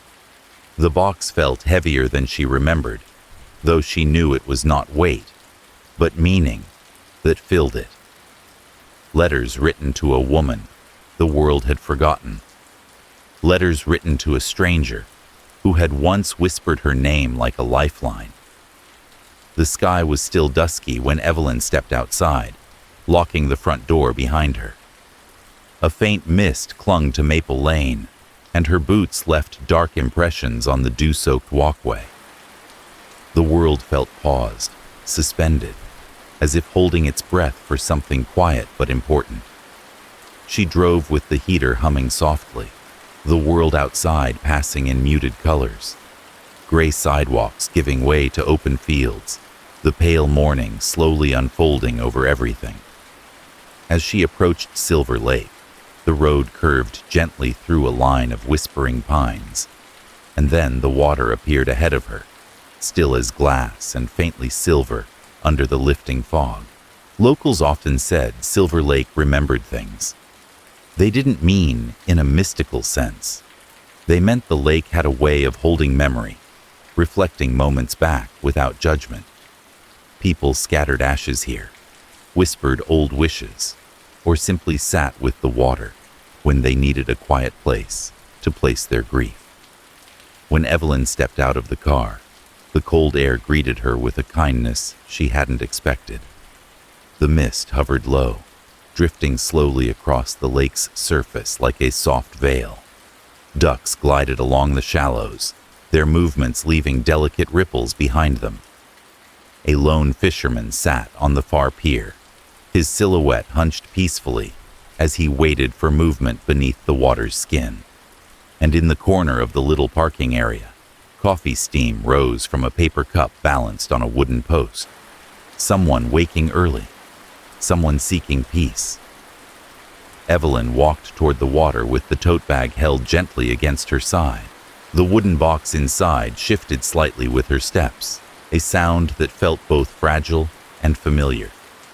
She found a place near a cluster of smooth, flat rocks that jutted out just enough to allow her to sit close to the water. The lake was unbelievably calm.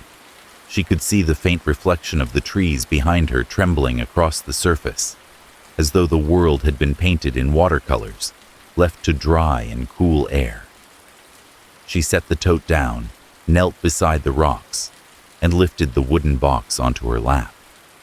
For a long moment, she simply held it, palms resting flat against the lid, feeling its warmth from being close to her body. She whispered to the water, to the morning, to the woman whose name was now written in the footnotes of her identity. "I'm not here to fix anything," she murmured. "I just came to say thank you and goodbye." The breeze moved gently across her cheek, cool but not cold. With slow fingers, she opened the wooden box. The letters sat neatly inside, folded pages containing her grief, her forgiveness, her days and nights, her confessions and small joys, all the things no one had asked her to write, but she had needed to say. She did not take them out. The letters were not meant for the water. They were meant for the space inside her, where Harrow's memory lived now. Not as fear, not as a stolen life, but as a quiet presence that had changed the shape of her days. Instead, she reached into the tote bag and lifted the scarf. Blue with flecks of white, soft between her fingers, stitched slowly over weeks as she sat by the window, thinking about the winter shelter, about Harrow's trembling hands, about the apology that had crossed death and paperwork to reach her. "I made this one for you," she whispered. "I thought you might like another chance to stay warm." The wind carried her words gently across the lake. She pressed the scarf to her chest for a moment, feeling the weight of everything that had happened. Her erasure, her restoration, the strange, tender thread tying her to a woman who had borrowed pieces of her life not to harm, but to survive. Then, with both hands, she laid the scarf on the water. At first it floated awkwardly, bobbing gently as if unsure what it was supposed to do. Then it began to drift, gliding slowly across the surface like a quiet blue boat. The white flecks shimmered in the dawn light, echoing the fog lifting above it. Evelyn watched it move, watched the ducks swim past it without alarm, watched the fisherman glance over and nod once in a soft gesture of acknowledgement. The lake accepted the offering the way it accepted everything, slowly, gently, without fuss. Evelyn closed the wooden box again and rested it in her lap. She did not cry, though her eyes prickled with warmth. The moment didn't call for tears. It called for stillness, for breath, for letting go with grace instead of sorrow. "Thank you," she whispered again, "for remembering me, even when the world didn't." The scarf floated steadily toward the center of the lake, its blue fading into the silver reflection of the sky. Evelyn sat with it until it became a small, quiet shape, until the wind changed direction and the fog lifted entirely, until the day grew brighter and the fisherman reeled in his empty line. The lake did not speak, yet it held her gratitude the way it held everything, quietly, endlessly, without judgment. And for the first time in months, Evelyn felt something settle inside her. A peace shaped like forgiveness, a gentleness shaped like release. She stood, holding the wooden box close, and whispered into the morning air, "You can rest now." And the lake, in its quiet way, seemed to whisper back. The morning brightened slowly, the sun rising like a shy guest, lifting its head above the tree line.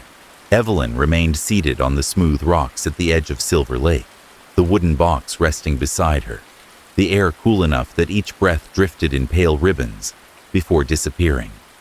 The scarf she had set afloat had already drifted farther from shore, a soft blue speck moving gently with the water's slow pulse. For a long moment, she simply watched it, letting the silence settle around her the way mist had earlier. Quiet, unhurried, tender. Then she reached into the wooden box and pulled out the last letter she had written. The paper felt warm from being held so often. It had been folded and unfolded so many times that the creases had begun to soften, as if the letter itself had grown weary of being contained. She smoothed it against her knee, inhaled once, and read it aloud. Her voice wavered at first, then steadied into something soft, steady, and carried easily by the open air. "Dear Evelyn," she began, her tone gentle, as though addressing someone seated beside her, rather than someone whose story had ended months before. "I need to tell you something important." The lake held her voice gently, letting the words drift across the water. "I got my life back," she continued. "Not just the paperwork, the breathing part, the walking part, the living part." She paused, eyes following the blue shape as it bobbed and glided. "I didn't realize how lightly I carried my days until I learned someone else had borrowed them. You showed me that a life isn't something to drift through. It's something fragile enough to lose, even when you're still breathing." A bird called from the reeds. The fisherman on the far pier reeled his line in slowly, quietly, as if he too was listening. "I want you to know something else," she said, voice thickening. "I forgive you. I think I forgave you the moment I saw your handwriting." She let the wind carry a breath of silence between them. "I'll use my life more gently now, not carefully, just with more presence, with more gratitude. If someone once needed my name to survive, then I owe it to both of us to make that name mean something." The last lines trembled from her lips. "I hope you found warmth, even just for a moment. And I hope you know your story didn't disappear. I'm carrying it with me, wherever I go." She folded the letter slowly and placed it back inside the box. Then she reached for the second scarf she had brought, a smaller piece she had knitted from the leftover yarn, long enough to tie around a piece of driftwood lying near her feet. Carefully, reverently, she wrapped the scarf around it and secured it with a loose knot. The ritual felt natural, unforced, like something two people who never fully met could still share. She rose to her feet, holding the driftwood in both hands, and stepped closer to where the water lapped gently at the shore. "This is for both of us," she whispered. "A little thank you, a little goodbye." She placed the driftwood onto the water. It floated immediately, rocking once, then drifting toward the deeper part of the lake as if pulled by an unseen hand.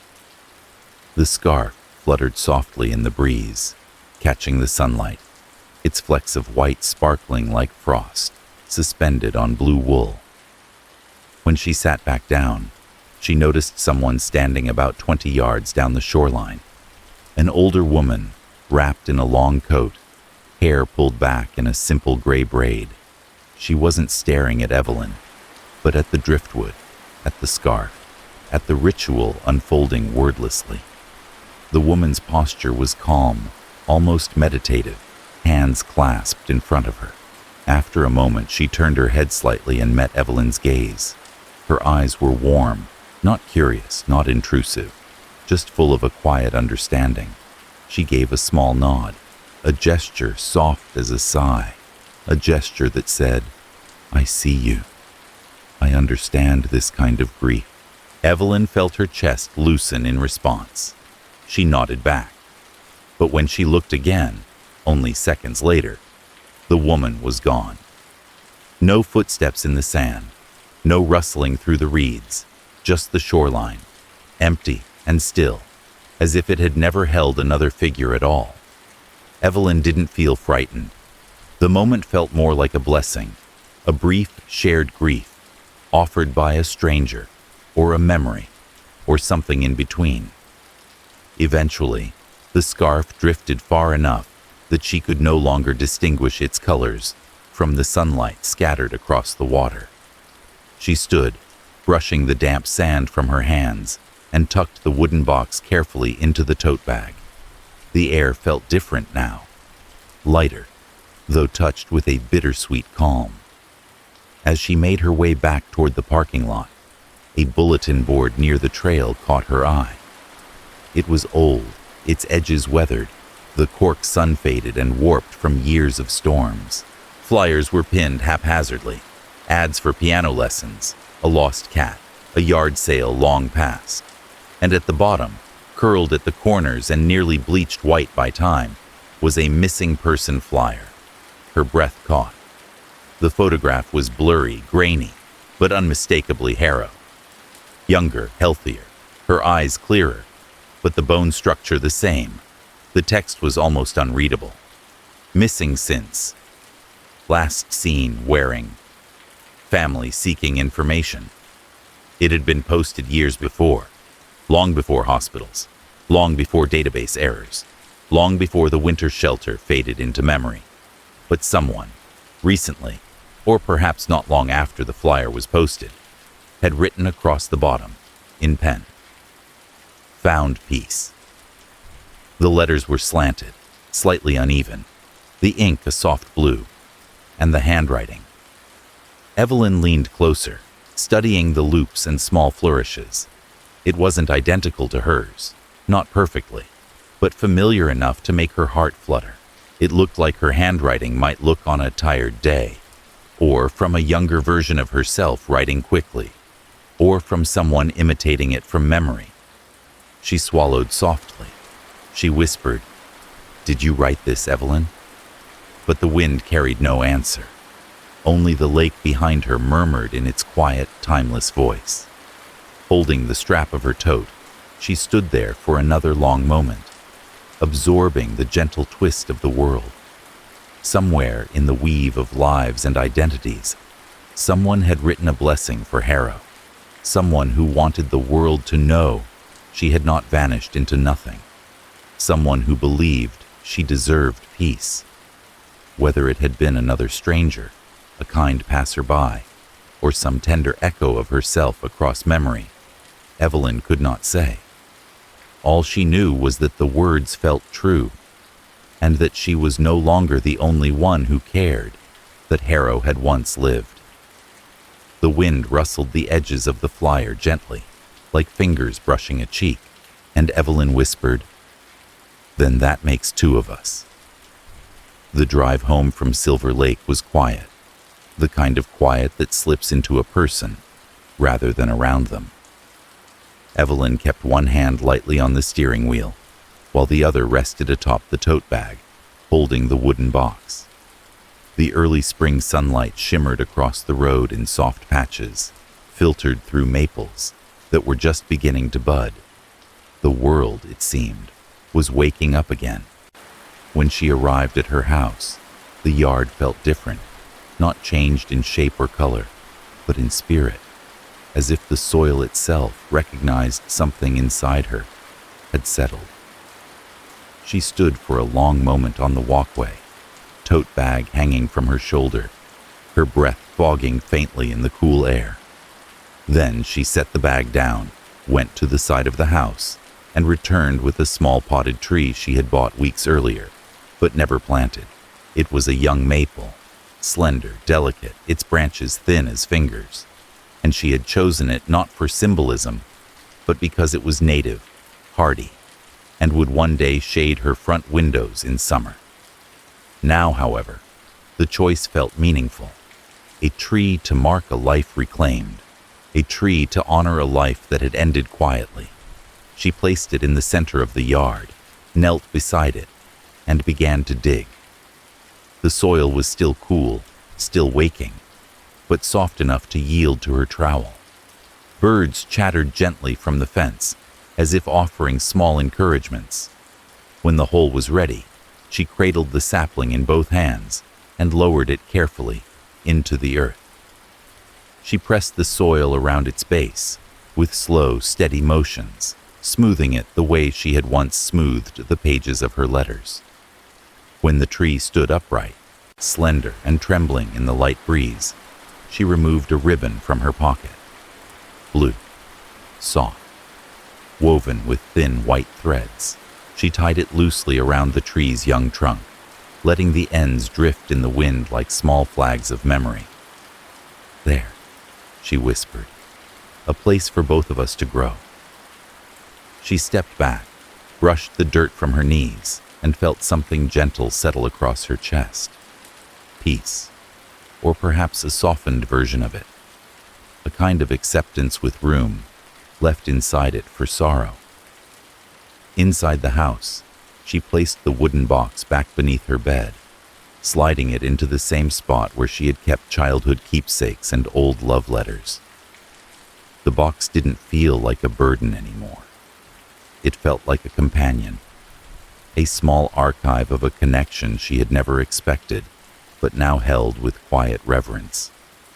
Then she walked into the living room and retrieved the envelope from the Social Security Administration that declared her alive again. She smoothed the paper, removing its faint curl from being handled so often, and placed it in a simple wooden frame, not to display triumph, but as a promise, a reminder that she had chosen to remain, chosen to step back into her name, chosen to reclaim the space she occupied in the world. She hung the frame near her desk, beside an old watercolor of a forest path.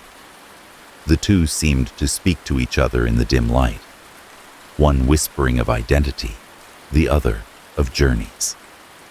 In the weeks that followed, Evelyn returned to her routines, though they no longer felt quite the same. They carried more intention now, more gentleness. She greeted her neighbors with a softness that surprised even her, lingering an extra moment to ask how someone's hip was healing, or to comment on the birds returning to the rooftops. She found herself noticing small things, the way the snow melted in uneven, lace-like lines along the pavement, the smell of freshly brewed coffee drifting out of the diner, the quiet gratitude in people's eyes when she remembered their names. One afternoon, she walked past a small clinic near the community center and paused. She watched an older man struggle with a stack of forms, his glasses slipping down his nose as he frowned at the paperwork. Something stirred in her, the memory of her own confusion, her own helplessness, her own fight to reclaim existence. She stepped inside before she could think too long about it. Within weeks, she became a regular volunteer there. Her job was simple: to help older patients navigate paperwork, insurance forms, identity records, appointment slips, all the small, frustrating details that so often determined whether someone received care or slipped through the cracks. She sat at a folding table each Tuesday and Thursday morning, greeting people with a smile and helping them piece together the puzzle of their own lives on paper. Sometimes they thanked her. Sometimes they simply sighed with relief. And every time she wrote a name at the top of a form, she wrote it with reverence, as if each letter were its own heartbeat. Some people left the world quietly. Some lived past their own endings. Both deserved to be remembered. Spring warmed the town day by day. The young maple in her yard unfurled tiny leaves, delicate as newborn wings. Evelyn often stood by the window in the morning, watching the ribbon flutter in the breeze like a whisper to the past. And sometimes, late at night, she opened one of the letters she had written to Harrow and reread it, not to revisit grief, but to remember a woman who had reached for a life with trembling hands, trying to borrow just enough of someone else to keep going. The world had nearly erased her, but Evelyn would not. As the final days of spring approached, she recorded her closing words for the story she would share on her quiet YouTube channel. Her voice was slow, warm, the kind of voice made for twilight and soft blankets. She looked at the microphone, at the reflection of the maple tree behind her, and spoke the closing echo meant to guide listeners into sleep. Somewhere, in a file no one reads, your name will one day be followed by a date. But the lives you brush against, the strangers whose hands you warm for a moment, they go on carrying you, long after the ink has dried. Sleep now, knowing that even if the world forgets you for a while, the people you have touched never will. And when she ended the recording, the house around her exhaled into peaceful silence, holding 2 lives, 2 names, and the gentle truth that every story, even the quiet ones, leaves a trace that never truly fades. The next story will help you sleep better and deeper with the title, The Old Lady and the Cry at 2:17 a.m. The town did not have a name that mattered to anyone outside of it. It sat where the land began to forget whether it wanted to be hills or coast, a place of soft slopes and damp air, where the fog came in early and left late, and everything seemed to speak in a lowered voice. The streets were narrow and quiet, lined with houses that leaned slightly over the sidewalks as if they were eavesdropping. Old lamps stood at the corners, their glass mottled, their light the faded yellow of tired eyes. Curtains were mostly drawn, not in hostility, but with the slow, habitual caution of people who had learned to keep their lives indoors. It was early autumn, the kind that did not announce itself with bright colors so much as with a change in the way the air touched the skin. The sky sat low and pale, like a ceiling that had been pulled down just a little too close. Leaves had begun to loosen their grip, one by one, spinning down in lazy arcs, gathering in damp piles along the gutters. Somewhere far off, a bell sounded the hour, and even that seemed softened by the fog. The bus arrived without ceremony, groaning once as it drew to the curb near the little square. Only one passenger stepped down. Daniel Forrester descended the metal steps slowly, one hand on the rail, the other gripping a single scuffed suitcase. He wore a dark coat that had seen several winters, and under one arm, he held a worn leather folder, the edges softened by years of handling. Inside it were notes and files, and the ghosts of conversations he would never need to open again. The driver shut the doors. The bus pulled away with a sigh of brakes and diesel, and then Daniel was simply there, standing in a place that did not know him at all. He took a breath and tasted salt and wet leaves. The air felt cool in his lungs and very clean. For a moment he just stood, letting the silence settle around him. There was a kind of tiredness in him that did not show in the way he walked, but in the way he paused, as if his thoughts needed an extra second to catch up with his body. It was the quiet exhaustion of someone who had watched too many final breaths, who had listened to too many last words, and had carried them all carefully, like fragile parcels, until his arms began to ache. A small office near the square held the town's real estate agent, accountant, and occasional notary, all in one. A bell above the door chimed once when Daniel entered. Inside, it smelled of paper, old coffee, and floor polish.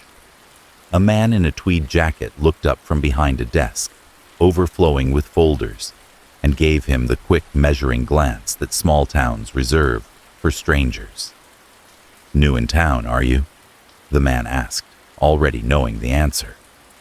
Daniel nodded, setting his suitcase near the door. He explained that he would be working part-time at the clinic, that he needed a room, somewhere quiet and not too expensive. The words came out calm and steady, but he heard the small plea under them himself. Somewhere that does not ask too much of me. Somewhere where the nights are simple. The agent's expression shifted as he thought. He tapped a pen against his desk, then snapped his fingers softly. "There is Carmichael House," he said. "Room for rent, furnished, cheap enough."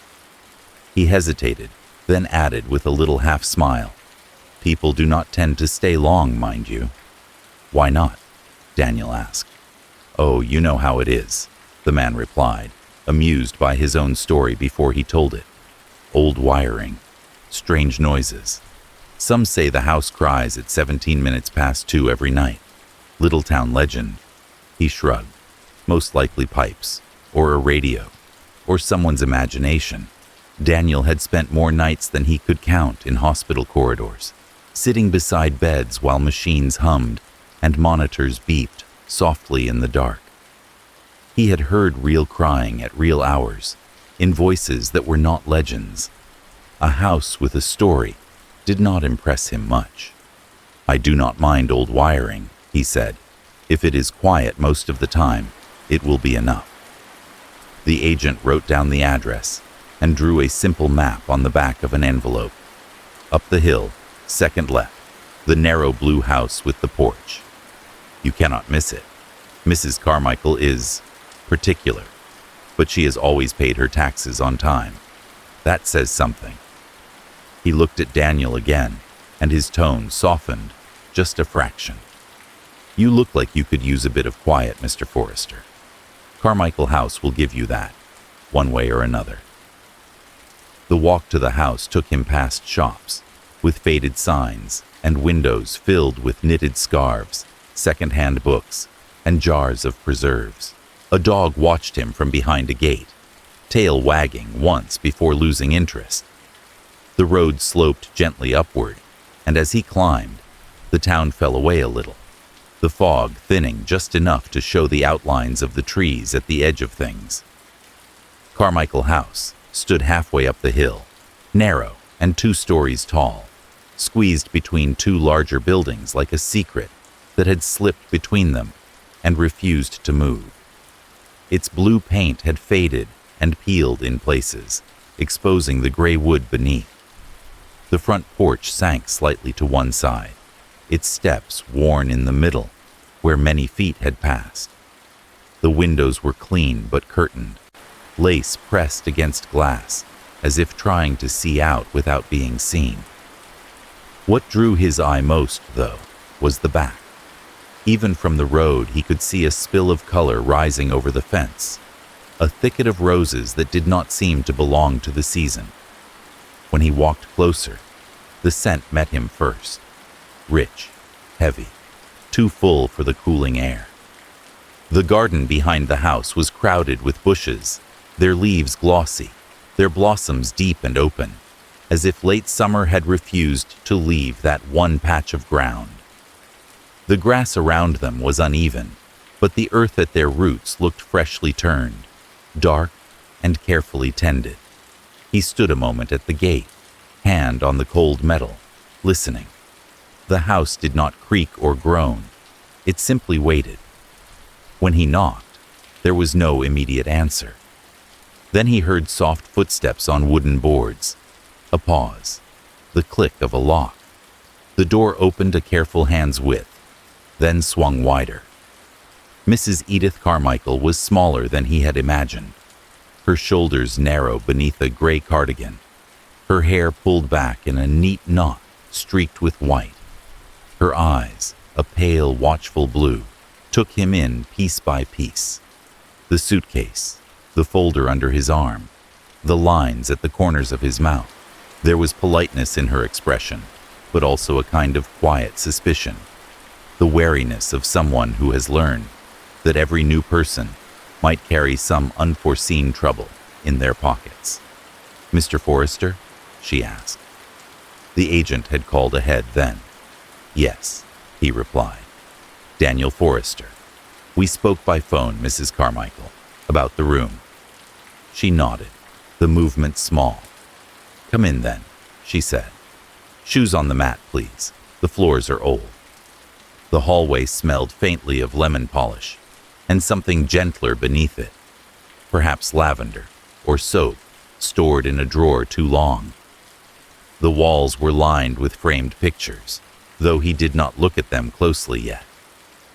A clock ticked somewhere in the house, steady and patient.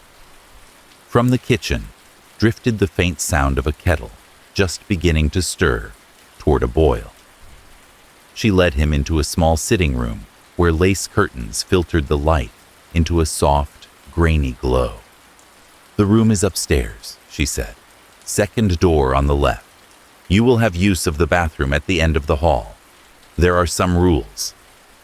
Her tone did not sharpen, but it grew firmer, settling into something practiced. He set his suitcase down and waited. Rules were familiar territory. "No guests after 10 o'clock, she said. "No loud music. No digging in the garden at any time."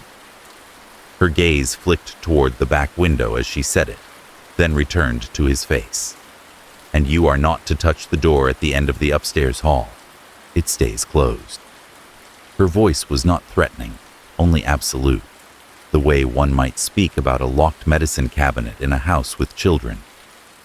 Daniel inclined his head. "I understand," he said. "I do not expect many visitors." "What is it you do, Mr. Forrester?" she asked suddenly. "The man from the office said you work at the clinic, but he did not say how." "I work with people who are grieving," Daniel replied. "Families who are losing someone. People who have already lost someone. I suppose you could say I help them walk through a difficult part of time." Something moved behind her eyes at that. Not surprise exactly, but a recognition she did not wish to acknowledge. For a second, her fingers tightened around the back of the chair she was touching. Then the shutter came down, smooth and practiced.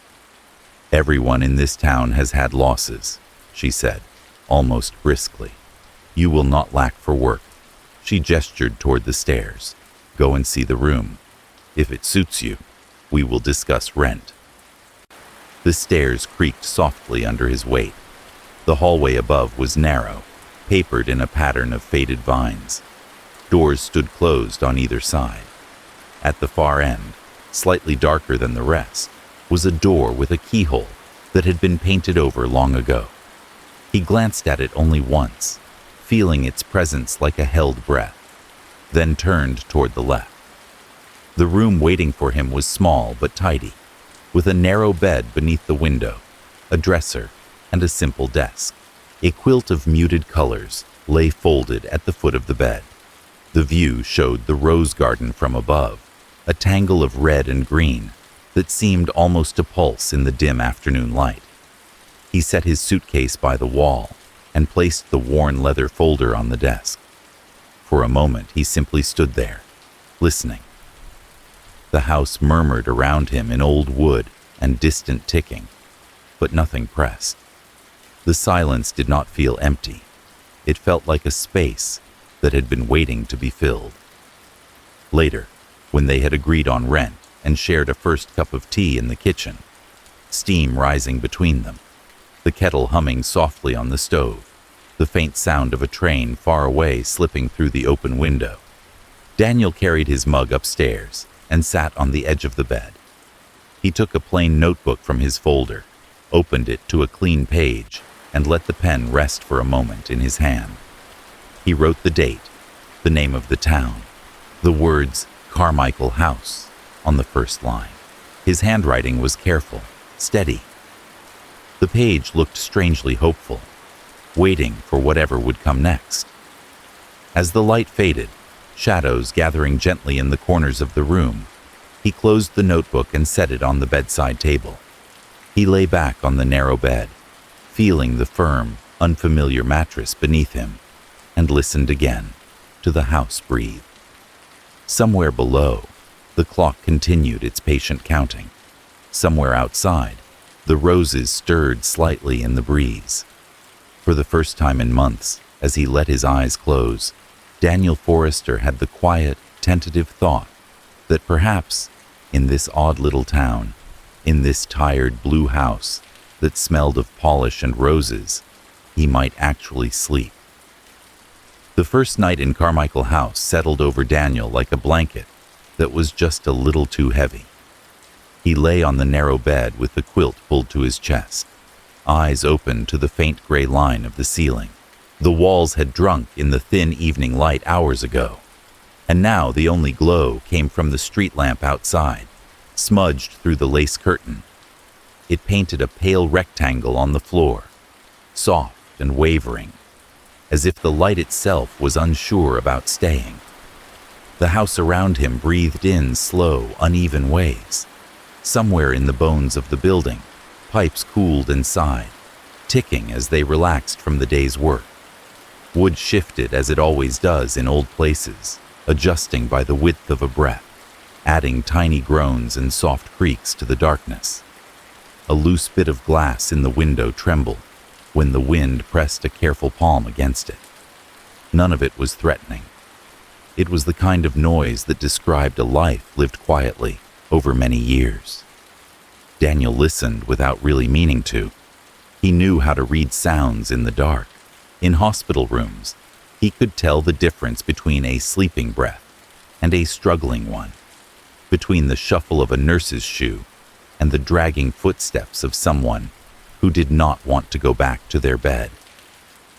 His body stayed mostly still, but his mind moved in its familiar circuits. He had come here to escape those circuits, but the night drew them out of him gently, like photographs from an envelope. Faces rose in his thoughts, not sharply, but in the blurred way of things remembered at a distance. An old woman whose hand had been so light in his own that he was afraid he might break it just by holding on. A man who had joked with him about bad television minutes before his breathing changed and did not change back.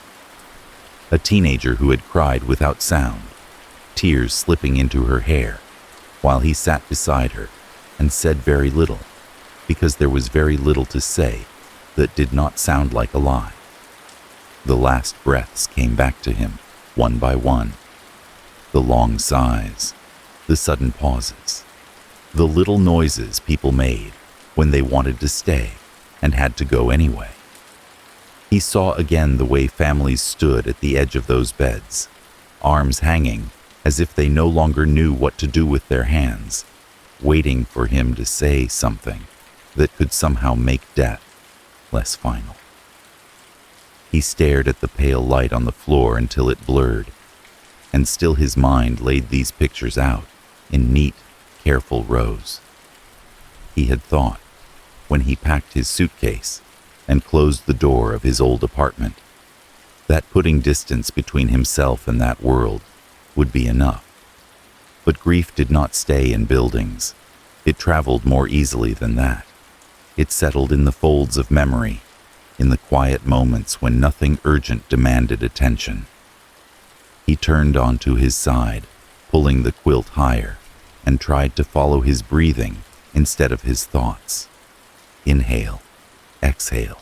The clock on the wall ticked softly, too soft to count the seconds, but present enough to remind him that time was moving, even if part of him was still standing by hospital windows, watching night buses pass. At some point, he must have drifted into a shallow half-sleep, the kind that lies just under the surface, where awareness is not fully gone. The room seemed to tilt slightly, the sounds of the house growing thicker, as if heard through water. His body floated at the edge of rest, not yet surrendered, but no longer fully on guard. The moment the clock shifted to 2:17, the silence broke. It began so quietly that, at first, he thought his mind was playing tricks. A thin sound threaded through the darkness, almost too soft to catch. Then it strengthened, shaping itself into something unmistakable. A child's crying. The sobs were small and hitching, breath catching on the way in and out, as if the little chest they belonged to could not quite keep up. It was not the wild wail of a tantrum or the sharp sound of sudden injury. It was the exhausted crying that came after fear, when there were no words left, only the ache. Daniel pushed himself upright before he had time to think. His body responded to that sound, the way it had been trained by years of answering call buttons and hurried footsteps. Every instinct in him leaned toward the crying. He listened hard, trying to place it. The sound did not echo the way it would have if it were in the hallway or in the yard. It felt contained, flattened a little, like a voice coming through a partially closed door. It had a strange, controlled quality, as if the sobs were moving along some invisible track, staying exactly where they were meant to stay. He swung his legs over the side of the bed and let his bare feet find the cool floor. The room seemed to hold its breath with him. For a heartbeat, he considered that this might be a dream, that he might still be lying down with his eyes shut, the crying only a memory of all the times he had heard that sound in waiting rooms and sterile corridors. But the chill of the boards under his feet felt very real, and the sobs continued, thin and steady. He stepped into the hallway.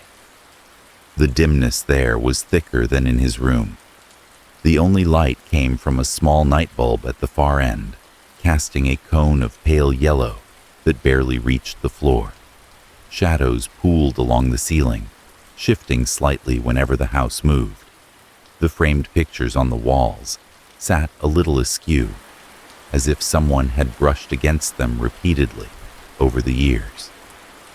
In the half-light, they looked almost like faces that had turned their heads to listen. The crying seemed louder here, though still not raised.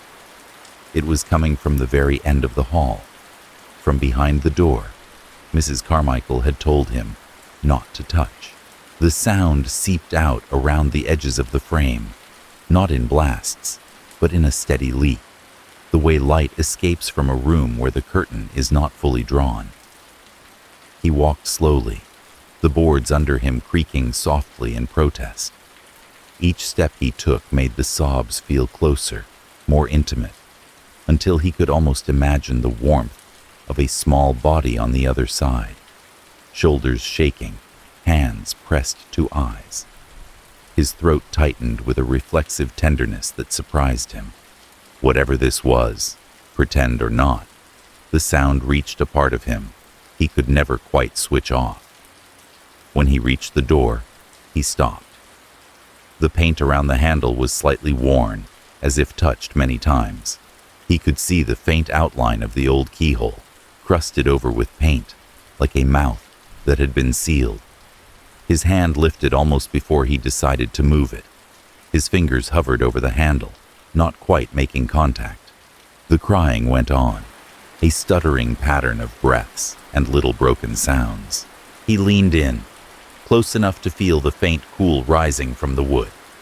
He was an adult in a quiet house. He knew that. He could knock, call out, insist. He could tell himself that rules about closed doors did not apply when someone was in distress. All of these thoughts moved through his mind in a single quick flash. He had just begun to curl his fingers when the sound stopped. It did not fade or trail away. It cut off, neatly, in the middle of a sob, as if someone had pressed a button. One moment the hallway was full of that thin, aching voice. The next, it was an empty tunnel, holding nothing but the hum of silence. The abruptness of it made the skin along his arms prickle. Daniel stood there, hand still suspended over the handle, listening to the absence. The quiet now felt heavier than the crying had, as if the house had swallowed something and was trying not to let it show. He could hear the faint ticking of the clock downstairs, working its way toward the next minute. The old boards did not groan. The wind held back from the windows. He lowered his hand slowly. There were explanations, he told himself. Old pipes can groan like voices sometimes. Wind can make strange sounds in chimneys. Memories can climb up out of subconscious places at inconvenient hours. He gathered these thoughts one by one, like small stones, trying to stack them into something solid enough to lean on. Still, when he turned and walked back down the hall, he could not shake the impression of a door that had been about to open onto something and had chosen, at the last second, to remain shut. Back in his room, he sat on the edge of the bed for a long moment, listening to the quiet. The house seemed to have settled again. The light from the street lamp still lay on the floor, unchanged. His notebook sat where he had left it, the pen resting patiently on top. He picked it up and, in small, steady letters, wrote one line beneath the name of the house. Heard a child crying at 2:17. He paused, then added after a heartbeat. Stopped, as if someone turned it off. He closed the notebook and placed it back on the table. The act of writing made the experience feel both more real and slightly less intrusive, as if he were cataloging a symptom for later reflection, rather than standing helplessly in the middle of it. When sleep finally came, it was thin and scattered, but it came. In the morning, the house looked almost kind. The kitchen was full of soft, ordinary light. Steam curled up from a teapot on the stove. A plate of toast sat on the table, beside a small dish of jam and a neat row of soft-boiled eggs in their cups. An old radio on the counter murmured the news in a low, even voice. The air held the warm smell of tea and butter, and something faintly floral from the soap at the sink. Mrs. Carmichael moved about the kitchen with practiced efficiency, opening cupboards, setting plates, adjusting the radio with a fingertip. She looked a little paler than the day before, the skin under her eyes bruised with thin shadows, but her hands were steady. "Did you sleep well, Mr. Forrester?" she asked, without looking at him. "Well enough," he said, taking his seat. He spread jam on toast, watching the way the sunlight traced the lines in the table's wood. He waited until she had sat down opposite him, her own cup of tea cradled between her fingers, before he spoke again. "I thought I heard something in the night," he said, as lightly as he could manage. "A child crying, around 2. It sounded close." Her eyes flicked up to his, then away, almost too quickly. The smallest tension crept into her jaw, into the way she held her cup. "Old houses make all sorts of noises," she said. "Wind in the eaves, pipes, you know how it is. Sometimes it sounds like more than it is." It sounded very clear, he said gently, "not like pipes." This time she did not look up at all. She took a sip of tea that she did not need, her hand very carefully not trembling. "You had a long journey," she replied. "Strange bed, new place. The mind plays tricks, especially for someone who has heard as much as you have heard in your work. You must be tired." Her tone was soft and almost kind, but a thin layer had dropped over her words, like ice forming over water. The conversation had reached a place she would not cross. Daniel considered pressing the point. Instead, he let it go for now. "Perhaps you are right," he said. "It has been a long year." Her shoulders eased fractionally. She changed the subject to the weather, the clinic, the best path to take into town. The radio crackled and shifted to an old song. The kettle whistled briefly and was lifted from the heat. From the outside, it was a perfectly normal breakfast in a quiet house.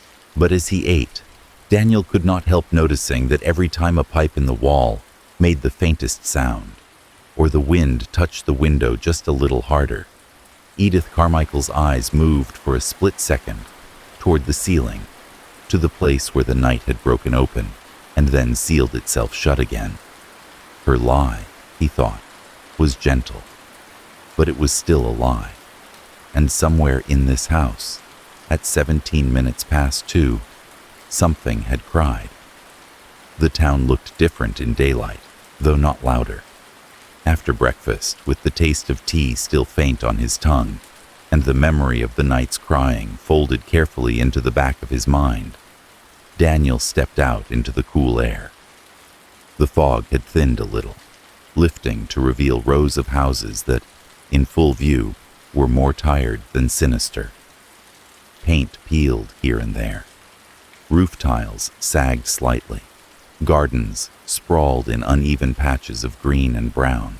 The sky hung low and gray, but the clouds moved slowly, making way for brief, pale glimpses of sun.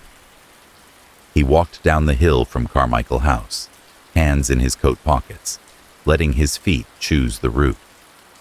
People nodded to him as he passed, brief, polite gestures that did not invite conversation unless he pushed for it. In small towns, new faces were like storms on the horizon. Everyone saw them coming. Everyone waited to see what they would bring. At the corner grocer, an elderly man sweeping the doorway paused to ask where he was staying. His tone was casual, but his eyes were not. "Up on the hill," Daniel replied.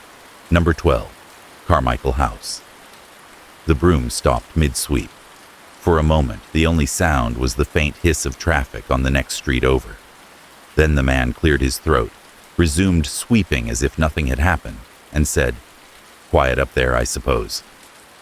"It is," Daniel said. "Mostly." The man nodded without looking up. "You have a good day now," he added, in the tone of someone who had reached the edge of what he was willing to say. At a small hardware store, it was the same. The woman behind the counter smiled when he asked about a spare light bulb and a longer extension cord for his room.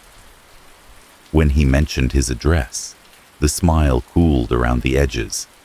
She rang up his purchase quickly, hands efficient and sure, then changed the subject to the weather before he could ask more. Some people, he noticed, did not respond at all when he said, "Carmichael." Their expressions simply smoothed over, like water after a stone has sunk. They went a little quieter, a little more careful. It was not the fear of a haunted house in their eyes. It was the weariness of a story they had heard too many times and never knew how to end. He found a small cafe near the square, a narrow place with steamed-up windows and 4 tables. Inside, the air smelled of coffee and sugar and something warm baking in the oven. A woman in her 50s with a floral apron and tired, kind eyes brought him a mug and a slice of something with cinnamon and apples in it. "You are the new fellow at Carmichael's," she said, not as a question. "I am renting a room there, yes," he replied. "Does everyone know that already?" She gave a small, wry smile. "In a town this size, people know what socks you put on before you do." She set the plate down and hesitated, wiping her hands on the apron. "How was your first night?" He stirred his coffee, watching the swirl. "Restful enough," he said, "though I did hear something around 2. The woman's gaze sharpened. 2:17? She asked. He looked up. "I did not check the exact minute, but it was around then, yes." He paused. "You know about that." "Everyone does," she said softly. She leaned her hip against the counter, lowering her voice a little, even though they were alone. "That house has cried since I was a kid. Always the same time, always the same sound, they say. People used to dare each other to walk past at night. Some said it was the daughter she lost. Others said it was something worse." "Something worse?" he repeated gently. The woman shrugged, one shoulder lifting and dropping. Stories grow like weeds. Some say the girl died and came back wrong. Some say a man was killed in that house, and it is him making all the noise. Some say it is just pipes and wind, and people hearing what they want to hear. She picked up his empty water glass and turned it in her hands. In any case, most folks do not stay there long. A few nights of that crying, and they pack up. Mrs. Carmichael always finds someone else eventually. The house does not like to be empty. "Do you?" he asked, her brow furrowed. "Do I what? Do you think it is a ghost?" She thought about that for a long second, then shook her head slowly. "I think grief has a sound," she said, "and sometimes it finds a way into the walls." Then, as if she had already said too much, she straightened, collected his empty plate, and retreated to the kitchen with a final, "You let me know if you need anything else, dear." The rest of the day passed in a drifting way. Daniel walked the back streets, noted where the clinic was, the church, the small park with a battered swing set. All the while, the memory of that thin, ragged crying floated at the edge of his thoughts, like a tune he could not stop humming under his breath. By the time evening came, the sky had darkened into a deep blue-gray, and a chill had crept more firmly into the air.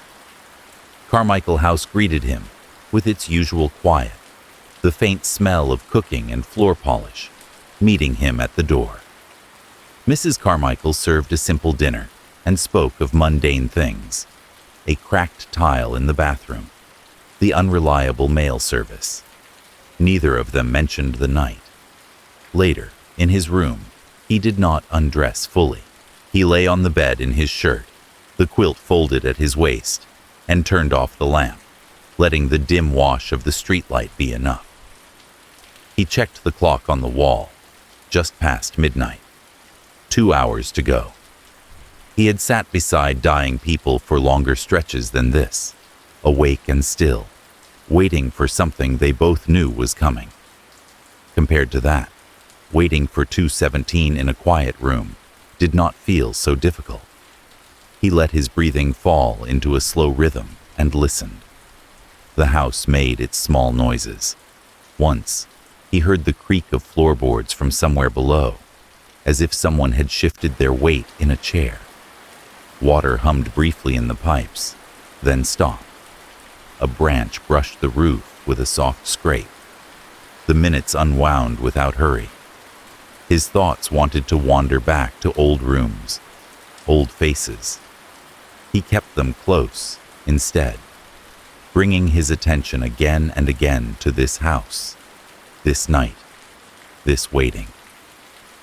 The clock hands crept. At 2:16, the silence grew denser, as if the air itself had leaned in. At 2:17 exactly, the crying began. This time, he saw the movement of the clock's hand land on the minute as the first sob pushed into the dark. No fade-in, no accidental timing. A precise overlap, like the start of a program. The sound was the same thin, hitching sobbing he had heard the night before. Same trembling breaths, same pattern of rising and falling. It reached into him again, tugging at the reflexes that had guided him through so many late-night emergencies. But beneath the ache of it, another part of his mind was listening differently. He lay still for a moment, eyes open, letting his ears adjust. The crying carried clearly down the hallway from the direction of the forbidden door, and underneath it, almost buried, he finally caught it. A faint mechanical whir, like something small turning slowly on worn gears. A tiny click at each loop of sound, so soft that a less focused ear might have missed it entirely. A machine, he thought, not without a shiver, not an echo. He swung his legs over the side of the bed and rose, moving more carefully this time. He opened his door onto the dim hallway, the night bulb casting the same cone of weary yellow at the far end. The pictures on the walls seemed to slant even more, shadows cupping their frames like hands. The crying and the hidden whir met him together, layered, as he stepped out. The pattern of the sobs did not change at all as he walked. No hitch of surprise at the floorboard creaking, no shift of volume as he drew closer. It was as if the sound existed independent of him, a loop following its own quiet script. He walked toward the forbidden door, the boards sighing under his weight. As he approached, the crying grew no louder, but its source felt closer, concentrated. The whir under it became a little clearer, a soft spinning, then the tiniest click, again and again, like a wheel catching and releasing. When he was only a step away, he stopped. His heart was beating faster than he liked, not in terror. He had seen too much real fear to mistake this for it, but in a kind of unsettled curiosity. The image came to him, absurd and chilling at once. A small tape deck, alone in the dark, feeding the house its sorrow on a schedule. He reached out, palm hovering just above the wood. The crying cut off mid-breath, just as it had the night before, as if someone had reached over his shoulder and pressed stop. The last sob hung in the air for the length of a heartbeat, then snapped away, leaving only a ringing absence. In the moment after, however, there was another sound, a sharper, smaller noise, tucked into the silence. The soft, distinct snap of a switch being released. It came from directly behind the door, from the wall or the floor beyond, and it had the unmistakable quality of something mechanical finishing its work. Daniel pressed his palm flat to the panel. The wood felt faintly warm under his skin, not from the house's overall temperature, but in a localized way, as if something just on the other side had been running and had now gone still. There was no vibration now, no humming, only the lingering impression of energy having recently been spent. He stood like that for a few seconds, hand against the door, ear tilted toward it, listening to nothing. The hallway seemed to stretch, long and empty, behind him. Somewhere downstairs, the old clock resumed its gentle counting, oblivious. He drew his hand back slowly and looked at his palm, though he knew he would see nothing there. Then he turned and walked back to his room, each step measured, his mind working in quiet, careful lines. He lay on the bed again without undressing, staring up at the shadowed ceiling. The house had resumed its ordinary breathing, the far-off settling of beams, the occasional murmur of the night. If he closed his eyes, he could almost pretend none of it had happened. But the pieces had shifted. Maybe the town was right that Carmichael House was haunted, but if so, the haunting did not start from the air or from the foundations. It started from somewhere more deliberate, more human, from a hand that had set a time, from a switch that someone had flipped and flipped again, night after night. He thought of the little cafe owner, of her saying grief had a sound, and it could get into the walls. He thought of Edith's eyes, flicking toward the ceiling at every unexpected noise. He thought of the precise, repeated minute on the clock. Maybe the house was not haunted at all, he thought, as the edges of sleep finally loosened their grip. Not in the way stories meant it. Maybe someone was haunting it, on purpose. Morning made the house look as if it had never cried at all. Soft sunlight slipped through the thin curtains in the kitchen, turning the lace into a pale, glowing pattern. Dust moved lazily in the beams, rising and falling in slow, aimless spirals. The kettle on the stove was already beginning to hiss, a quiet, anticipatory sound, and the room held the gentle warmth of something recently baked, or at least recently heated. It felt, in that first impression, almost tender. Daniel sat at the small wooden table, hands wrapped around an empty cup. and let his eyes adjust to this kinder version of Carmichael House. The night felt far away here, like a story he might have read instead of something he had walked through in bare feet. Mrs. Carmichael moved between the counter and the table with a kind of precise grace. She was not hurried, but she was not relaxed either. Every action seemed measured, as if she were following a choreography she had rehearsed many times. She spooned loose tea leaves into the pot with exact level scoops, then shook the last leaves from the spoon with a tiny tap against the rim. She folded napkins in half and then in half again, smoothing the creases with the side of her hand until they lay flat and obedient. When she placed a small dish of sugar on the table, she turned the packets so they all faced the same way, aligned like books on a shelf. Daniel watched this with quiet attention. There was politeness in her movements. Yes, the practiced hospitality of an older woman who had poured many cups of tea in her life. But there was also something tighter underneath, a tension in the line of her shoulders, a carefulness that did not feel like simple courtesy. It looked less like habit and more like a kind of survival, as if the order she imposed on her surroundings was the only thin barrier between herself and some deeper unraveling. She brought the teapot to the table and poured for him first, the amber liquid steaming gently as it filled his cup. The scent rose in a soft cloud, familiar and comforting. She poured her own and sat opposite him, back straight, hands resting beside her plate until she lifted the cup. "Did you sleep any better?" she asked, eyes briefly touching his face before sliding away. "A little," he said. It was not quite a lie. His sleep had been broken, but the fact that he had chosen to stay awake for part of the night made the tiredness feel more earned. "Your house is very quiet in the day. That helps." She nodded as if this were only one more fact to be filed away. "Old houses need quiet," she replied. "They protest when life gets too loud." He took a careful sip of tea. The warmth spread through his chest, steadying. He let a moment pass in small talk about the weather, the town, the view from his window. Then he shifted, gently, toward what he wanted to know. "Have you lived here a long time, Mrs. Carmichael?" he asked. "All my married life," she said, "and all the years since." Her mouth moved as if around an invisible taste. "It has been my house for longer than it was anyone else's." "Do you have family nearby?"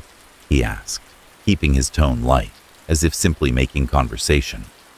She set her cup down very precisely in its saucer. "No," she said.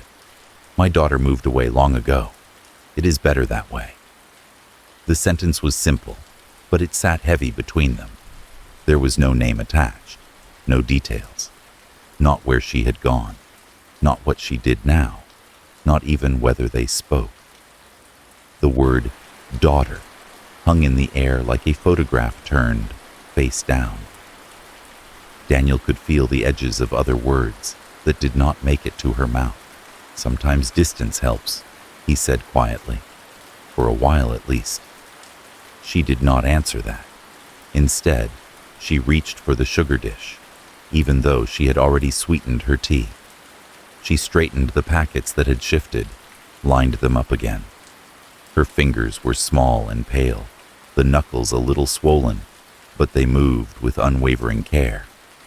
As he watched her fuss with the sugar, his gaze drifted past her to the sideboard against the far wall.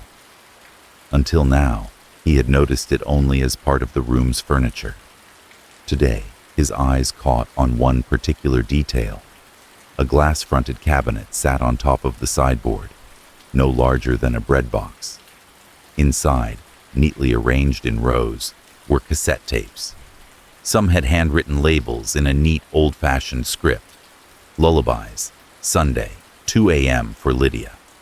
A dusty tape recorder rested beside them, the kind with physical buttons and a little window, where the tape could be seen spinning when it was in use.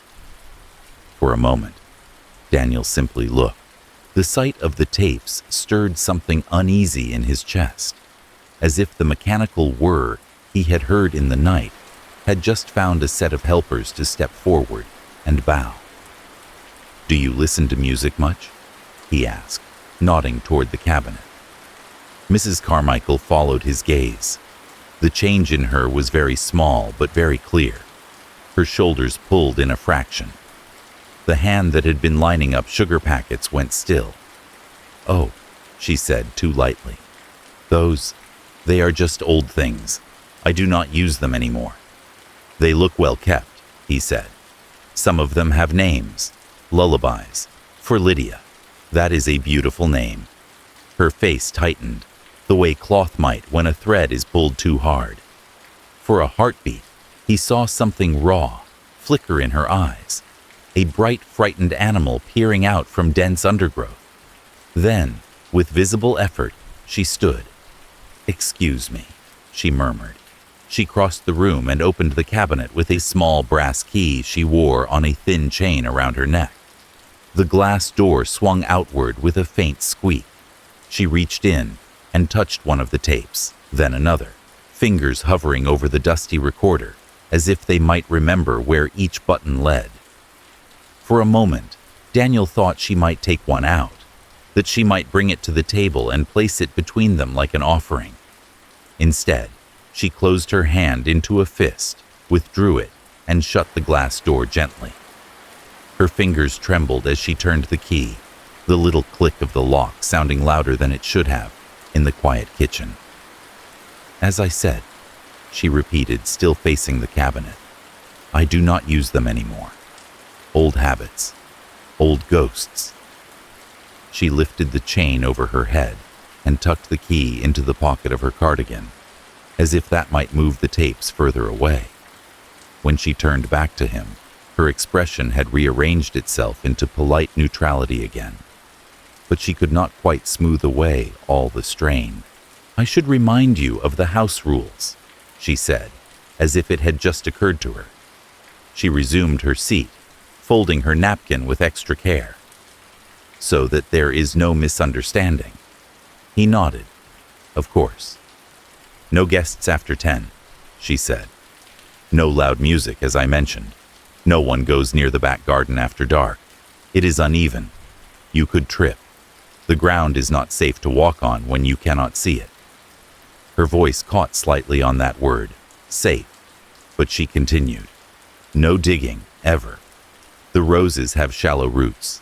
They do not like to be disturbed. And the door at the end of the hall," he said softly. "Upstairs." Her eyes flashed to his, quick and sharp this time. Whatever mask she had been holding slipped for a second, and he saw a depth of fear there that did not belong to creaks and drafts. "That door stays closed," she said. "You do not need anything behind it. The boards are not sound in that room. One wrong step and you could put your foot through the floor. Old houses hide surprises, Mr. Forrester. It is better not to go looking for them." She tried to make it sound like superstition, like the warnings a grandmother might give about a rickety attic. Her tone even lifted at the end, aiming for lightness. But the words had too much weight in them. They fell between them like small stones, building a quiet wall. "It is for your own safety," she added, and there it was again, that note of urgency under the calm. Daniel studied her for a moment over the rim of his cup. He had sat with people who wanted control, and with people who simply wanted to stop coming apart. They often looked similar on the surface. The difference lay in the eyes, in the tiny fractures that appeared when a certain subject was touched. Here, in this kitchen of sunlight and dust and hissing kettles, Mrs. Carmichael looked like someone trying very hard not to lose hold of herself. The rules did not feel like a landlord's restrictions. They felt like lines she had drawn around the parts of her life she could not bear to see stepped on again. I will respect your rules, he said quietly. You have my word. Some of the tension in her mouth eased at that.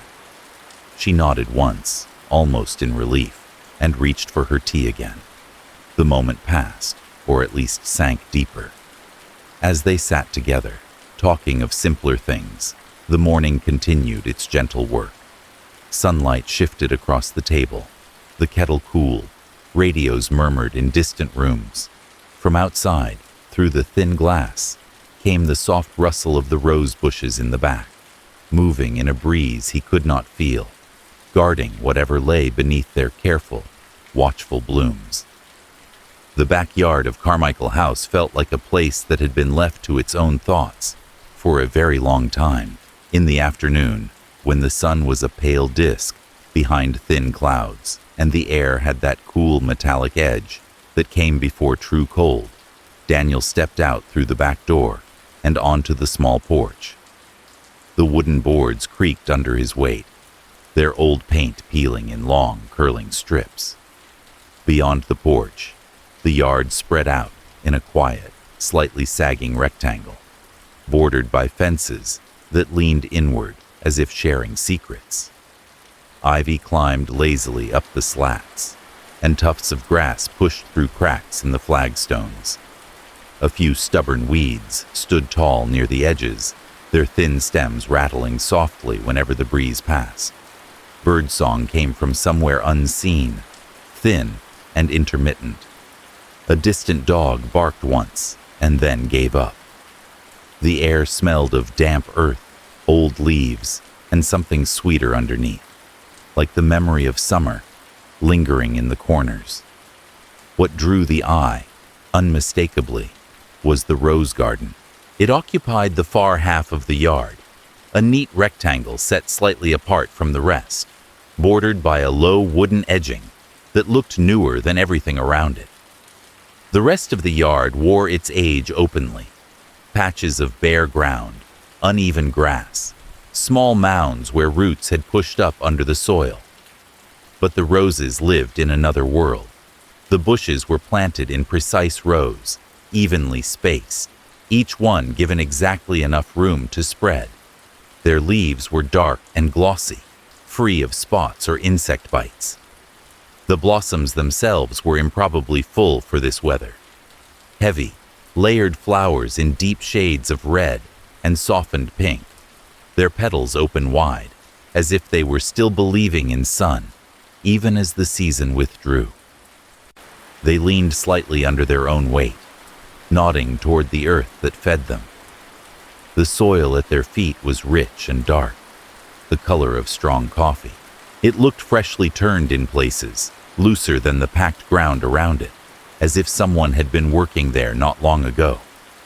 There were no stray leaves lying on the beds, no fallen petals left to rot. It was as if a careful hand had passed over everything, removing what did not belong. Daniel stepped down from the porch and walked slowly toward the roses, his shoes brushing through thin grass. The closer he came, the stronger the scent grew, warm and saturated, almost too much for the cool air, wrapping itself around him in a soft, insistent way. It brought to mind wedding bouquets and cemetery vases all at once, joy and mourning held in the same fragrance. He slowed near the edge of the garden, letting his eyes trace the pattern of the bushes. He could see the cuts, where branches had been pruned, clean and angled, as if made with a sharp, steady hand. Here and there, new shoots were beginning to push up, defiant in the chill. It was a beautiful space, undeniably, and yet, beneath the beauty, there was something that did not sit quite right in him. Between two of the central bushes, he noticed it, a slight depression in the soil. At first, it was just a subtle dip, a place where the light fell a little differently, where the shadows gathered a little thicker. Then, as he stepped closer, the shape became clearer. It was long, running parallel to the line of the fence, and gently sunk in the middle, as if the earth had settled over something, that did not want to be moved. The sides sloped in a way that felt too deliberate to be random, the curve of the soil forming a shallow trough. It was not deep, not dramatic, but it had a suggestion to it, an outline that whispered of something lengthwise lying beneath, something that had once taken up space and now tried very hard not to. He stood at the edge of it, looking down. A faint unease rose in his chest, quiet but persistent. It was not the sharp spike of fear he had occasionally known in emergency rooms, when a monitor suddenly screamed and a body failed. It was a slower, creeping discomfort, like realizing a painting on the wall had been slightly crooked for years, and only now noticing that it was all you could see. He took a small step forward, his shoe pressing gently into the dark soil near the depression. The ground yielded more easily than he expected, giving way under his weight with a soft, compressing sound. For a fleeting second, he imagined something below shifting in response, the way boards do when someone walks across them. "You will hurt the roots." The voice came from behind him, close and unexpectedly soft. Daniel turned, heart giving a small, startled jump in his chest. Mrs. Carmichael stood at the edge of the porch, hands clasped loosely in front of her. He had not heard the door open, had not heard her step out. She was not out of breath, but there was a tension in her face that had not been there at the breakfast table. Her gaze was fixed on his shoes, on the place where the soil had taken his weight. "I am sorry," he said, stepping back instinctively onto the grass. "I did not mean to." "The roots are shallow," she said, her voice still gentle, but carrying a firmness that brooked no argument. "They spread wide. They do not like to be pressed down. They are delicate." He glanced back at the depression. It looked like the ground had already sunk there, he said carefully. Her eyes flicked up to his, just for an instant, and in that instant, he saw fear. Not annoyance, not the prickled pride of a gardener defending her work, but a quick, raw fear that made her seem smaller. Then she smoothed her expression again, the way one might smooth the surface of disturbed water. "Earth settles in strange ways," she said. "There are old pipes under this yard, old stones. The house has been here longer than you or I. It shifts.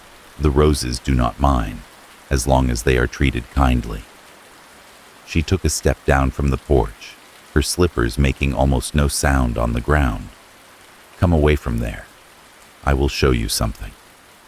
He moved to the side, onto a patch of grass, where she seemed more comfortable seeing him stand.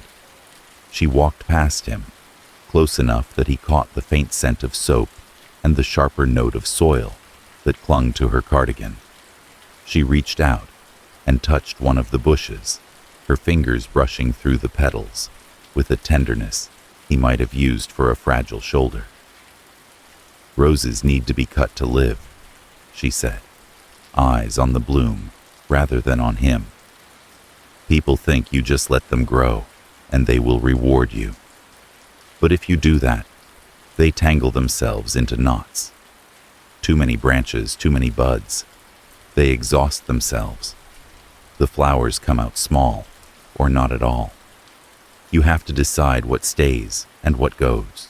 Her fingers found a spent blossom and snapped it cleanly from its stem, dropping it into the small basket she carried on her arm. The movement was practiced and calm, almost soothing to watch. "You cut back the old wood," she continued. "The dead, the diseased, the parts that go places they should not. You make space." She trimmed another stem and another. "It hurts them at first. They bleed sap. They look bare. But then, when the season turns, they bloom better than before, stronger, as if they were waiting for someone to tell them where to put their strength." Daniel listened, standing with his hands loosely at his sides. There was a rhythm to her speaking, a soft rise and fall, that matched the snip of her pruning. It was not difficult to hear the other layer beneath her words, the way her voice thickened, almost imperceptibly, on certain phrases. Dead wood. Places they should not. Hurt at first. How often do you tend them? He asked. Every day, she said simply. They do not know how to look after themselves. They will grow toward whatever light they can find, even if it is the wrong kind. Someone has to watch. She straightened one of the stakes that supported a heavier branch. They are greedy things. They take everything the soil gives them. But they give something back too, if you keep them in order. He glanced again at the depression between the bushes, then at the careful way her hands moved. The unease in him grew, but it remained low, like a bass note under a song. The garden was beautiful. There was no denying that. It was also, he realized, not just a hobby. It was an arrangement, a tending not only of plants, but of whatever had sunk into this ground along with them. He thought of hospital rooms where families lined the bedside with flowers, as if petals could soften the edges of machines and tubes. He thought of graves covered in bouquets, color laid over stone. Grief had always liked to root itself in earth, he knew. People planted things when words failed. Trees for lost children, bushes for long marriages, saplings for beginnings, rose bushes for endings. Watching Edith move among the roses, he saw a woman who had built herself a shrine and given herself the job of its priest. Every cut she made, every weed she pulled, every rule she set about where feet could and could not go, seemed to be part of some private liturgy she recited with her hands. "You have done a beautiful job," he said quietly. "They are remarkable." She gave him a small, closed-lip smile, still looking at the flowers. "They respond to care," she said. "Most things do." Then, after a moment, "The rest of the yard is not much to look at, but this part, at least, I can keep in order." He nodded, feeling the truth in that more than the words allowed. As they stood there in the cooling light, surrounded by the heavy scent of roses and the faint rustle of leaves, he felt a subtle shiver run through him that had nothing to do with ghosts drifting through walls. The unease came from something far more human, the way sorrow, when left unspoken, could sink into the ground and rise back up in petals and rituals, the way a garden could be both a sanctuary and a sealed room where the past was buried and tended every day so that it would never quite die. On the third night, he did not even pretend he might sleep. He lay on the bed fully dressed, back against the headboard, the quilt folded neatly at his waist. The lamp was off, and the only light came from the smudged rectangle of the window, where the street lamp outside threw a thin, watery glow into the room. The clock's hands moved with their tireless patience. Each soft tick marked the steady approach of a minute he now knew too well. The house settled around him in its usual ways. A beam sighed somewhere in the structure, the faint sound carrying through the walls, like an old man clearing his throat. Water shivered once in the pipes, then rested. The wind brushed the glass in light strokes, as if testing the strength of the pain. It was all ordinary, all familiar by now. He watched the hands of the clock creep toward the time. His body was still, but his attention was sharpened, listening not only for the crying, but for the smaller sound beneath it, the whir and click that had brushed the edge of his awareness the night before. It was a strange thing, to wait for sorrow on a schedule. At 2:16, he felt the air in the room change, though perhaps that was only his own breath growing shallow. The quiet seemed to deepen, not as if it were emptying, but as if it were filling itself with something invisible. At 2:17, the first sob rose up through the floorboards, It was the same sound, the thin hitching crying of a child, somewhere between terror and exhaustion. Each intake of breath was ragged, each exhale a small broken thing. It slipped into the room as if it knew the path. His chest tightened with the now familiar mix of ache and unease. This time, he stayed seated for a moment, focusing beneath the grief in the sound. There, under the sobs, almost covered by them, was the faint mechanical murmur he had noticed before, a soft spinning, a delicate click at regular intervals, like the teeth of a little wheel catching and releasing. He realized as he listened that the extra sound came not from the hall, but from above. It seemed to hum through the ceiling rather than the door. The crying might have been seeping toward the forbidden room, but something above his head was making it happen. He slid off the bed and moved quietly to the door. The hallway outside was as dim as ever, the night bulb casting its pale pool of light at the far end. The pictures on the walls watched him in their tilted way, frames catching the faint glow. Instead of turning toward the closed door at the end, he looked up. Near the ceiling, above the point where the hall narrowed, was a small square outline in the plaster.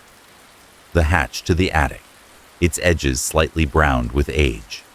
Beside it, attached to the wall, was a short cord with a loop at the end, hanging down into the reach of a raised hand. He had noticed it in passing before, in the way one notices a crack in the ceiling without really registering its shape. Tonight, the little square seemed to pulse with quiet importance, as if it had been waiting for someone to look properly at it. The crying continued, steady, precise. The whir under it seemed louder here. He reached up and took the cord in his hand. It felt stiff from disuse, the fibers rough against his palm. He gave it a gentle tug. The hatch responded with a reluctant creak, then swung down, bringing with it a narrow fold-out ladder that unfolded toward the floor. Dust sifted down in a thin cloud, carrying the dry smell of old wood and forgotten things. For a moment, he stood there, head tilted, listening. The sobbing did not falter. If anything, the hidden machine above seemed to hum a little more insistently, as if aware of being approached. He placed his foot on the first rung and began to climb. The ladder wobbled under his weight, but held. The higher he went, the stronger the smell became. Dust layered on dust, the faint sourness of old fabric, the dry sweetness of aged paper. He pushed the hatch fully aside with his shoulder and lifted himself into the attic. The space was low and long, shaped by the slant of the roof. A single bare bulb hung from the rafters, its pull cord swaying slightly in a draft. He reached up and tugged it. The light blinked on, dim and yellow, and the shadows sprang out all around. Old furniture loomed in the corners, draped in sheets that had once been white and were now the color of tired cobwebs. A headboard leaned against a wall at an odd angle, its carved edges softened by dust. Boxes sat stacked haphazardly, some open with newspapers spilling from them, others closed and labeled in thin handwriting. A pair of coat racks stood near the far end, empty hooks raised, their silhouettes tall and thin. In the half-light, they looked like figures waiting silently for something to happen. The crying filled the attic too, but here it sounded slightly muffled, as if it were coming through the floor rather than the air. The whir and click, however, were clearer, guiding his ear. He followed the sound toward the far corner, picking his way carefully between the boxes and covered shapes. The floorboards creaked under his steps, complaining softly but holding. Dust motes danced in the weak cone of light around the bulb, stirred by his passing. In the corner, where the slant of the roof came down almost to his shoulder, he found it. A small, old-fashioned tape machine, sat on an overturned crate. Its plastic casing was yellowed with age, the buttons worn shiny from fingers long ago. A cord trailed from its side into a chunky mechanical timer plugged into a nearby outlet, its dial marked with tiny black teeth and red pins. Thin wires snaked away along the floorboards, disappearing through a narrow gap at the base of the wall. The machine itself was alive. The little reels inside the clear window turned, slowly, tape sliding from one side to the other in a smooth loop. A tiny speaker at the front vibrated with each sob, sending the child's crying down into the house below. The whir of the motor and the soft click of the tape's mechanism kept time with the grief, an invisible metronome marking out each trembling breath. Affixed to the front of the machine, in that same thin, neat handwriting, was a label. It held only 4 characters, 217. Daniel stared at it, his own breathing suddenly very loud in his ears. The last seconds of the sobbing played out in front of him, the reel slowing almost imperceptibly as it neared the end of the tape. Then the cassette reached its limit. There was a gentle click as it struck the end. The crying cut off, not like a voice choked or soothed, but like a program stopped. The machine hummed for a second longer, then fell silent. The attic and the house beneath it exhaled into a sudden quiet. He stood very still. He had thought he understood the possibility that the sound might be mechanical. Seeing it like this, though, a cheap old tape recorder faithfully pouring a child's sorrow into the rooms below, on command, sent a different kind of chill through him. This was not the uncanny hand of something dead and wandering. It was the deliberate work of the living. Someone had recorded this child, this exact pattern of sobs, and chosen this exact minute for it to return, again and again. Someone had set the timer, connected the wires, and made sure the machine would wake at the same moment every night and cry until it ran out of breath. He could feel the question rising in him, heavy as smoke. How many nights? How many years? He reached out and, with a care that surprised even him, pressed the rewind button. The tape whirred softly, the reels spinning in the opposite direction, turning back time an inch at a time. When he judged it had gone back only a short way, he stopped it and pressed play. The child's voice spilled out again into the attic's hush. It was different up here, listening so close. The sound was raw. There were tiny sounds between the sobs he had not heard in the hallway. The snuffle of a blocked nose, the catch in the throat when breath could not quite keep up. It was not an actor's performance, not a staged effect. It was the voice of a real child, recorded at a moment when the world had been too much. The vulnerability in it was almost unbearable. He closed his eyes and listened, letting the sound wrap around him like cold water. Underneath the sobbing, now that he was near, he heard other things too. Faint, almost swallowed by the higher pitch of the crying, but present. A man's voice, blurred by distance, shouted something he could not quite make out. The tone was sharp, angry. The syllables punched out rather than spoken. A door slammed somewhere close to the recorder, the thud echoing briefly. The crying spiked immediately after that, rising in panic, breath coming faster, as if the child had just lost the last fragile bit of comfort she had. Then, abruptly, there was a strange little click and hiss on the tape, as if a hand had moved over the microphone. The sobbing cut off mid-note, not because the child had calmed, but because the recording had been stopped. Daniel opened his eyes. There, in this dim, dust-heavy space, with the bulb swaying slightly overhead and the shadows of old furniture standing like witnesses, the horror that took hold of him was very quiet.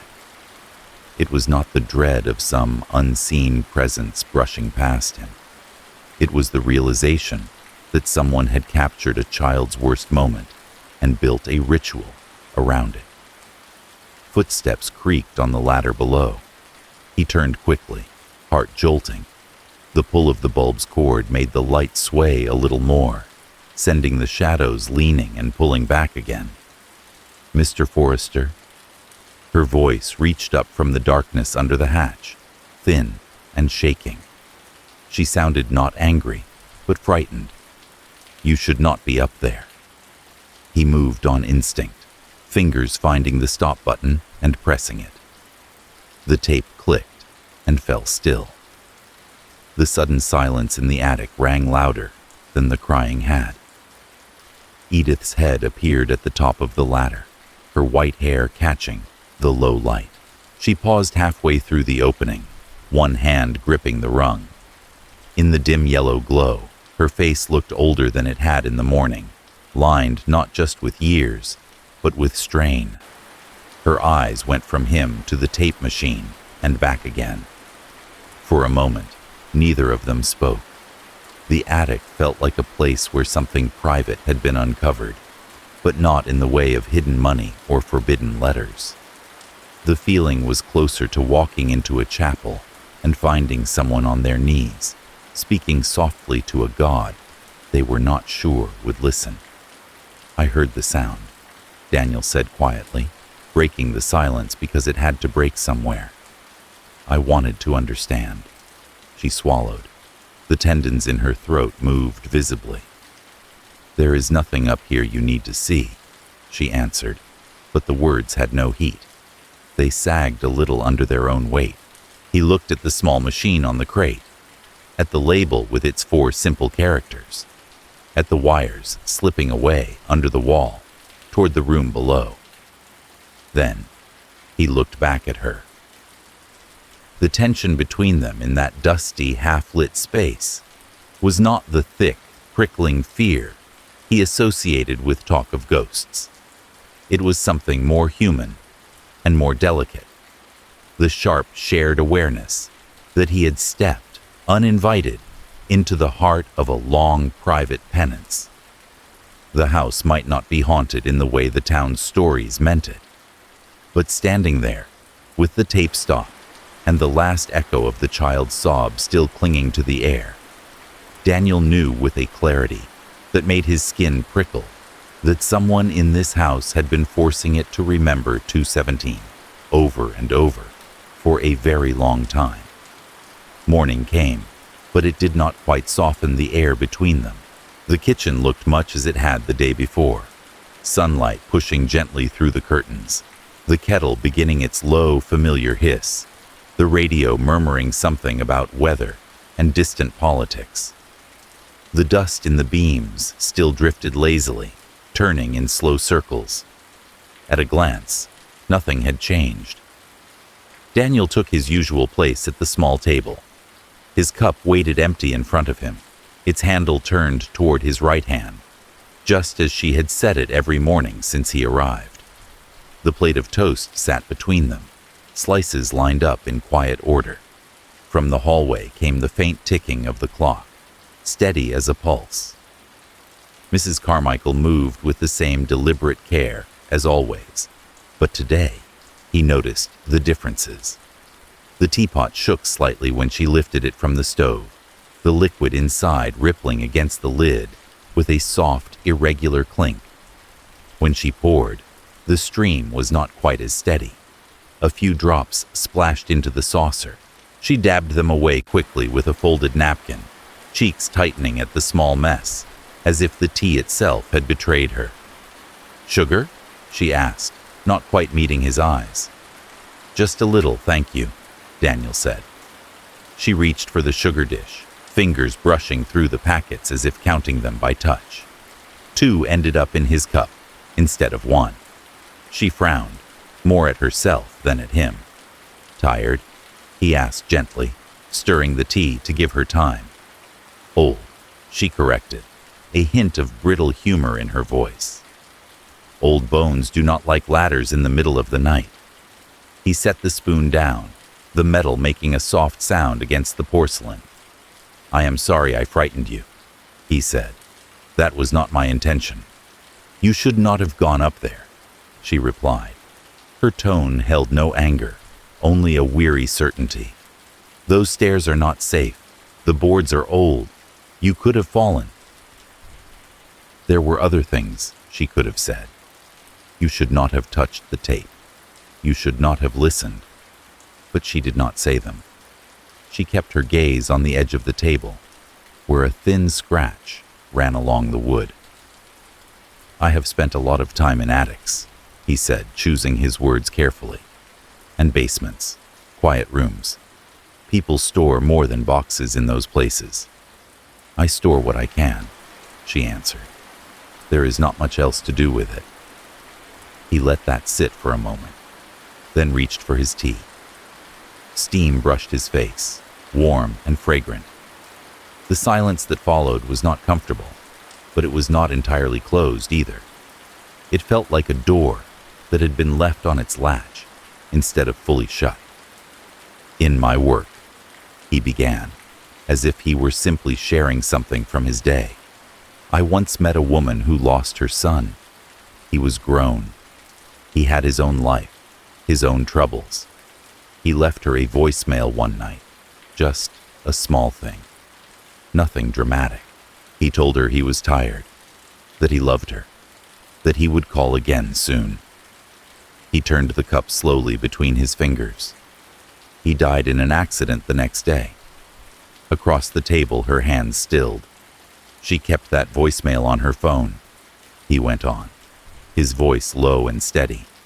"Listened to it every night, sometimes in the afternoon too. At first she said it made her feel close to him. Later she admitted that it also punished her. She would replay every word, every pause, trying to hear some sign that she had missed, some clue that might have let her change what happened." He glanced up. Edith was looking at him now, properly looking, her pale eyes fixed on his face. His story was not about her. They both knew that. But its shape had been chosen with care. "Did she ever delete it?" she asked. "No," he said. "But one day, she stopped needing to listen to it every night. She said she knew it was still there if she needed it. That was enough." He did not mention the way her thumb had hovered over the button, the small tremor in her lip when she confessed that some part of her still believed she deserved to hear his voice break over and over. Some truths could wait. Edith's fingers tightened around her cup, pressing the china into her palm. A fine tremor showed in the tendons of her hand. She set the cup down very carefully, as if it had become suddenly heavier. "There are some voices," she said slowly, the words sounding as if they had to fight their way out. "That will not be quiet no matter what you do. They stay, whether you keep them or not." He nodded. "Sometimes," he agreed. "The question is whether we are keeping them alive or whether they are keeping us from living." A small, dry sound left her, not quite a laugh. "That is a very neat sentence, Mr. Forrester," she said. "It would look very well in one of your clinic pamphlets." "You think it is too neat," he said. "I think it does not know what it is talking about," she replied, which was unkind as a statement, but her voice carried no real malice, only exhaustion. She rose abruptly, collecting their plates, though the toast was only half eaten. The chair scraped faintly against the floor. At the sink, she turned on the tap, the rush of water filling the space between them. For a time, the only sounds were the clink of dishes and the low buzz of the radio. "You said your daughter moved away long ago," he said softly, after a while. "You said it was better that way." She kept her back to him, but he saw her shoulders lift with a slow breath. The water ran over her hands, clear and relentless. "Children grow up," she said. "They leave. That is what they do." Some do, he agreed. Some run. Some are pushed. Sometimes both happen at once. She turned off the tap with more force than necessary. The sudden stop of the water's noise left a ringing in its place. She stood there, hands braced on the edge of the sink, head bowed. "I have a daughter," she said, as if this were new information. She is a good girl." The correction cost her something. Too good for this house. The words hung there, delicate and dangerous. "What was her name?" he asked. Edith's fingers curled around the edge of the sink, knuckles whitening. The muscles in her jaw worked, then stilled. "She had many names," she said at last. "The one I gave her, the ones he used, the one she chose later." Her voice thickened. "Names do not matter. She is not here." He watched her, the curve of her spine under the cardigan, the way her shoulders seemed to carry weight that had nothing to do with age. For a moment, in the quiet, he caught a glimpse of something that was not the tidy landlady or the harsh keeper of rules, but a woman standing alone in a doorway, listening to a sound she cannot bear and cannot abandon. "You said you store what you can," he reminded her gently. "Upstairs, in the tapes." Her head turned slightly, just enough that he could see the line of her cheek. "I have a voice I cannot put away," she said, almost in a whisper. "If I tried, it would only find another way back in." She dried her hands briskly on a towel, then placed it down with more care than was needed. When she faced him again, her expression had smoothed, but not all the way. Thin cracks showed through, hairline fractures in porcelain. "It is foolish," she added, as if offering him a way out. "An old woman's habit. It does not concern you." His training, the years of sitting with other people's pain, nudged him to push, gently. But he also knew the danger of prying at a wound before it was ready to open. Something in Edith's eyes warned him. Too hard, too soon, and she would shut herself away more tightly than any locked cabinet. "It concerns the house," he said instead. "And I am living in the house." "You are living in a room," she corrected. "There is a difference." He let out a soft breath that might have almost been a smile. "You are right," he said. "Forgive me. I have a habit of thinking in terms of whole stories. It comes with the work." She frowned. "Stories?" "Families," he said. "Rooms, houses. People tell the beginning and the end, but what happens in the middle? That is where things really live, or die." He did not mention the flashes that had begun to form in his own mind, impressions that had nothing to do with ghosts and everything to do with human terror. A little girl's room with wallpaper, printed in pale, fading flowers. A small nightgown lying crumpled on the floor, twisted as if pulled in haste. The heavy thump of a man's footsteps on the stairs, the way they sounded different from a woman's, more deliberate, more claiming.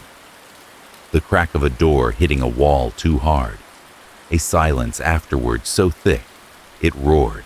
These images came to him like echoes from another person's memory, drawn not from any confession she had made, but from the negative space around her words, from the way her mouth stumbled and fell silent at certain places. He had learned over the years to read the things left unsaid. The house seemed to hold them too. In the slight tilt of the picture frames, in the door painted shut at the end of the hall, in the garden where the earth sank just so, there were hints of lives that had unfolded in sharp, painful chapters. The tapes in the cabinet, the machine in the attic, the ritual at 217. All of it felt less like a haunting in the ghost story sense, and more like a book someone kept opening to the same page, unable to go forward, unwilling to go back. "When people cannot speak a thing out loud," he said quietly, more to the room than to her, they sometimes find other ways. Sounds, objects, places. He looked at her. Houses get very good at holding those stories. She held his gaze a moment longer this time.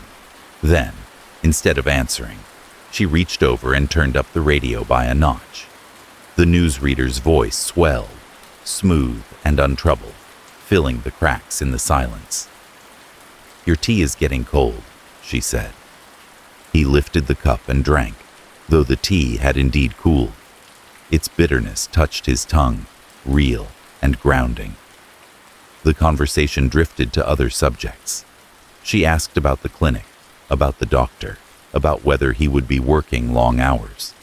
He answered, but part of his attention remained elsewhere, moving through the walls, up the hall, into the attic, tracing the path of the wires from the machine to the forbidden room. Fragments, he thought. That was all he had for now. A voice that would not be put away. A daughter spoken of in the past tense and then dragged back into the present mid-sentence. The shadow of a man whose name had not yet been said. A house that had learned to cry on command. He did not push harder, not yet. Instead, he did what he had done so many times at so many bedsides. He stayed. He listened. He waited for the moment when the story, tired of pressing against the walls, would decide to let itself out. The house was easier to look at in daylight, and harder, all at once. On the third or fourth morning after the attic, when the rain had settled into a steady, patient drizzle outside, and the sky was the color of damp wool, Daniel let himself wander a little farther than the kitchen and his room. He did it slowly, without stealth, his footsteps ordinary on the floorboards. He had no wish to sneak. He moved the way he would in a hospital wing, checking on rooms where no one had called, but where someone might still be awake. The upstairs hallway, in daytime, felt narrower than it had at night. The faded vine-patterned wallpaper showed small seams where the years had tugged it apart. The pictures on the walls, which had been vague, watching shapes in the dim, resolved into actual frames now, their glass catching the gray light. He paused before the first one. It was a family portrait, the kind taken in a studio 2 or 3 decades ago. Gentle lighting, neutral backdrop, everyone seated just so. Edith was easy to recognize, though the woman in the photo had fewer lines and a different softness around the mouth. Seated beside her, a little girl of perhaps 7 or 8 leaned in with a shy smile, hair brushed and pinned, a bow slightly crooked at the back of her head. The girl's hand rested on the lap of a third figure. The third figure was missing. The right edge of the photograph had been cut away in a clean, straight line, removing whatever had once sat on that side. A shoulder, an arm, a face. The scissors had been careful, but not kind. The cut had gone through the paper without hesitation, leaving no jaggedness, only absence. In the gap where the missing person should have been, Edith's and the girl's bodies leaned toward emptiness. He moved to the next frame. Another picture, another scene. A little girl in a yard he recognized as the one below, a blur of roses in the background even then. She was laughing mid-twirl, dress flaring around her legs. A man's arm reached into the edge of the picture, as if to steady her, but the rest of him was gone, sliced clean away, along the same unforgiving line. Only the cuff of a shirt and the suggestion of a broad hand remained. Photo after photo told the same story. Edith and the child, in various seasons, at a kitchen table with a birthday cake, on a bench in town, near a Christmas tree with tired lights. Each composition had once included a third presence, now neatly excised. The empty space at the edge of each frame seemed to hum more loudly than the faces remained. Names had been written on the backs of some frames in that familiar thin hand. Edith and Lydia, age 6. Edith and Elle, Easter Sunday. The third name, the adult male that logic insisted had been there, was nowhere written. The house had not only closed a door on someone, it had taken scissors to him. The quiet horror of it was not in the violence of the cuts, but in their precision. This was not a rash act, done once in anger. It was repeated, methodical. Each photograph considered, each edge chosen, each line drawn and followed. It spoke of someone trying, over and over, to remove a shape from their life, and finding that, even when the image disappeared, the outline stayed. He moved on, the boards under his feet complaining softly. At the far end of the hall, near the forbidden door, stood a small chest of drawers, the kind used for linens or odds and ends. Its surface held a lamp, unlit, and a thin layer of dust around the clear circles where objects were regularly moved and replaced.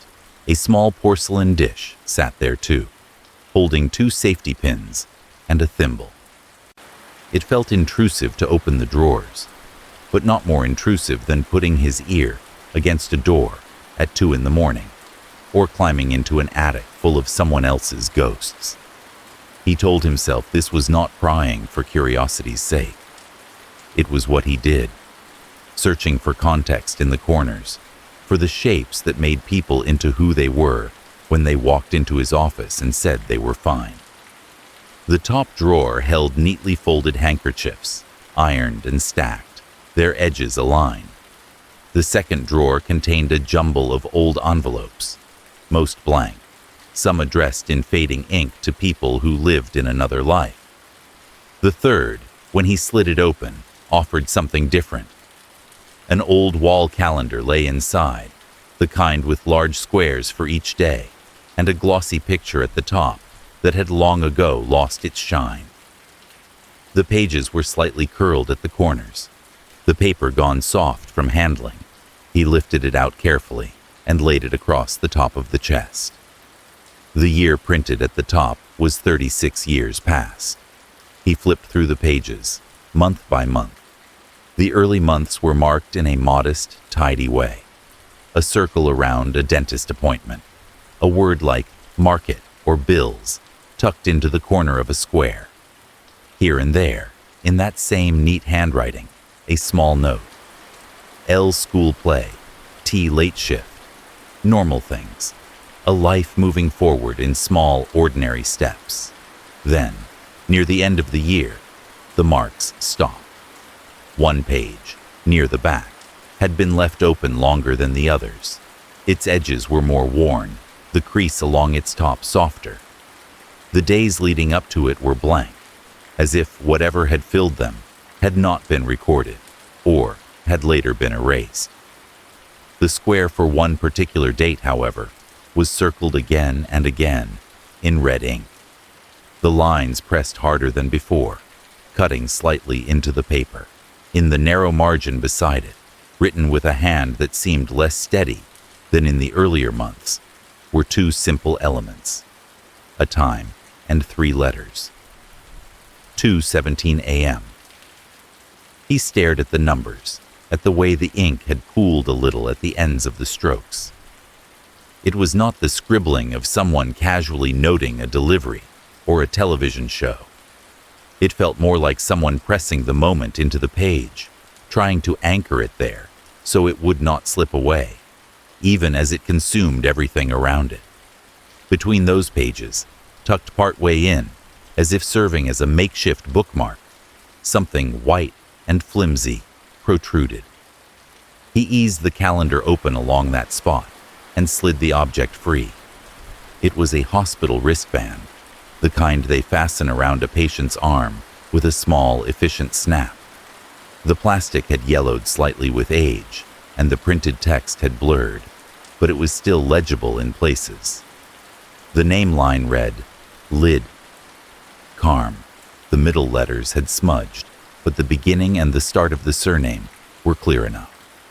Below it, in smaller print, was a ward designation. pediatrics. Child. Further down, barely intact, was the date and time of admission. The numbers were partly washed away by what might have been water, or tears that had fallen and dried there years ago, leaving pale, uneven halos in the ink. Even so, he could make out just enough. The date matched the circled square on the calendar. The time, though blurred at the last digit, began with the same 2 that now haunted the house. 2-1 am. He closed his eyes for a moment, letting the implications sink rather than rushing past it. The house's nightly crying, the tape labeled with that minute, the frozen page in the calendar, the wristband hiding between the days. Each was another finger pointing to the same point in time. Something had happened at 2:17 a.m. on that date 36 years ago. Something that had sent a child, Lydia Carm, to the hospital in the smallest hours of the night. Something severe enough that the moment itself had been carved into memory, then into ink and plastic and tape. He saw again, in his mind, the flashes that had been lurking in the corners of Edith's words.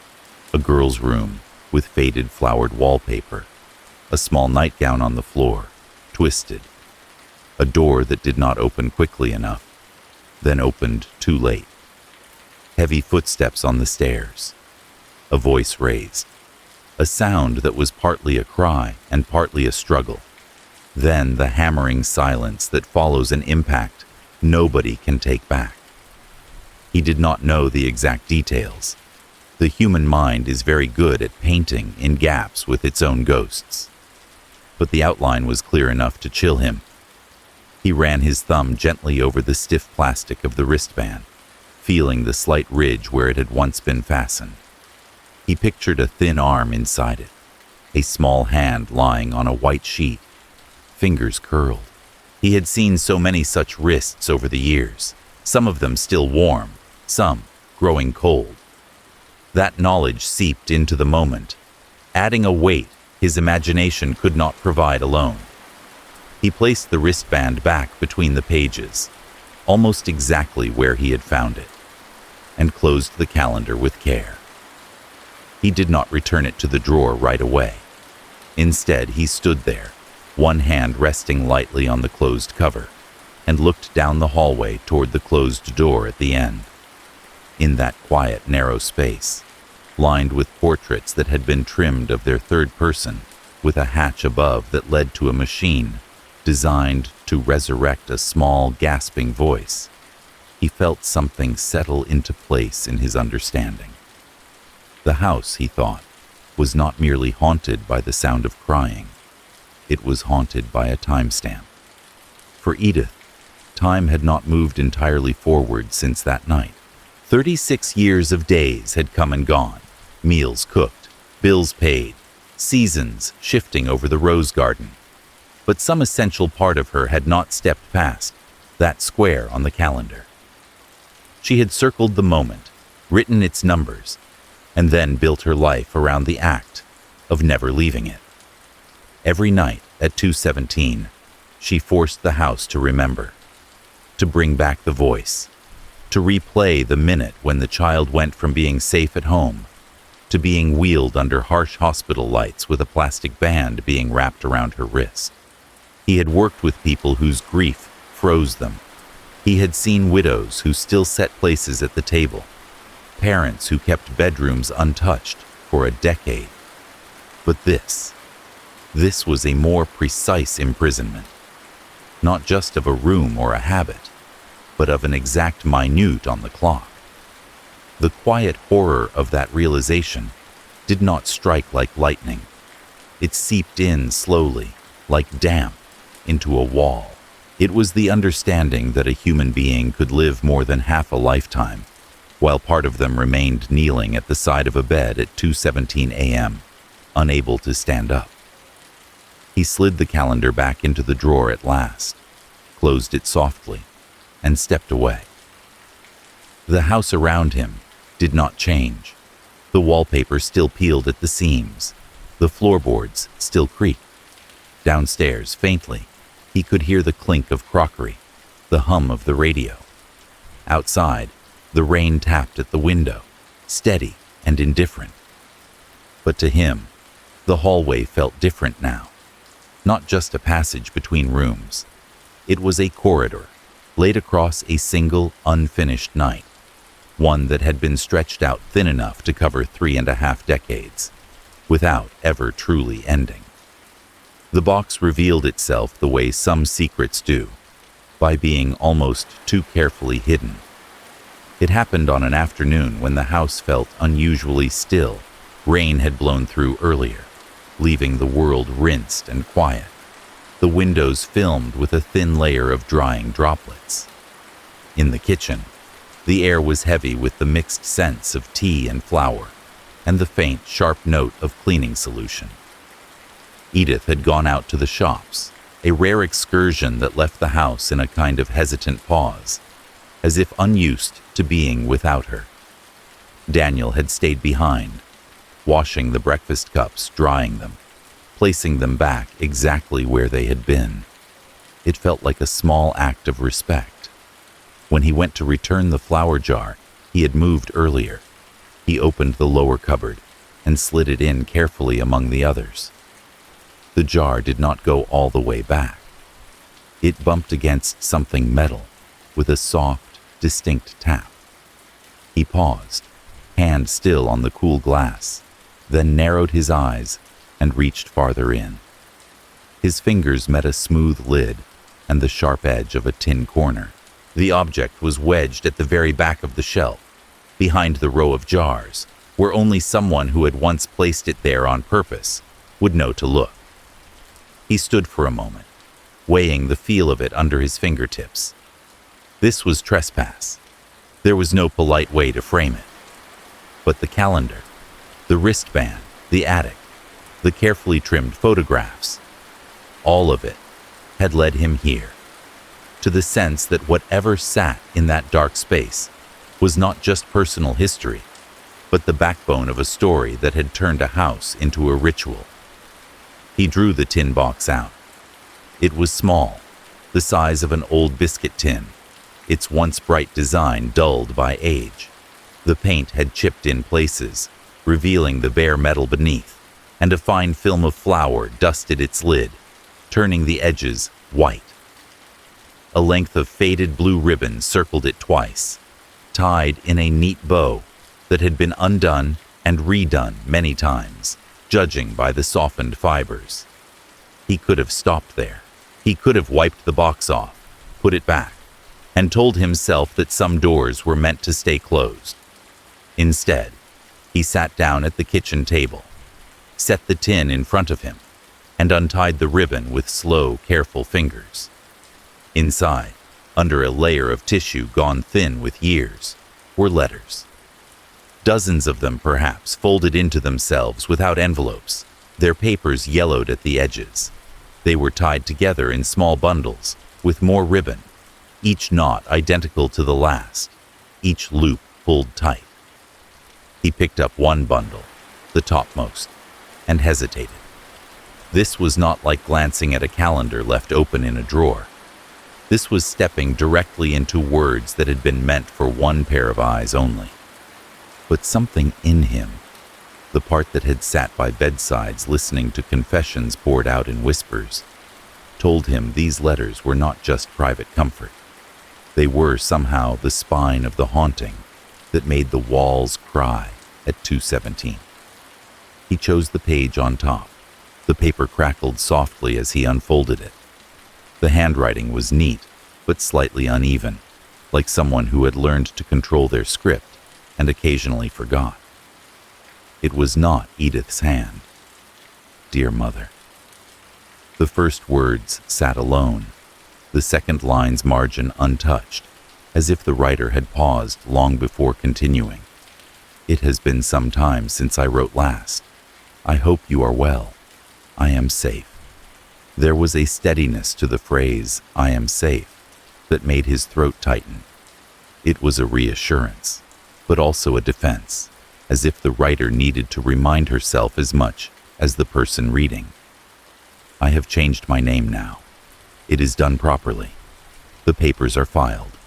My last name is no longer Carmichael. I am trying to get used to answering to Claire. It feels strange on my tongue, but it is mine. I chose it. That helps. Claire, he thought. Lydia turned into Claire by distance and necessity. Please do not be upset. I know you gave me my first name with love, but when I hear Lydia Carmichael, I still hear his voice behind it. I still feel the floor under my feet and the way the house sounded when the door closed that night. He felt the kitchen blur slightly at the edges as he read that line.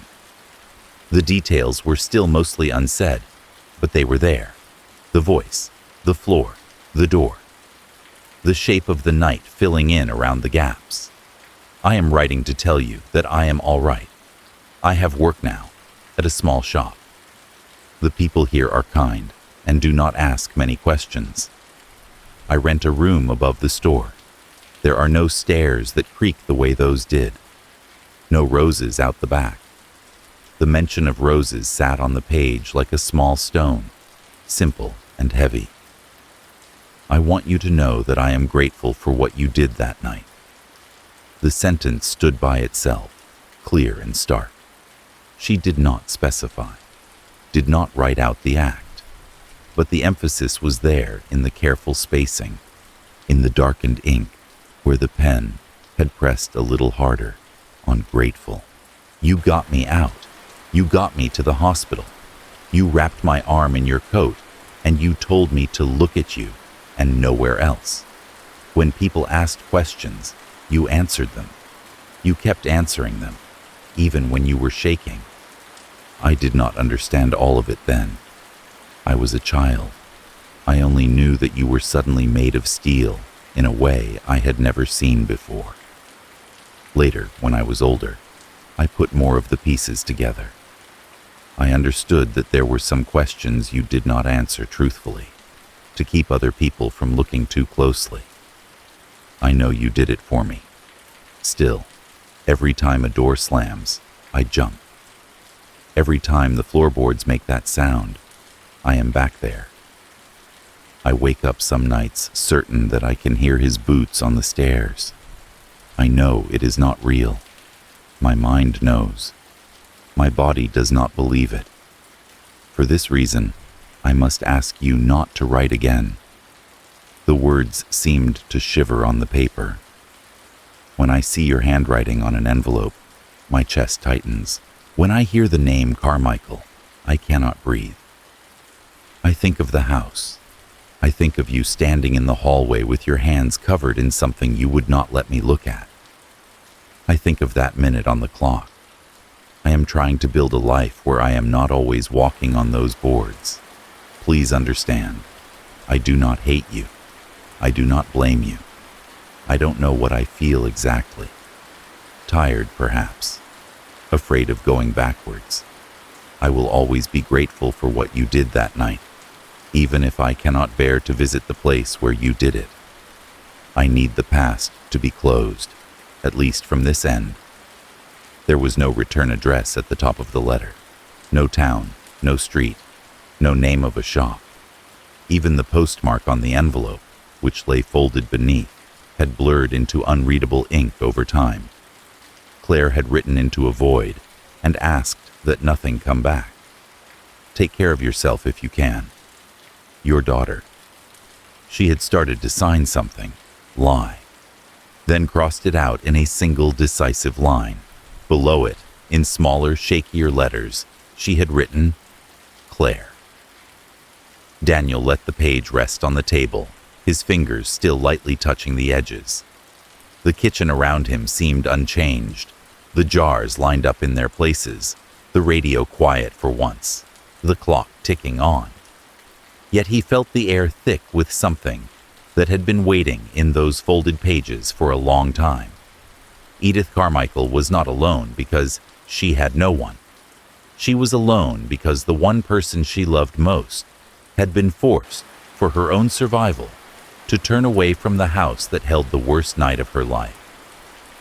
The distance between them was not measured in miles, but in the sound of a door slamming and a clock reading 2:17. He could see it now.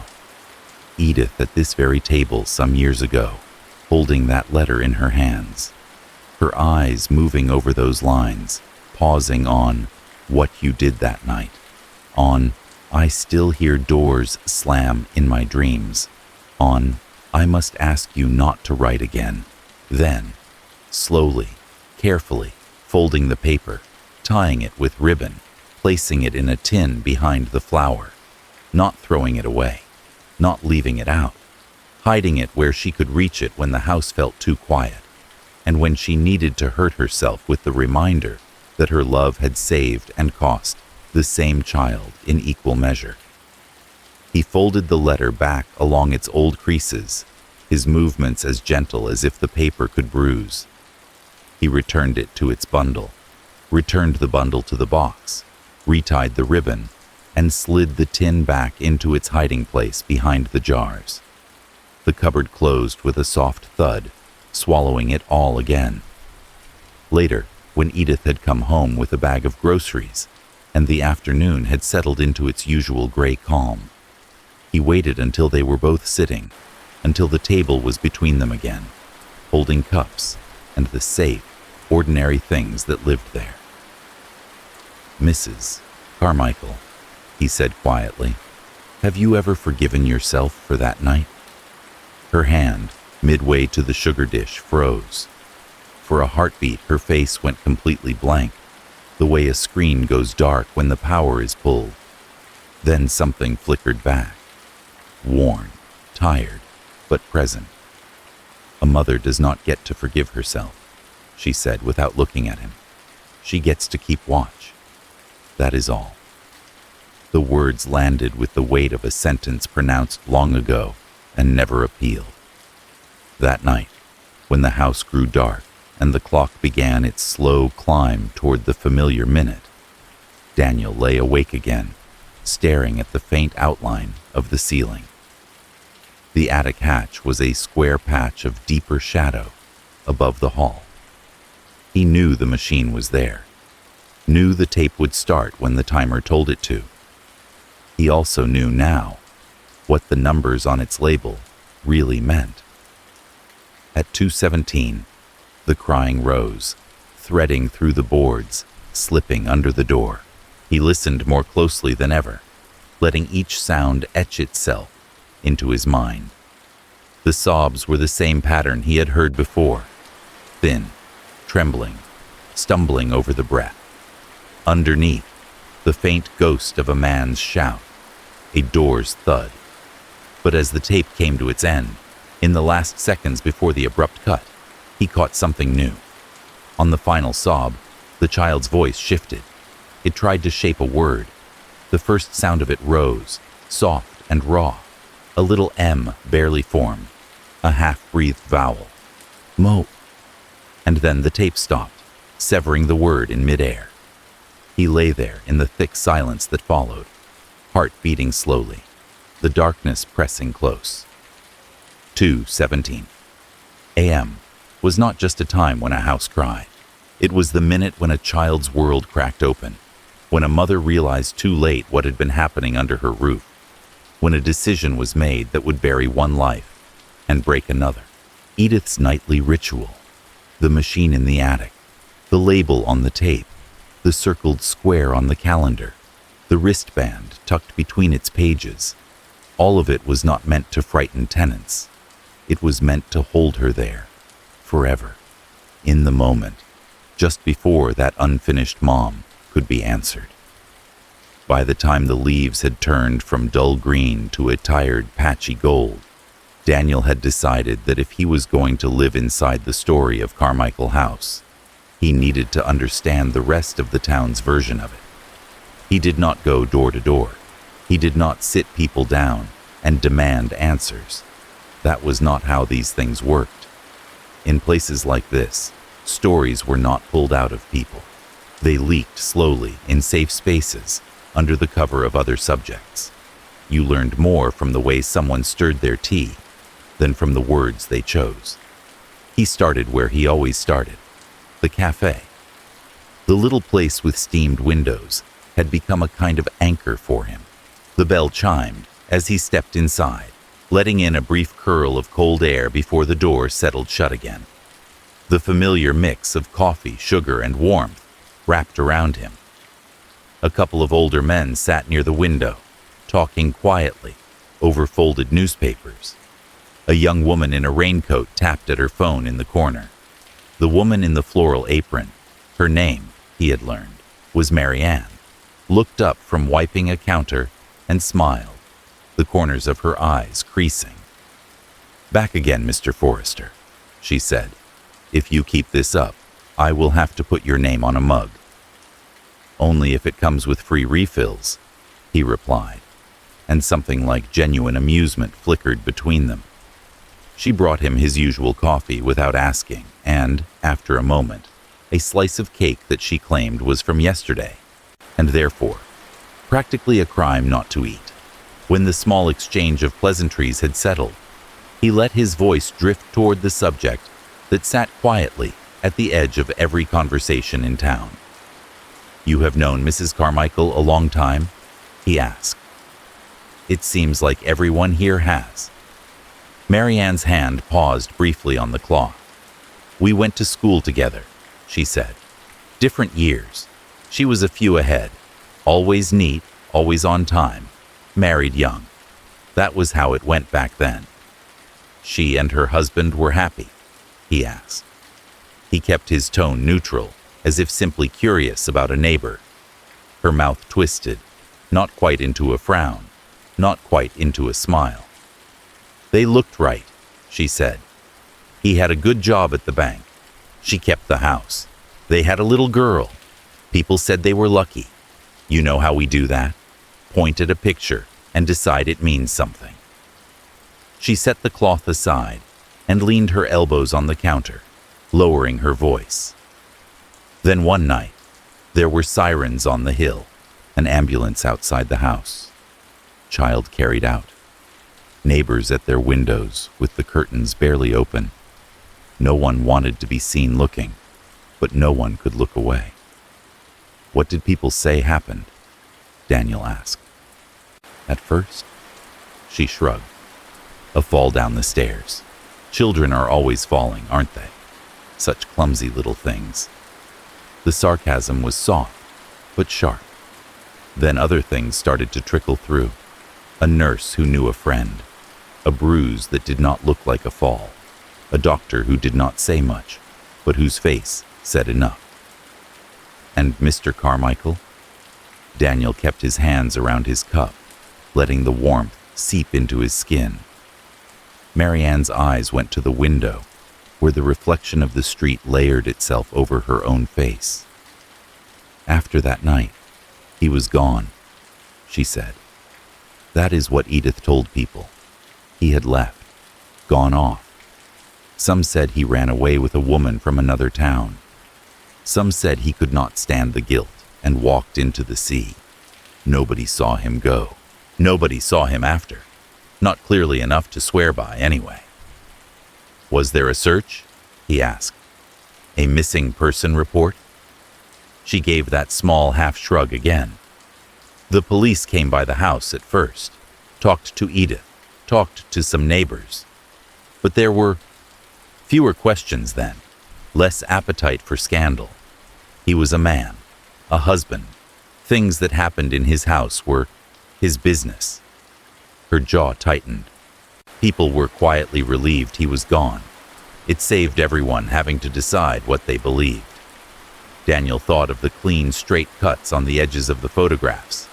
This version of the story, he left, had its own scissor mark about it.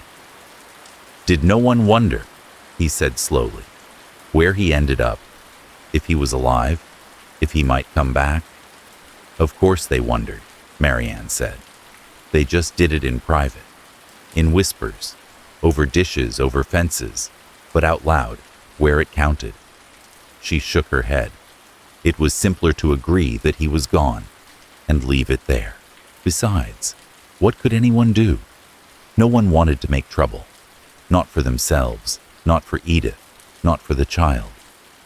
People told themselves he had vanished. The end. She wiped an invisible spot on the counter. We were very good at not asking back then. He left the cafe with that sentence lodged in him like a small, stubborn stone. At the pharmacy, the woman behind the counter, a brisk, capable sort with sharp eyes and a soft voice, confirmed the outlines without embellishment. He worked at Bracken & Sons, she said, counting out pills into a small bottle. Suits, ties, the whole thing. Always said hello. Always paid cash. The kind of man you nod to and forget. She paused, tapping the last tablet into the container.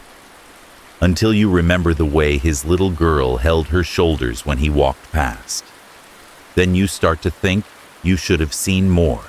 In the small church near the square, where the door was usually open and the air smelled faintly of wax and old wood, he found the pastor, a thin man, repairing hymnals at a table near the back. They spoke in the hush that seems to come naturally inside such buildings, even when there is no service. Mrs. Carmichael used to come more often, the pastor said, smoothing glue along a spine. Sat in the second pew from the back, left side, always on the aisle, the girl by her. The husband came on holidays, Christmas, Easter, weddings and funerals. He was one of those men who looked as though he understood the script and saw no need to improvise. A small, tired smile. We exchanged the usual words. How are you? How is work? How is the weather? Nothing that reaches below the surface. After the ambulance, Daniel asked. She came alone, the pastor said. For a while, then less. Then, not at all. I visited her a few times, but she did not want to talk about anything except the roses and the way the roof leaked in heavy rain. I do not force confessions out of people. It is better if they come on their own feet. He pressed the book closed and held it until the glue set. I heard, like everyone else, that the husband had gone, that he was not to be expected back. I did not ask where he had gone. I am not proud of that. He looked up at the colored glass, where light filtered through in dull reds and blues. We tell ourselves, it is not my place to pry. It is a family matter. We must trust that things will work out, that God sees what we cannot. It is very comfortable, that thinking. It keeps you from having to knock at doors you would rather pass by. Daniel knew that comfort. He had seen doctors retreat into technical language rather than face the human questions in their patients' eyes. He had watched relatives cling to the idea that he is in a better place rather than sit with the plain, painful fact that he was no longer in this one. As he walked back up the hill toward Carmichael House, the mist brushing his face, he turned the fragments over in his mind. Respectable man, bank job, quiet wife, shy little girl, sirens in the night, a child carried out, a husband gone. No posters, no search parties, no articles in the local paper pleading for information. The story had been folded neatly and put away on a high shelf, labeled with the words people used when they did not want to look. He left. It was better for everyone. The horror here wore no mask and rattled no chains. It lived in the spaces where questions should have been asked and were not. In the way neighbors had watched through curtains and then stepped back, grateful, somewhere deep inside, that whatever had gone wrong in that house, and not theirs. We did not ask questions in those days, Marianne had said. But he knew the truth was more complicated.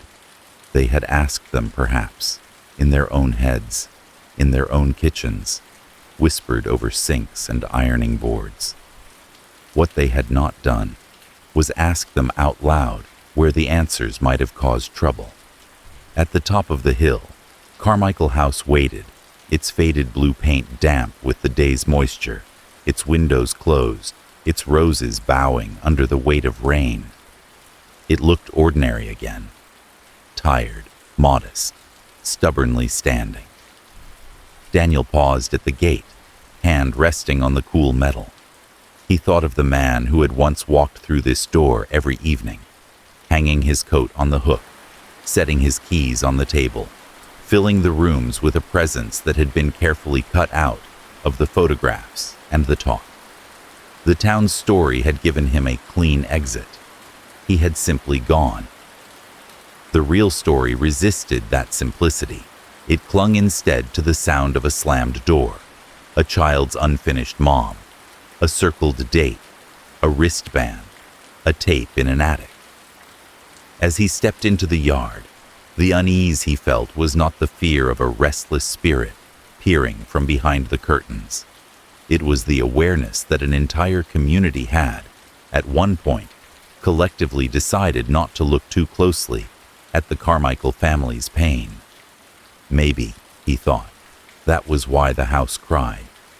Not to frighten passerby, but to insist that something in this town had been wrong, and that the wrongness had been quietly covered with roses and routine, and the soft, dangerous sentence, "We do not ask about such things." The storm came in the late afternoon, rolling over the hill from the direction of the sea, like a slow gray animal. By early evening, the sky had sunk low enough that the tops of the trees seemed to disappear into it. Rain tapped steadily against the windows of Carmichael House, at first in light, testing drops, then in a firmer, more insistent pattern. The glass blurred with it, turning the world outside into shifting streaks of shadow and pale light. The wind rose and fell in long breaths, pressing damp air against the walls, making the old frames sigh. Daniel sat in the small sitting room, with a book open on his lap, unread. The lamplight cast a warm puddle around him, but he kept looking up, drawn to the window as if the storm had something specific to say. The house felt more enclosed in weather like this, as though the rain stitched the edges of its world tighter. Beyond the glass, the backyard was a moving, muted painting. The fences leaned into the gloom. The shrubs along the borders bowed under the weight of the water. And in the center, the rose garden shifted and shivered, the bushes swaying as the wind moved through them, like slow, dark hands brushing past. Rain slicked the petals, deepening their reds and pinks to almost black in places. Droplets clung to the leaves, catching the last scraps of light from the house and throwing them back in tiny, trembling sparks. The soil beneath the bushes, already rich and dark, darkened further, shining in patches where the water had pooled. It was the earth itself that caught his attention. In this weather, the lines of the garden were sharper. The way the ground dipped and rose was easier to see when the surface was glossy and reflective. Between the two rose bushes near the center, the ones he had noticed before, something about the shape of the soil drew his eye. The depression was more pronounced now. Rain had gathered in it, forming a thin, oblong puddle that did not spread evenly, but followed a long, narrow line, slightly wider at one end than the other. The water sat there reluctantly, as if held by the invisible edges of something beneath. Even from the window, the outline suggested more than simple settling. It looked uncomfortably, like the shadow of a form lying just under the skin of the earth. He found himself standing before he quite decided to move, the book closing quietly in his hand. The storm made no objection when he opened the back door. The sound of the rain simply came closer, fuller, wrapping around him as he stepped onto the porch. The air outside was colder than it had looked, with that particular chill that came from water rather than mere lack of sun. He pulled his coat tighter around himself, but did not bother with an umbrella. The drizzle had softened into a steadier, finer curtain now, less a downpour than a persistent soaking. It beaded in his hair and traced lines down his face, the drops tasting faintly of salt and dust. The wooden steps down to the yard were slick, the old boards darkened. He took them slowly, hand on the railing, then stepped onto the grass. It gave under his feet with a soft, yielding squelch. The smell of wet earth rose immediately, deep and mineral and strangely clean. He walked toward the roses. Up close, the bushes loomed larger, their branches heavy with water, bowing in arcs that brushed against his shoulders as he passed. The scents were more intense in the damp, the sweetness of the blossoms mixed with the raw smell of the soil. The petals whispered together whenever the wind moved them, a soft, restless sound. He stopped at the edge of the depression and looked down. The puddle that had caught his eye from the window lay there like a dull mirror, reflecting a distorted patch of sky. The water was no more than a shallow film, but it held the shape of the hollow perfectly. The length of it might have matched an adult's body, if one were to think in those terms. The thought arrived uninvited and refused to leave. He eased 1 foot forward, stepping carefully into the softened earth just beside the puddle, where the dip began. The mud accepted his weight with a quiet, sucking sound. He shifted more of himself onto that foot, feeling how the ground responded. It gave way more than it should have, not in the way of a loose patch of soil, but with the peculiar sinking feeling of something more solid underlying it, something that bent slightly under pressure and pushed the trapped air upward.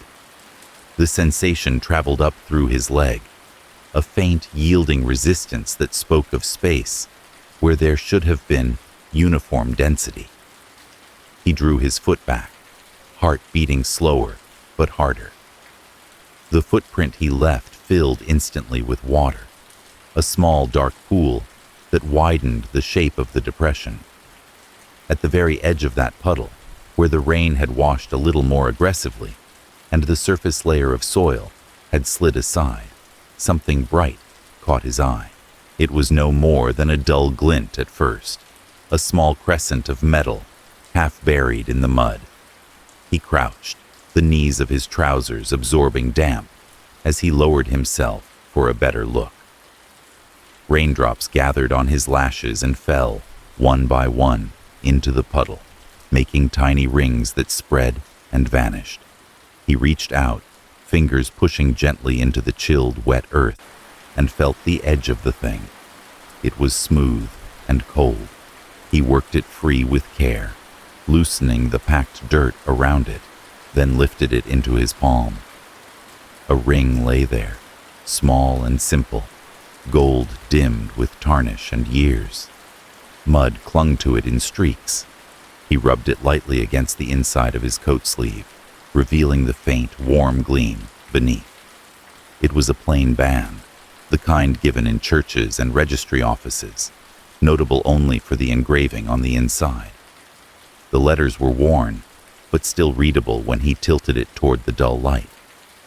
E and TC. The initials settled into him with a weight that felt heavier than the ring itself. Edith Carmichael. T. Carmichael. Husband and wife, bound in a circle meant to promise permanence. He knew the surname well enough from the mailbox, from the calendar in the drawer, from the way people in town lowered their voices around it. The ring had not fallen here by accident. People lost jewelry in kitchens, in sinks, in pockets. They did not typically lose their wedding bands in the exact center of a long, body-shaped depression in a meticulously tended rose garden.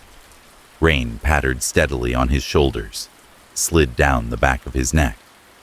The bushes shifted again, leaves brushing against his sleeve like fingers. The world seemed to narrow to the circle of gold in his palm and the soft, unstable ground beneath his feet. Mr. Carmichael, the town said, had left. gone off, walked away from his job, his house, his wife, his daughter, disappeared into a story that required no follow-up, standing there in the damp, with the ring in his hand, and the earth sinking under him in a way that spoke of something long and resistant below. Daniel felt a quiet chill spread through him. It was not the thrill of some melodramatic revelation, but something slower and more sickening. The understanding that the man had not gone as far as anyone liked to imagine. He had not left town at all. He had been under the roses the entire time. The realization did not come with any image of violence. It arrived instead with a series of smaller, heavier thoughts. The way the soil had looked so carefully attended. The way Edith had watched his every step in the garden. The way she had drawn her rules around digging like a fence around a grave. The ring in his hand told him that whatever lay beneath that depression had not only physical weight, but the weight of intention. Someone had put him there. He closed his fingers around the band, the metal cool against his skin, and straightened slowly. Rain ran from his hair into his collar, chilling the back of his neck. The house loomed ahead of him, its windows filmed with water, its faded blue paint darkened by the storm. In the kitchen window, half obscured by the streaks on the glass, he saw her. Edith stood very still, one hand pressed flat against the pane, as if to steady herself or to test that the barrier between inside and outside was still intact. Her shoulders were slightly hunched, her cardigan buttoned high. Even through the blur, he could see the lines of her face drawn tight. He did not know how much she had seen. Him stepping into the depression, him crouching, him holding up the ring. He only knew that their gazes met for a brief second.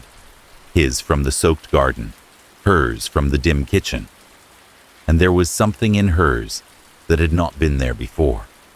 No surprise, no indignation at his trespassing, only a glistening shine at the edges of her eyes, and a look that was part plea, part resignation, as if she had always known this moment would come, and had spent years both dreading and needing it.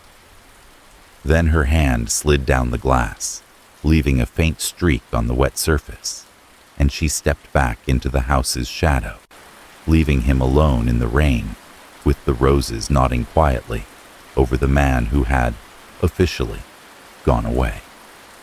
The storm moved on by nightfall, but it left its weight behind. The house felt heavier in the hours after the rain, as if the damp had seeped into the beams and settled there. The air inside was cooler, carrying a faint scent of wet earth and roses through the cracks around the windows. Somewhere, water still ticked in the gutters, dripping at its own steady pace. Daniel sat at the small desk in his room, the lamp turned low. His notebook lay open, pen resting across the page, untouched. The ring sat near the edge of the paper, a small circle of dim gold that seemed to draw the light toward itself. He had cleaned it gently once he came in, wiping away the last of the mud until the engraving was clear. E-N-T-C. The letters were shallow but sure, carved into the metal with the confidence of a future that had meaning at the time. He knew he should not have brought it upstairs. It belonged to the garden, in the way that bones belong to the ground that covers them. And yet, he had not been able to leave it there, half buried in the shallow, rain-softened earth. It was evidence, yes, but more than that, it was a sentence in a language the house had been speaking in fragments for years. He needed to learn how to read it. Below him, the house moved through its own evening rituals. He heard the soft clink of dishes, the radio murmuring, the faint scrape of a chair pushed back. Then, gradually, those sounds faded. Doors closed. The radio clicked off. Silence rose, layer by layer, until the only noise was the old clock's faithful ticking in the hall. Tension threaded through that quiet, like a wire. It was not the electrical crackle of imminent danger, but the slower, tighter pull of two people living with things they both now knew and had not yet spoken aloud. He thought briefly of going downstairs and starting the conversation himself, sitting at the kitchen table and laying the ring between them, asking the questions everyone in town had failed to ask. But the image felt wrong. Forcing the moment would turn confession into interrogation, and he had seen too many patients shut down when pushed before they were ready. Trauma did not yield to demands. It turned inward, roots wrapping tighter around whatever it protected. He had learned, over years of late-night talks and long, fragile silences, that some doors could only be opened from the inside. The clock's hands climbed toward the minute he now understood, in a way he had not wanted to. He watched them, the ring a small weight near his fingertips. When the second hand slid past the 12 and the minute shifted into place, the house, right on cue, breathed in. Then the crying began. It rose through the floorboards and the walls, the child's thin, hitching sobs threading the familiar path down the hallway, around the cracks, under his door.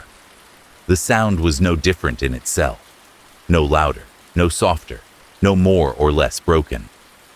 But tonight, it carried other things with it. He heard, in the background, the rustle of urgent movement, the faint echo of a slammed door. He saw, in his mind's eye, not just a terrified child, but a woman with shaking hands wrapping a coat around a small body, a clock on the wall staring back at her, with its unblinking 2:17. He saw the calendar's red circle, the wristband's smudged numbers. He saw the sink in the earth beneath the roses, the way the ground gave under his weight, and then resisted. The tape was not just grief. It was a nightly punishment, a ritual of penance, a deliberate tether, keeping Edith anchored to the moment she had decided that one form of harm could only be stopped with another. Forcing the house to cry each night at that exact time was her way of refusing herself the mercy of forgetting. He let the recording play out without moving. He listened until the last sob reached for that cut-off syllable, Mo, and dropped into silence as the tape ended. The faint mechanical click followed, then the whir died down. The house exhaled. For a while there was no sound, but the blood in his own ears, and the distant tick of the clock reclaiming the night. The knock, when it came, was so soft it barely registered as sound. 3 gentle taps against the wood of his door, spaced just far enough apart to ask permission rather than demand it. Mr. Forrester? Edith's voice came through, thinner than usual. Are you awake? He rose, smoothing his expression more out of habit than intent, and opened the door. She stood in the hallway wearing a dark cardigan over her nightdress, her hair pinned up but loosened by the hour, a few white strands falling around her face. The shadows of the corridor settled under her eyes, deepening the hollows there. Tonight, she looked less like the brisk landlady and more like someone who had been awake for 36 years. I did not disturb you, she asked. The question was odd, given the circumstances, but it seemed important to her to ask it. No, he said. I was awake. I thought you might be. She tried for a smile and almost managed one. The house can be noisy. I worry it is not what you hoped for when you came here. Most of the others did not stay long after the first few nights. He leaned lightly against the door frame, leaving the way between them open, but not stepping into her space. The noise does not frighten me, he said, and he meant it. I am used to noise. Machines, monitors, people calling in the dark. It is silence that unnerves me more. She frowned a little. Silence? The kind of silence, he said softly, where something important has been held back so long it begins to rot in the quiet. Where everyone knows there is a story under the floorboards, and no one speaks it. Her gaze shifted, almost imperceptibly, down the hall, toward the closed door at the end. Then, more quickly, toward the attic hatch above. Her fingers tightened on the edge of her cardigan, bunching the fabric. "I do not know what you mean," she said, but the words had no force. He let the statement pass unchallenged.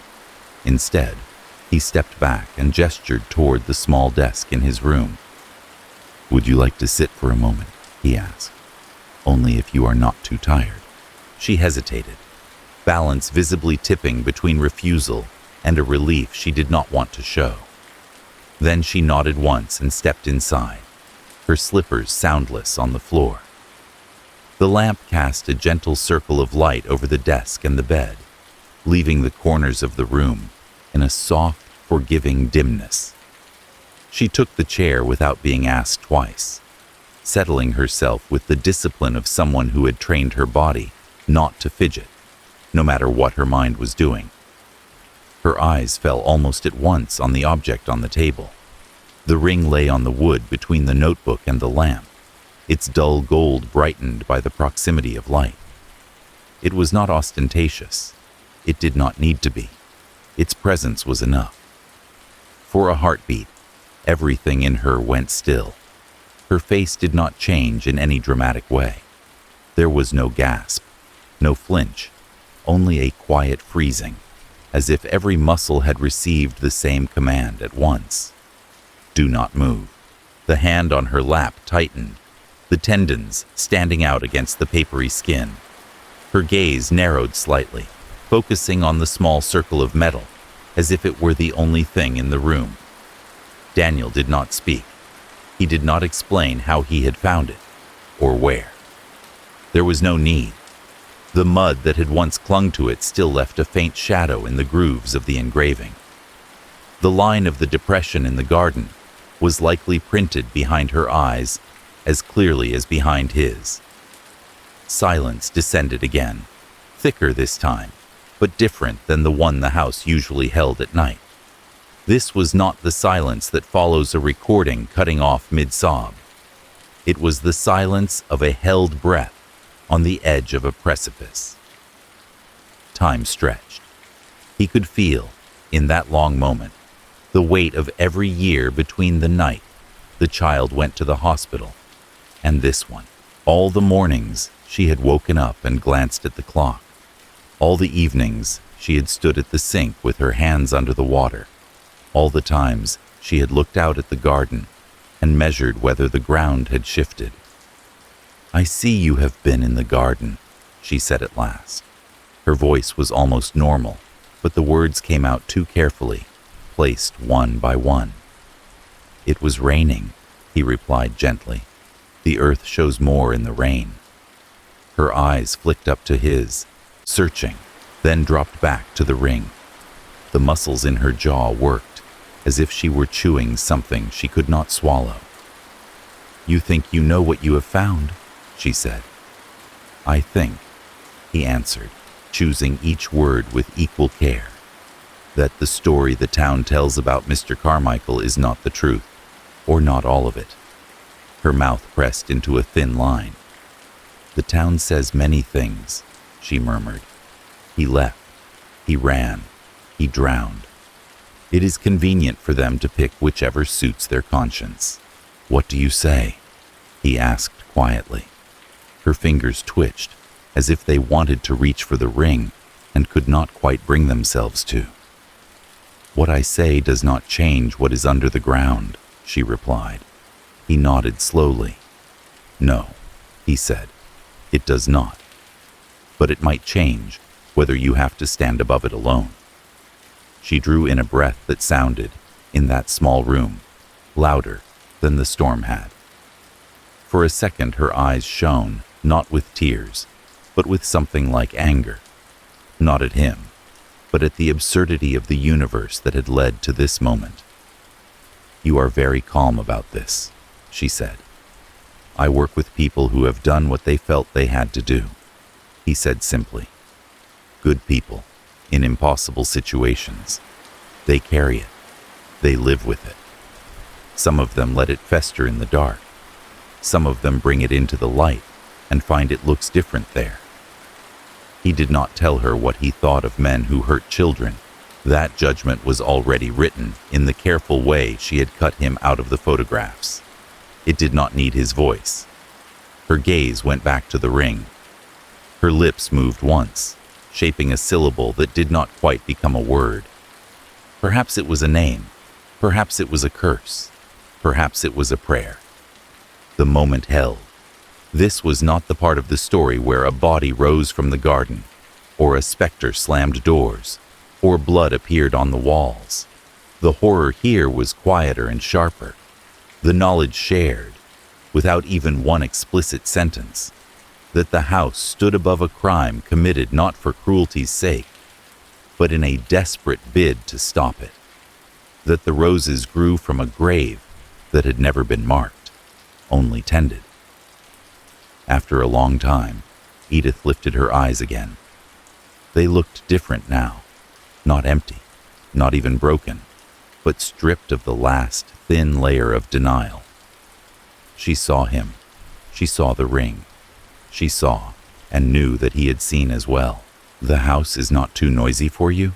she asked again, though they both understood she was asking something else now. "It is not the house that frightens me," he said. "It is leaving you alone inside of it." She closed her eyes briefly, a slow blink that let 2 tears escape, tracking down the lines of her face like rain down old glass. When she opened them again, the expression she wore was not relief, exactly, and not surrender, but something like acceptance of the fact that the earth had shifted under her feet and would not shift back. "Then we are both trapped in it now," she murmured. He did not argue. They both knew that whatever came next, the words, the telling, the consequences, would not be simple, and would not be without cost. But as she rose from the chair and turned to leave, pausing once in the doorway to rest her hand against the frame, the house felt, for the first time in a long while, like it was holding its breath, not in fear of being found out, but in anticipation of being finally heard. They did not sit down to plan the telling. It came the way storms did in this town, after a long, close stillness. The day had been uneventful on the surface. Edith moved through the house with her usual measured steps. There were potatoes peeled at the sink, radio news murmured and turned off, a cardigan folded and refolded on the back of a chair. Daniel helped where he could, handing plates, drying cups, listening to the small talk about weather and the price of sugar. Underneath, the air felt tight. Every glance toward the back window, every hesitation in the hallway, near the attic hatch, drew lines through the hours. The ring was no longer on his desk. It had gone back where it belonged, into the small dish on the mantel in the sitting room, among a few coins and a key no longer used. Its presence there was quiet, but undeniable, like a word that had finally been spoken and could not be unsaid. That evening, the house settled into its usual pre-2 a.m. calm. The lamps were turned low. The kettle was rinsed and left to dry. The clock began its patient climb toward the minute it knew too well.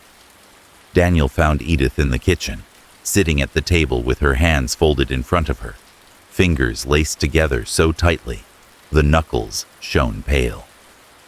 She looked as if she had been sitting there for some time. "May I join you?" he asked from the doorway. She did not startle. She only nodded once, her gaze fixed on the wood grain of the table, as though reading something there. He took the chair across from her and waited. He had learned, in hospital corridors and quiet counseling rooms, that sometimes the most important thing he could offer was not a question, but the simple weight of his presence. After a long moment, she spoke, her voice very low. "I know what you want," she said, "or what you think you should want. You want me to tell you exactly what I did. You want to hear it from my mouth, so you can put it into the right words and decide where it belongs." "I want to hear what you can bear to say," he answered, "not for judgment, for you." She gave a small, humorless sound. "God will judge me," she said. "Not you, not the town. That is what people have always said, is it not? Leave it to God. He sees, he knows." "Yes," Daniel said softly. And sometimes that sentence is used to excuse people from looking at what is in front of them. Her fingers tightened further. "You think I have not looked?" she whispered. "I think you have looked at that night every day for 36 years, he replied. "But I also think you have looked at it alone." She flinched, as if the word itself had weight. He hesitated, then chose a different angle, one he knew from other rooms, other stories. "You told me Claire still hears doors slam in her dreams," he said. He used her chosen name deliberately. Children who grow in such houses often believe they are to blame for what happened there, that they were weak, or foolish, or bad. They carry that into their own lives, into their own beds. Edith closed her eyes. A tremor moved through her shoulders, barely visible. "You think she blames herself," he continued gently. "You know what happened. She remembers it in pieces, in nightmares, in flashes, in a house that calls her name from a distance. And you have chosen to sit here and punish yourself, night after night, instead of telling the story where someone might say the words she cannot give herself." Her eyes opened again. They were wet, but not with the small, polite tears of embarrassment. These were deeper, older, the kind that rose from a place below speech. "She is safe," Edith said. "She has a new name, a new life. I would sooner cut my tongue out than say anything that could drag her back here. Do you understand that?" "I do," he said. "I am not asking you to drag her back. I am asking whether you have ever allowed yourself to remember that night in a way that includes what you did to save her, not only what you did to stop him." He watched the words land. They did not comfort, but they shifted something slightly, as if loosening a stubborn root. The clock in the hallway ticked on. Outside, the wind moved faintly through the wet branches of the roses, whispering against the house. "I should have seen it sooner," Edith began, very quietly. "I tell myself that more than anything. That is the first crime." She drew in a breath and let it out slowly, as if preparing to dive. "He came home late," she said, later and louder than usual. The bank had had some kind of dinner, or so he said. There was drink on his breath, but that was not new. He hung his coat in the hall, put his shoes by the door, every movement a little too hard, the way plates sound when someone is more angry than hungry. She looked past him, toward a point somewhere over his shoulder, eyes focused on a time rather than a place. "I was at the sink," she said, with a dish towel in my hand. There were 3 plates in the rack, one for him, one for me, one for Lydia. She had gone up to bed after supper. It was a school night. Her fingers unclasped and then closed again, miming the motion of wringing out cloth. "I heard her door close," Edith went on, softly. It was not unusual. He sometimes checked that she was asleep, told her to be quiet, to stop reading with the light on. Little things. I heard his weight on the stairs. The boards there always creaked in the same places. We had lived in that pattern so long I could tell where he was without seeing him. Her gaze grew distant. The kitchen around them seemed to fade at the edges, replaced by another kitchen in another year. The table, the sink, the very light felt thinner, as if he were seeing them through her memory. This time, she said, the sound was different. I cannot explain how.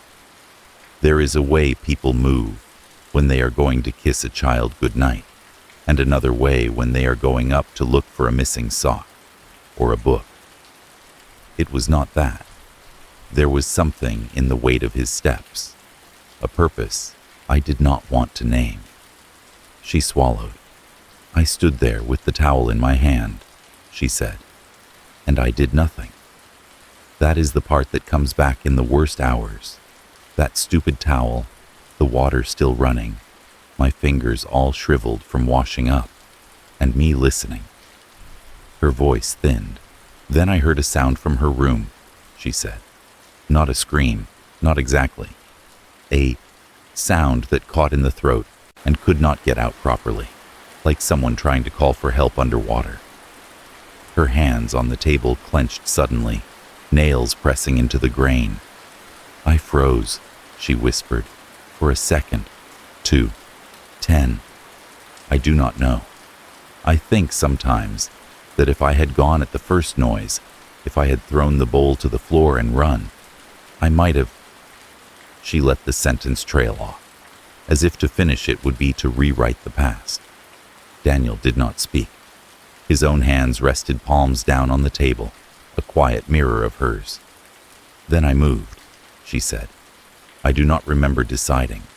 My body simply broke free. I was up the stairs. I had the towel in my hand like a joke. There was a light coming from under her door. He had turned on the lamp. Her breath hitched. I burst in, she said. The kitchen's narrow walls seemed to close in for a moment, reshaped by the room she was describing. He saw, through her words, the little girl's room with its faded flowered wallpaper, the lamp casting too bright a light over everything, making the shadows harsh. I saw his back first, Edith said. It is strange, the things you notice. The way the fabric of his shirt pulled across his shoulders, the angle of his neck, his hands. Her voice faltered, then steadied. His hands where they should never have been, on her, pinning her, holding her as if she belonged to him in that way also. She did not describe more. She did not need to. The outline was enough. Lydia was on the bed, she said. Her face was turned toward the ceiling. Her eyes were too wide. She was crying, but the sound was small, as if he had already frightened most of it out of her. Daniel felt his own stomach twist, a familiar hollow anger rising, one he had known in other stories, in other rooms. He kept his voice steady. What did you do? He asked. I screamed his name, she said. He turned. For a moment he looked more annoyed than anything, as if I had interrupted him while he was fixing a shelf. That look. She shivered. He told me to get out, that I was making a fuss over nothing, that I had always been dramatic. Her mouth tightened with remembered contempt. I did not get out, she continued. I reached for the nearest thing my hand could find. It was on the nightstand, a lamp, heavy brass base. Someone had given it to us as a wedding present. I had dusted it every week for years. Her fingers moved unconsciously, as if feeling again the cool weight of the metal. I took it in both hands, she said. I swung. I do not remember deciding where to aim. I do not remember thinking anything at all. There was just this burst, like when a rope finally snaps. Her voice went very quiet. It hit his head, she said. There was a sound I still hear when the house is too quiet, not like in the films. Duller, wet, somehow. He staggered back. I saw his eyes for a moment. I do not know what was in them. Surprise, fury, the sense that this was not how the evening was supposed to go. She swallowed hard. I hit him again, she said. Perhaps twice, perhaps more. Memory plays tricks. I remember the lamp slipping in my hands. I remember something on the floor that was red and did not belong there. I remember Lydia's voice finally breaking free into a real scream. Silence settled heavily for a moment. The clock in the hall ticked. Outside, the roses brushed against the windows, their shadows moving softly on the glass. I thought I had killed him, Edith whispered. I hoped I had killed him. Then I saw that Lydia was still, that she needed help. Everything narrowed. There was the phone, and the coat, and her arm under my hands. There was a towel still on the kitchen table downstairs that I grabbed without thinking to wrap around her.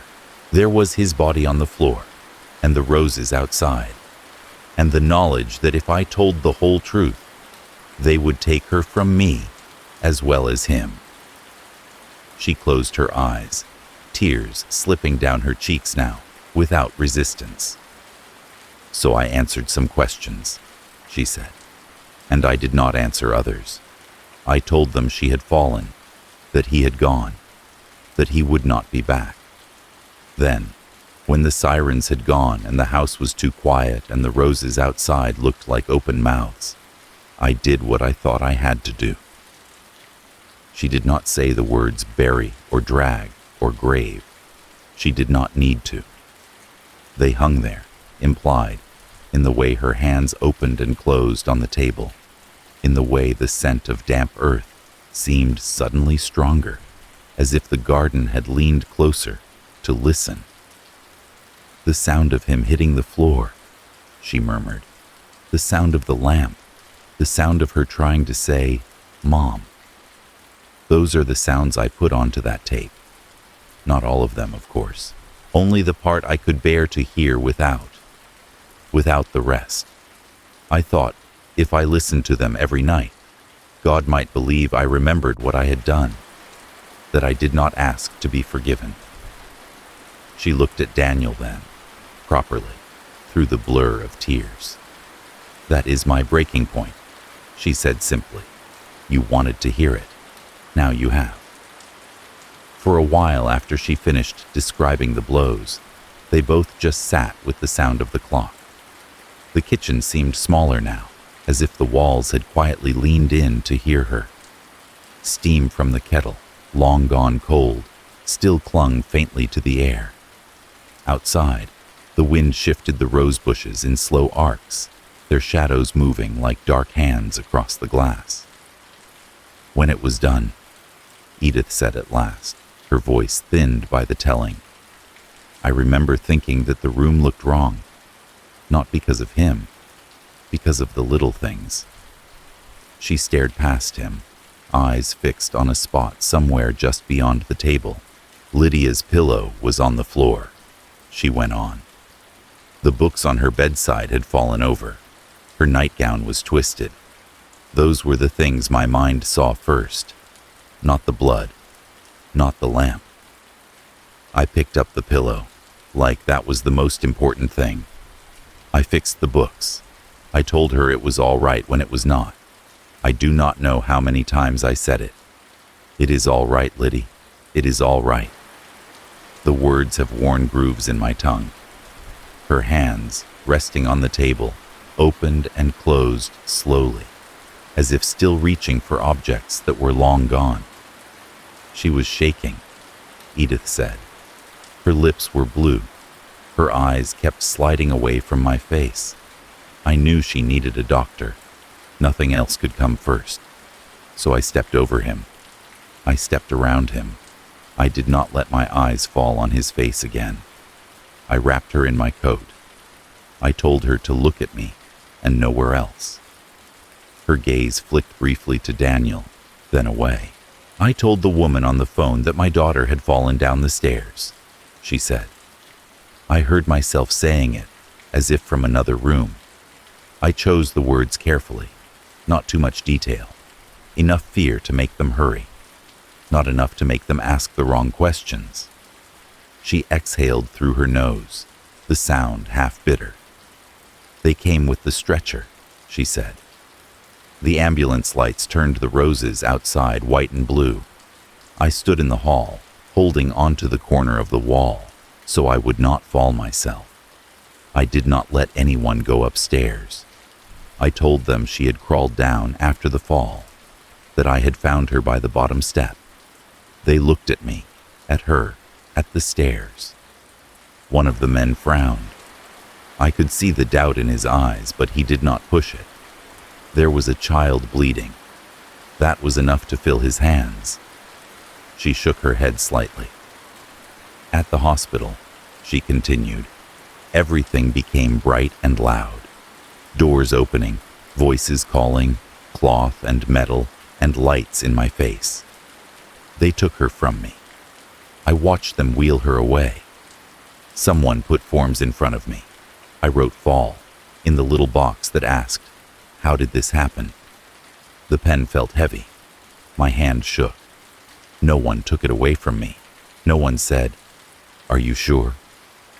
Her eyes glistened, not just with old grief, but with something like astonished anger that had never quite found its voice. "A doctor told me she would live," she said. He had kind eyes. He said certain marks would fade, others might not. He said she might have nightmares. He said we could talk about it later, if we needed to. His words floated around me like pieces of paper in a wind. All I really heard was, "She will live." She pressed her lips together, swallowing. "I sat by her bed for hours," she said. She slept, or pretended to. When she opened her eyes, she did not look at me directly. She stared somewhere over my shoulder. I told her he would not hurt her again. I told her he was gone. She did not ask where. Children are not fools. They know what it means when adults skip a word. She paused, fingers tracing an invisible circle on the table. "In the morning," she said. A nurse asked if there was someone else who could come sit with her, so I could go home and rest. I said no. There was no one else. She insisted I at least go and fetch some things. A change of clothes, a toothbrush, normal things. The way she said it made me realize that she believed there would be more days like this, that Lydia would be there more than just one night. Her mouth trembled once. "I left," she said. "I told my daughter I would be back before dark. I promised." She did not answer, but her hand clutched the sheet. The kitchen grew so quiet that the clock's tick became almost intrusive. When I walked back into the house, Edith said, it did not smell like my house anymore. There was a copper scent in the air, the kind that clings to the back of your throat. The hallway looked the same. Coats on hooks, shoes lined up, the little table with the bowl for keys, but the air was wrong. She drew her shoulders in, as if against a remembered chill. "He was still there," she whispered, "on her bedroom floor, exactly where I had left him."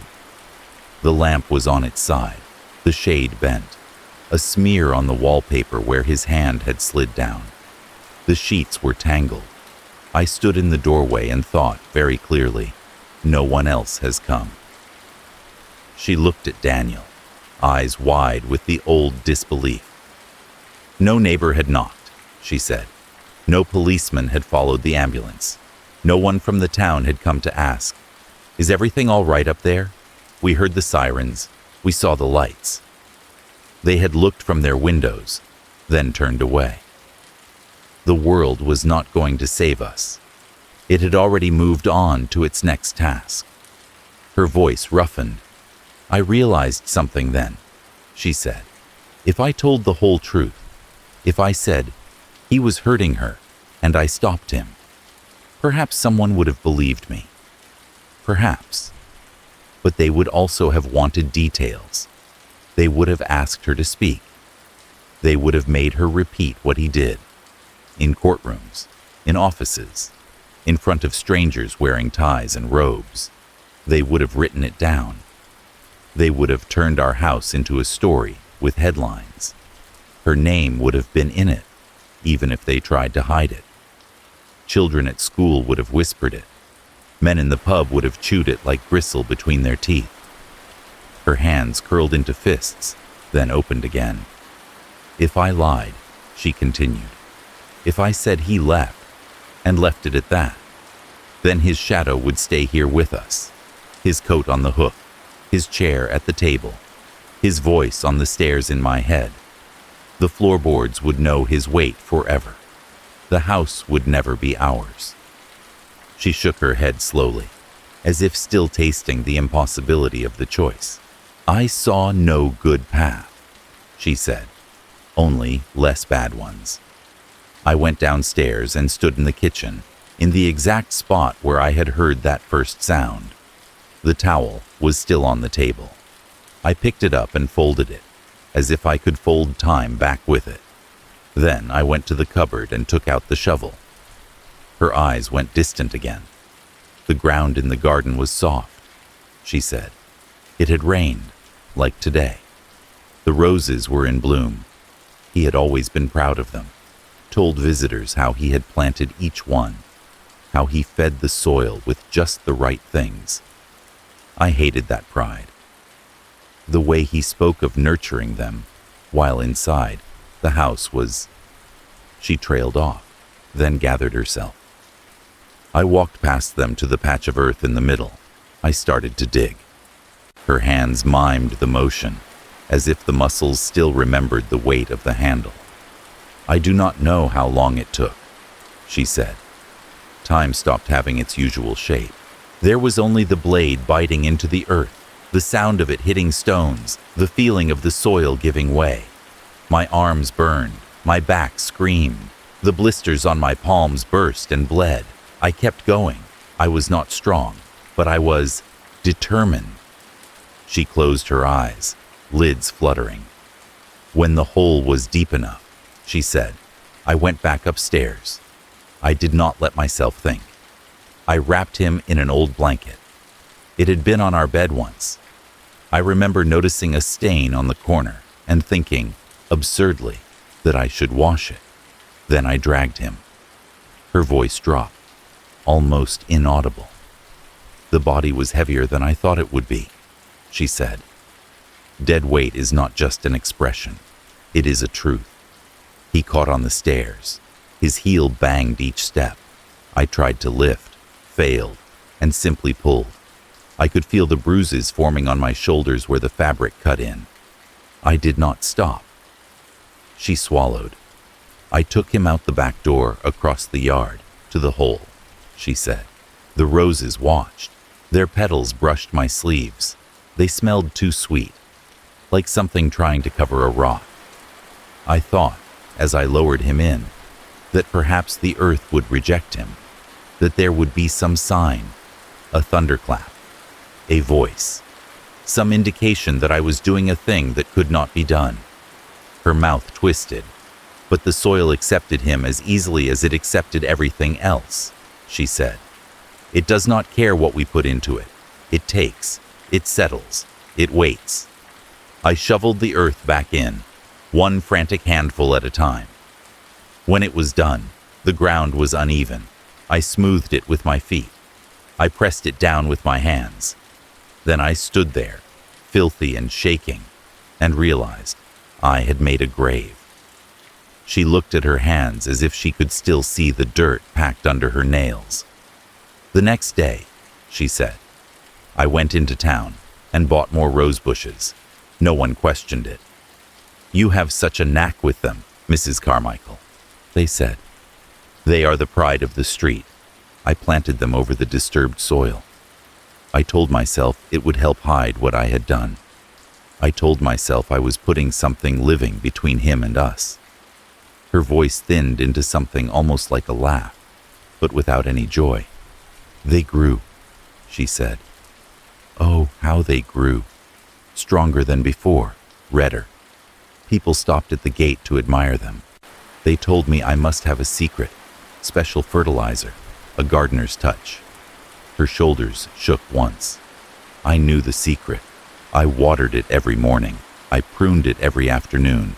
I fed it with my guilt and my anger.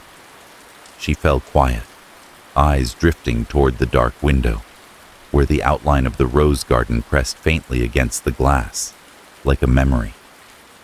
I hated them, she said softly, and I cared for them, as if they were the only thing keeping the house from collapsing.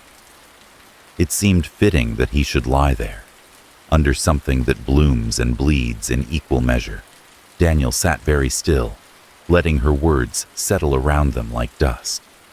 He could picture her in that long-ago yard, a thin woman with dirt on her face and blood on her sleeves, digging through the night while the town slept with its curtains half closed. "You did all of that alone," he said eventually, not as a question, but as an acknowledgement.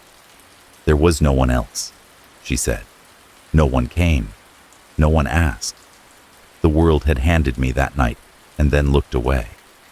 So I did what I did. And then I came back to the hospital, and I sat by my daughter's bed. And when she woke up and flinched at the sound of the door, I told her he was gone. I never said where." Her gaze met his, red-rimmed but steady now. "The roses grew," she repeated. "She grew. She left. He stayed. I kept watch." Outside, in the dark yard, a gust of wind shook the bushes, sending a shower of raindrops from their leaves. For a fleeting second, the petals glistened like drops of fresh blood under the weak light from the house. Inside, at the kitchen table, the story of how that garden had come to bloom hung in the air between them. No longer buried, no longer rumor, but spoken at last in the quiet voice of the woman who had dug the hole and planted a monster where the world could not see it. For a while after the story of the garden, they simply sat. The clock in the hallway kept its patient rhythm. The refrigerator hummed and clicked in the corner. Somewhere outside, a car passed on the wet road, its tires whispering over the pavement. Inside the kitchen, the air felt thick, as if the house itself were catching its breath after hearing its own history, spoken aloud. Daniel let the silence stretch, not because there was nothing more to say, but because there was too much. He could feel the edges of the next questions waiting, sharp and necessary. It was Edith who moved first. She reached for the teapot with hands that trembled faintly and poured what remained into their cups. The tea was lukewarm, almost cold, but the gesture seemed important, a way of proving that the world still had ordinary tasks in it. He watched her wrap both hands around her cup, as if anchoring herself, and knew the moment had come to step carefully into the last part of the house's ritual. "You told me why the garden is the way it is," he said quietly. "May I ask about the attic?" Her fingers tightened around the porcelain. For a second, her shoulders lifted, a reflexive flinch, then settled again. "You have already seen it," she replied. "You know what is there." "I know what is there," he agreed gently. "A tape machine, a timer, a label, but not why." She looked down at the table. Her thumb began to move along a faint groove in the wood, tracing it back and forth, as if following an old path. "Some nights," she said, "after she left, I thought I was losing my mind." The tense of the sentence was wrong on purpose. Not when she left, after she left. Everything in Edith's story seemed to pivot on that. She was grown, Edith continued, as grown as the world would let her be, with what she carried. She had her own name, her own door. She wrote the letter you found. She asked me not to reach for her, so I didn't. I sat here instead, in this kitchen, in that chair. Her eyes flickered toward the edge of the table where the tin box lay hidden beyond sight. "The first year after she went," she said, "I barely slept. The house was too loud. Then it was too quiet. I heard things in every creak. Every time the pipes knocked, I thought of his hand on the banister. Every time the wind caught the roses, I thought they were calling my name." her lips pressed together. "And always," she whispered, "at 2:17, whether I was awake or not, I heard her cry." She did not mean the tape. He could hear that in the way her voice hollowed out around the words. "Some nights," she said, "I woke to it, clear as if she were still in that room. The first sound she made when I opened the door. The way it caught, halfway between sob and plea. I would sit up in bed with my heart racing, staring at the clock, and there it would be. 2:17. Even on nights when I had gone to sleep early, when there was no reason for my body to wake at that hour, it still dragged me there, back into the same minute." She looked at her hands as if they did not quite belong to her. "I thought," she said, "that if I went mad, it would be at that time. Every night, waiting for the sound. Every night knowing it would come. Hearing it whether the house made it or not." Daniel listened, picturing her in her narrow bed, propped up against the thin headboard, eyes fixed on the glowing red digits of a clock, waiting for a cry that belonged to a past the room could not hold anymore. "One afternoon," she went on, "I was cleaning the cabinet in the sitting room, the one with the tapes. Lydia's father had bought the recorder when she was small. He thought it was clever to capture little moments, her first words, her songs, her tears, when she had a nightmare and he wanted to show her in the morning how silly she had been. At the time, I thought it was cruel. Later, I realized it was a kind of proof. The house had stored her voice in plastic, the way it stored his picture in frames." Her mouth softened at the memory, despite everything. "I found one tape marked, 'Sunday, Liddy crying,'" she said. "Just that." I almost threw it away. The idea of hearing her cry on purpose made my stomach turn. But then I thought, perhaps if I chose the crying, if I played it when I knew it would come, it would hurt less when it arrived on its own. She gave him a quick, apologetic glance, as if the logic might sound foolish now. "I put it in the machine," she said. "The old one from the cupboard. I rewound it. I pressed play." She took a slow breath. "It was her," she murmured. Not as she was that night. Younger, 3 perhaps. She had woken from a bad dream. You could hear me in the background calling to her from the hall. "I am coming, Liddy, I am coming." Her sobs were smaller, rounder. There was no man's voice, no slamming door, just the sound of a child who had seen a shadow, too large for her little world. Her eyes shone now, not with fresh tears, but with the reflection of an old, fragile tenderness. "I listened to it once," she said. "Then I put it away.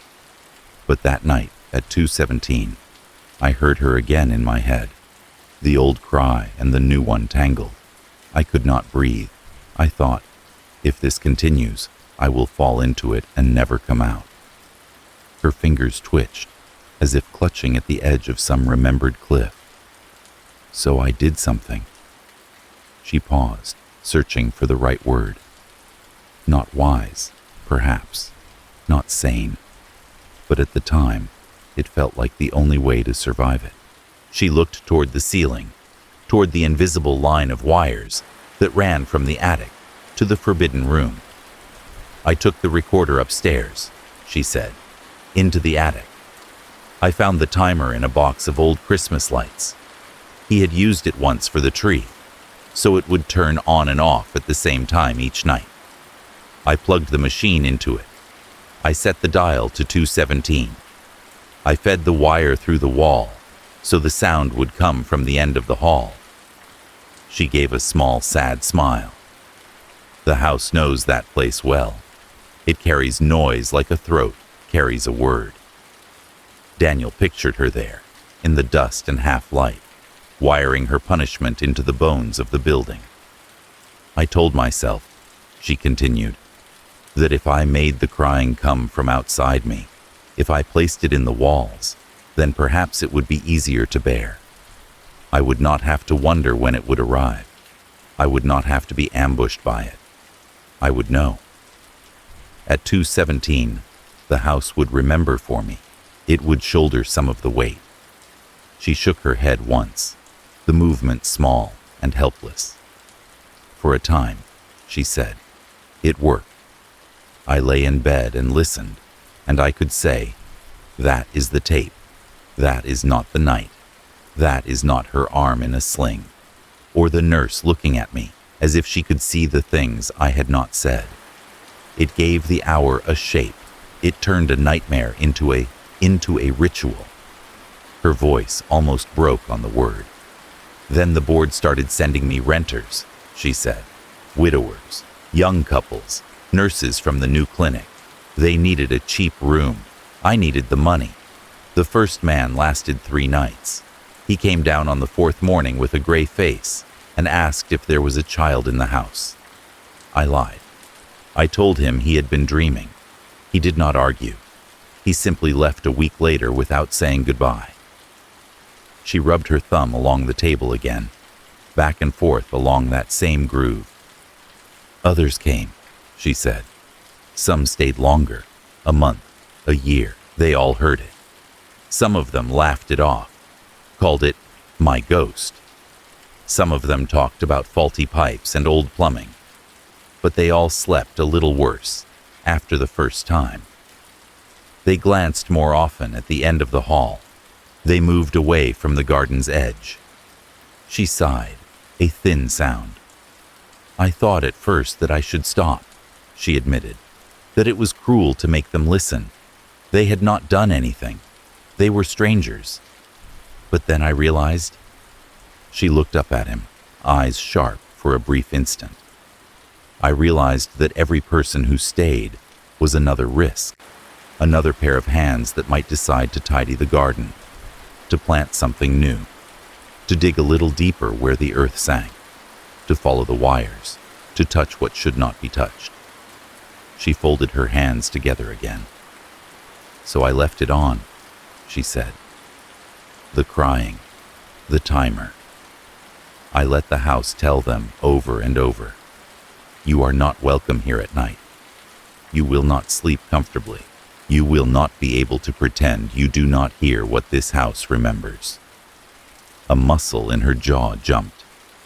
I told myself, she added more softly, that I was protecting them, that I was keeping them away from what lies under the roses, that if anyone did stay, anyone who could hear the tape and not flee, then perhaps they were meant to be here. Perhaps they could bear witness in some way to what I could not say. Her gaze drifted toward the window, where the dark outline of the garden sat like a bruise against the glass. But the truth is, she said, I also believed I deserved it. The admission settled heavily between them. I chose to live in a house that cries, she went on. I chose it every time I wound that tape back, every time I checked the timer to make sure it had not slipped, every time someone came and went, and I did not soften the sound for them. I thought, if I ever sleep peacefully through that hour, if I ever let myself forget, then I am worse than he was. At least he did not pretend to be anything but what he was. She shook her head, tears standing in her eyes again. So I made the house remember, she finished. So I would not dare to stop. Daniel sat still for a long moment, watching the lines on her face, the way the kitchen light picked out the silver in her hair. He thought of the attic machine, dutifully humming on its shelf, of the timer's little red pin locked into its place. He thought of the way sound could become a whip, a prayer, a chain. You turned your house into a sentence, he said quietly, one you passed on yourself. What else was I supposed to do? She asked. No real challenge in the question, only exhaustion. Confess? Have them dig him up in front of her, put his bones and my story in the papers? I could not. I could not drag her through it. I could not drag myself through it. So I did this instead. I kept watch. I listened. I made sure the night did not close over what happened. He nodded slowly. He had seen this before, in different forms. Men who sat in dark rooms replaying the last argument before an accident. Women who kept every voicemail from someone they had not been able to save. People who built small altars of punishment out of routines and noises and restrictions. It was, in its way, a form of devotion. "Edith," he said, his voice very gentle now. "Keeping the truth buried has not protected your daughter. It has protected her from courts and headlines, yes. But it has not lifted the weight from her dreams. You said yourself she still jumps at doors, that she still hears his boots on stairs that do not exist. The silence did not save her. It only kept you here, alone, inside this prison you built out of roses and replayed sobs." She flinched, as if struck, not at the word prison, but at the idea that her suffering had not bought Claire as much freedom as she hoped. "I do not know how to open a door without letting in the wrong people," she whispered. "Maybe," he said, "it does not have to be opened to the whole town, or to the courts. Maybe it only has to be opened far enough that you are not the only one listening anymore, that the house is not forced to cry for you by itself." Her eyes searched his face, as if looking for any hint of condemnation. Finding none, she looked down at her hands, then toward the ceiling, where the faint line of the attic hatch was invisible from here, but might as well have been carved into her mind. "The tapes were never meant to frighten anyone but me," she said at last. "The tenants were collateral. My penance was supposed to be mine." "And yet," he said softly, "you have been punishing yourself for 36 years for something done in defense of your child. That is a long sentence for a crime that was not one in any moral sense." Her mouth trembled. "Then what do you call it?" she asked, her voice almost breaking. "What name do you give to a woman who buries her husband under her own roses and makes her house cry for it every night?" He took a breath. "In some stories," he said, "they would call her a monster. In others, a murderer. In the story I am hearing, she looks a lot more like a guardian who never stepped down from her post. Someone who has stood at a window for 36 years, making sure no one ever opens the wrong door again." She closed her eyes. A single tear slid down and fell onto the back of her hand, leaving a tiny dark mark. "The house cries," she murmured, "because I told it to." "It does," he agreed, "but it does not have to cry forever." The thought seemed to hang in the air, like a tentative light, faint but real.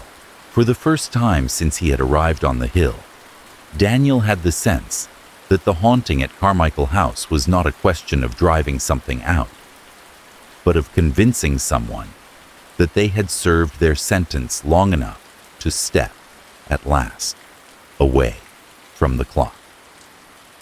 The idea of reaching for her daughter hung in the kitchen like a draft that no one had invited in.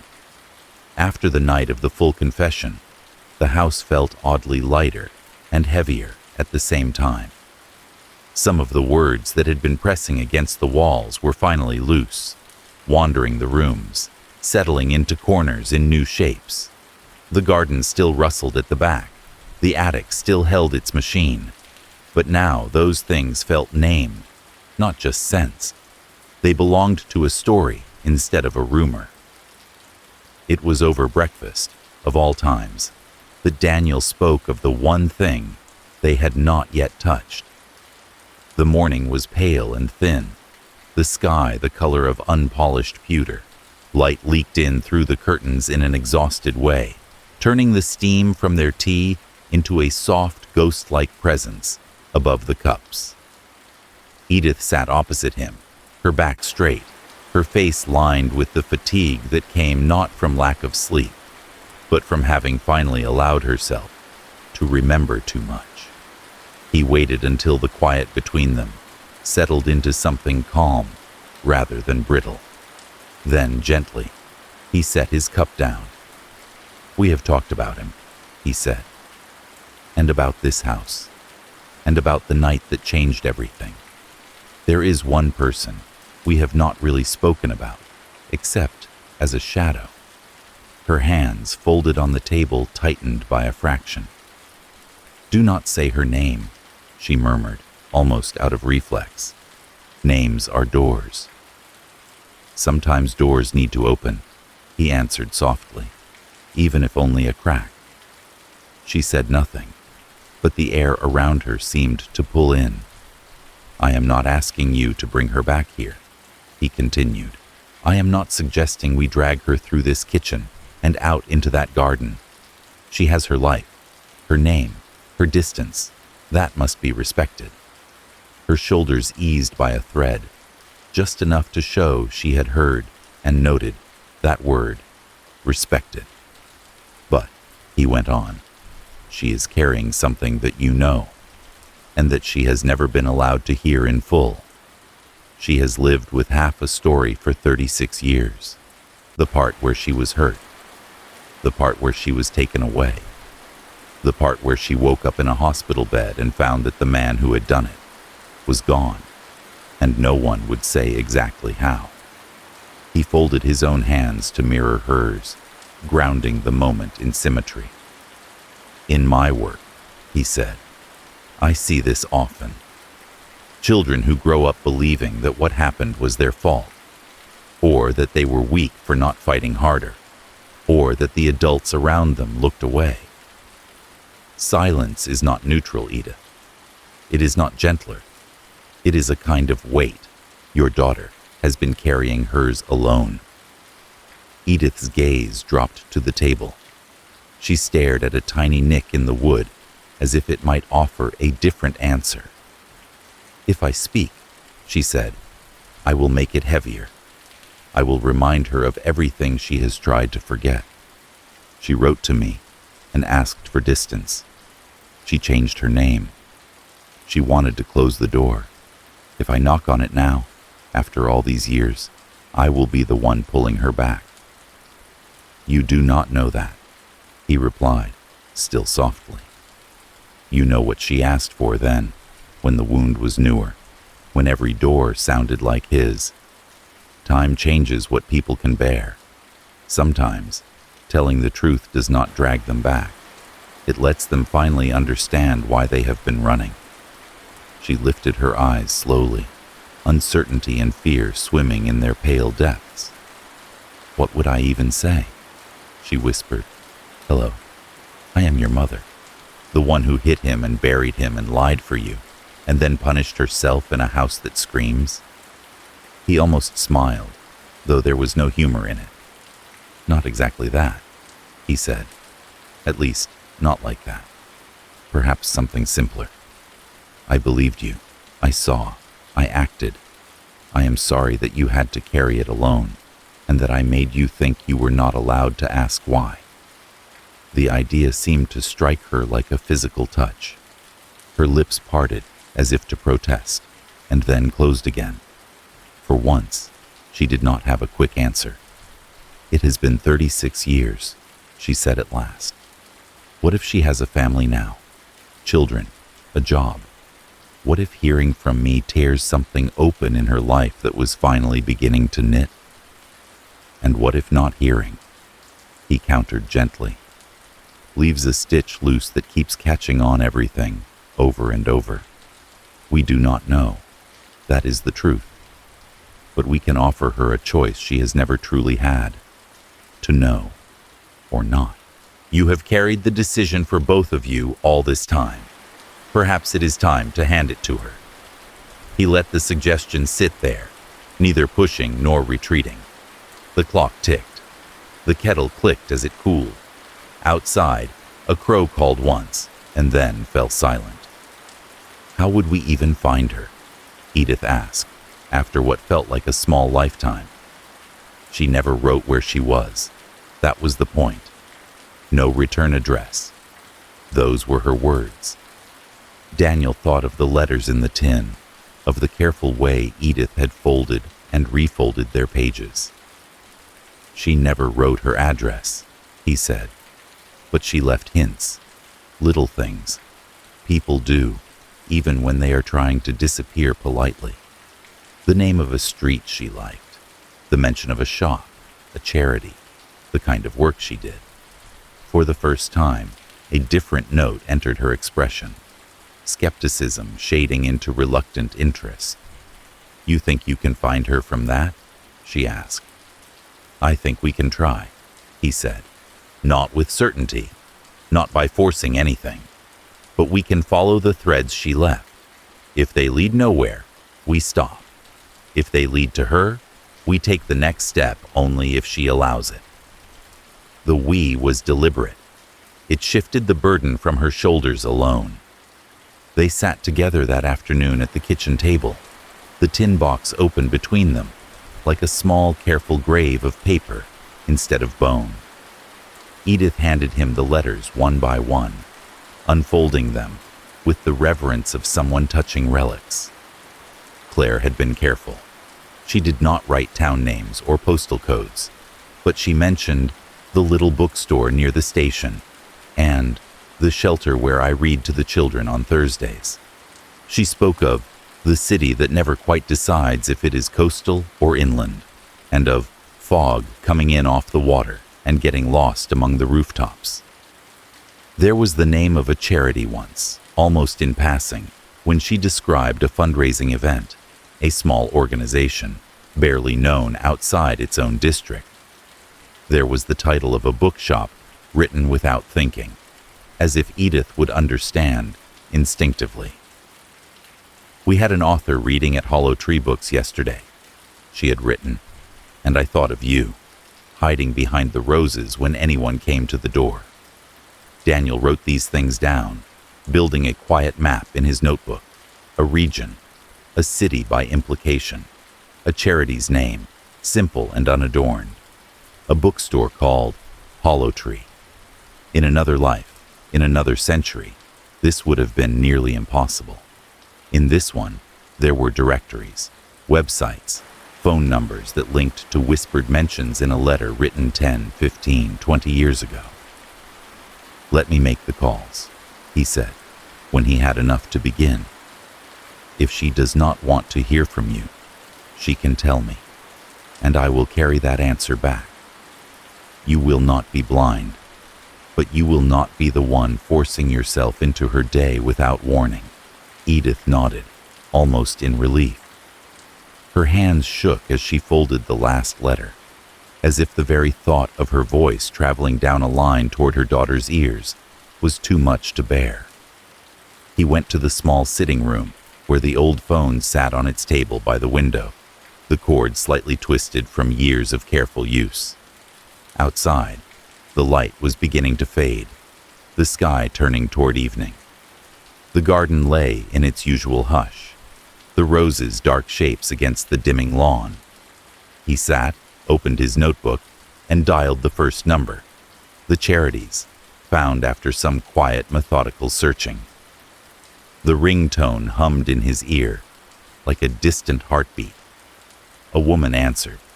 He asked calm, ordinary questions about volunteer programs, about whether they had ever worked with someone named Claire. He heard pages turning, keys tapping. The answer came. Yes. Once. Some years back. No. She was not there now. They believed she had moved on. They had no forwarding information, but they remembered she'd mentioned working at a bookshop up near the bridge. Piece by piece, the trail sharpened. Hollow Tree Books, when he found its number, was a small independent shop in a city not so far as the world counted distance, but a lifetime away, as Edith measured it. He held the receiver a little tighter when he dialed, feeling the tension in the house coil around the simple plastic. Each ring sounded loud, measuring the space between past and present. On the fourth ring, the line clicked. Background sounds came through, pages rustling, a register beeping softly, the muted murmur of a customer's question in the distance. "Hello, Hollow Tree Books," a woman's voice said. "This is Claire. How can I help you?" Her voice was steady, pleasant, the tone of someone used to recommending novels to strangers and answering the same few questions every day. There was a faint wariness under it, but that might have been his knowledge, not hers. Daniel felt his chest tighten. He looked toward the kitchen. In the doorway, half hidden, Edith stood as if carved from the shadow, one hand gripping the frame. She could hear nothing yet, only the low murmur of his side of the call, but her eyes were fixed on him with an intensity that bordered on fear. "Good afternoon, Claire," he said, his own voice quiet but clear. "My name is Daniel Forrester. I am calling from a small town you once lived in. I know someone who has been thinking of you for a very long time." There was a pause. The background sound dimmed, as if she had turned away from the counter, from her everyday world, to focus. "Who did you say you were calling for?" she asked, the caution sharpening now. He swallowed once, gentle. "Her name is Edith," he said. "Edith Carmichael." On the other end of the line, the air seemed to disappear. No sound came for several seconds. No rustle, no beep, no distant customer. Just a held breath that stretched across 36 years and down the thin wire between them, reaching from a quiet bookshop to a house on a hill where a woman stood trembling, waiting to find out if the door she had kept closed for so long was about to open, even a fraction, from the other side. The silence on the line stretched so long that Daniel began to wonder if it had gone dead. He could hear the soft hiss of the connection, the faint murmur of the world on Claire's side of the wire, as if the bookshop's air itself were listening.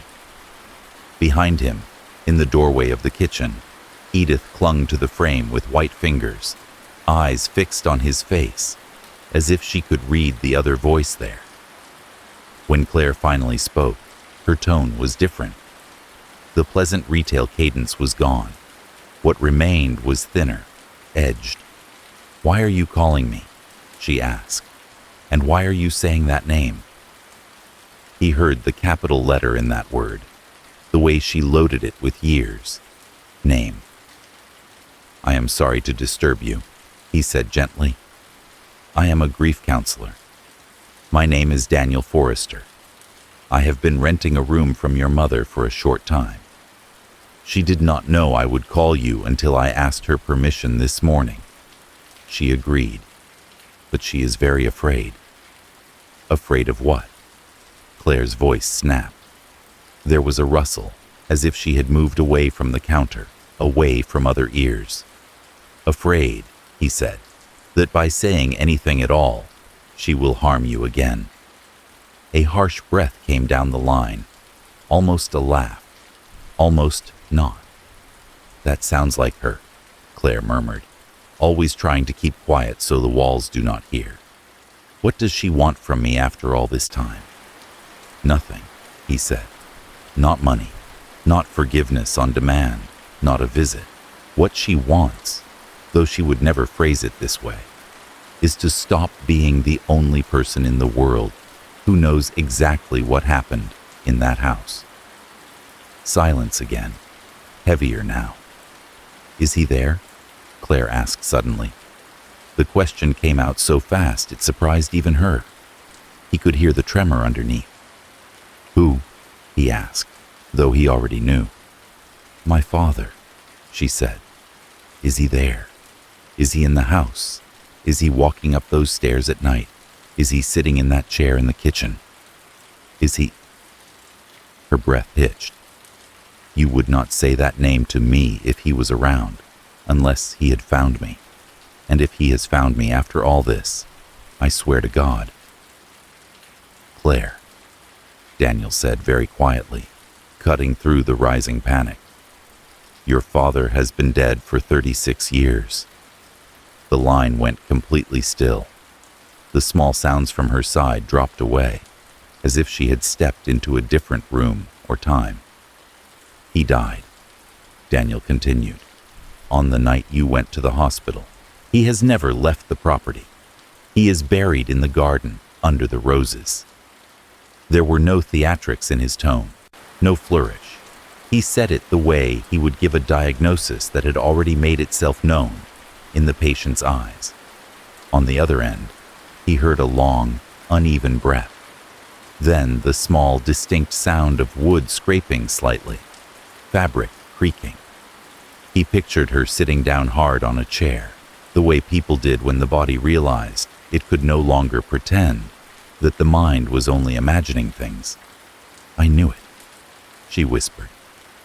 There was no shock in it, only a tired recognition, like someone who has lived for years in a dark room and finally has a match struck, confirming the size of the space. "I did not know," she added, not with words. No one ever said it, but I knew. The way the neighbors' curtains closed, the way the pastor stopped visiting, the way my mother's hands shook when anyone asked after him, and she said, "He went away." I always heard a second line in that sentence that she did not speak. She exhaled slowly. "I made my own story," she said, voice gaining a fragile steadiness. "I decided that she had done something to stop him, that she had covered it up for me, that the house had swallowed him, and that the cost was too high, that if I stayed, I would be part of the swallowing. So I ran. I changed my name. I tried to live like I belonged to a different house." Her words came faster now, as if the dam had cracked. "Hearing you say it," she went on, "that he is in the garden, it does not feel like a new wound. It feels like someone has drawn the outline around, one that has always been there. At least now I know where he is. I used to wonder if he would knock on a door one day, if I would see him in a crowd, if his footsteps would find me in another hallway. He will not," Daniel said. "He is exactly where your mother put him, and she has not slept a full night since." A small, humorless sound left Claire. "That also sounds like her," she said. She always believed that suffering hers was the price of everything. Daniel hesitated, then asked, "Would you like to speak with her?" The silence that followed was different from the earlier ones. It was not shocked or panicked. It was weighing. "I am not coming back there," Claire said eventually. "I need you to understand that. I cannot walk past that gate. I cannot smell those roses. If you are calling to coax me into some family reunion under those windows, the answer is no." "I am not," he said, and meant it. "This is not about dragging you up the hill. It is about whether you want to hear her voice, and let her hear yours. Once, while you both still have the chance." He heard her breathing, slow and ragged. In the doorway, Edith stood absolutely still, eyes wide, as if she were listening to a broadcast from another planet. "I do not know what I would say," Claire whispered. "You do not have to know," he replied. "You can hang up if it is too much. You can say one sentence and then stop. There is no script here. Only two women who have been imagining each other for a very long time." A long pause. Then, very softly, "Let me hear her." He covered the mouthpiece and looked up. "She will speak to you," he said. Something like terror and relief flashed across Edith's face at once. For a moment she seemed rooted to the spot, unable to move. Then slowly she crossed the room, each step deliberate, as if the floor might give way under her. He stood, pressing the receiver into her hand with a light touch, and stepped back just far enough to give them privacy, while still being there, if the silence became too heavy. Edith lifted the phone to her ear. Her hand trembled. For a moment, no one said anything. Then she breathed out a single word. Lydia. The name slipped out of her like a reflex, old and familiar. She flinched as if she had broken a rule. On the other end, there was a tiny hitch. "It is Claire," the voice said, a little unsteady. "I am Claire now." "Yes," Edith said immediately. "Yes, of course, Claire." She swallowed. "I am sorry. Old habits. Old ghosts." Another pause. The house listened. "You sound older," Claire said, and then let out a short breath, almost a laugh. "I suppose we both do." "I have been listening to you as a child for a long time," Edith admitted. "I do not know how to hear you groan." There it was, the first small truth between them. It hung in the space like a fragile thing, but it did not break. "I heard about the garden," Claire said after a moment. "About him. Is it true?" "Yes," Edith whispered. "It is true." "And the tape?" Claire asked. "The crying?" "It is you," Edith said. "From before. From a night when you had a bad dream, and I came when you called. I made the house remember it because I thought I should never forget. I thought if I punished myself enough, it would mean something." A rustle came from the other end, as if Claire had shifted, pressing the phone more tightly to her ear. "He hurt me," Claire said. The words were flat, stripped of ornament. "In that room, before you came in. It was not the first time he meant to. It was the first time he got as far as he did. I always wondered if you believed that, if you thought I had invited it somehow. Children think strange things. I thought perhaps you blamed me for keeping quiet." "I am so sorry," Edith said, and the words seemed to tear out of her. "I am sorry I did not see it sooner. I am sorry I made you live in that house with him as long as I did. I am sorry I wrapped you in a lie along with my coat and told you he had just gone away. I am sorry I made you carry this alone." She pressed her free hand to her mouth, as if afraid she would spill too much and drown them both. "I left because I could not breathe in that house," Claire replied, voice very soft now. "Every stair sounded like him. Every creak made me jump. I thought if I stayed, I would become nothing but that night. But I did not leave you in my mind. I have spent 30 years imagining you in that kitchen, making tea for empty chairs, listening to echoes." Edith's shoulders shook. Tears slid down into the collar of her cardigan. "I thought you hated me," she managed, "for not taking you farther, for not calling the police, for not saying his name aloud. I thought my punishment was to be forgotten. I tried to hate you," Claire said. "It would have been easier. But every time I remembered your face when you came through that door, I remembered that you moved, that eventually you moved, that you hit him, that you wrapped me in your coat and took me away. I built the rest myself. I guessed. Today you confirmed what I suspected. It is horrible, and it is almost a relief." Edith let out a sound that was part sob, part breath, part weary laugh. "I do not ask you to forgive me," she said.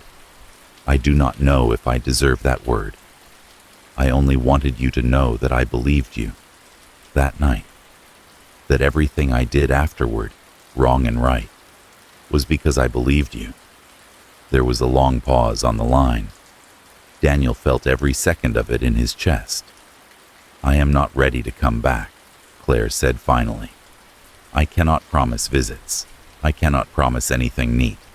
But I can promise to pick up the phone again. Not just for ghosts, for you." A small, astonished sound escaped Edith. "I will not call without asking," she murmured. "Daniel can help. I will not force the past into your days. If you need it silent, I will respect that." "I do not need silence," Claire said. "I need the truth in small pieces. I think you do as well. The words landed gently. Not accusation, not absolution. Something in between, where healing often begins. When the call ended, it did so not with slamming or shouted words, but with a quiet goodbye. Two voices, aged by 3 decades, saying each other's names softly, as if trying them on in this new light. Edith set the receiver back in its cradle with great care, as if it were made of glass. She stood there for a moment, hand resting on the phone, breathing as if she had just finished climbing a long hill. "She knows," she whispered. "She always did," Daniel said. "Now she knows that you know too." He watched the way her shoulders lowered by an inch, the way the lines around her mouth eased. The weight that had been hers alone for so long had moved, just slightly, shared now between 2 women in 2 different rooms, connected by a thin wire and a truth that had finally been given words. They did not go straight from confession to shovels.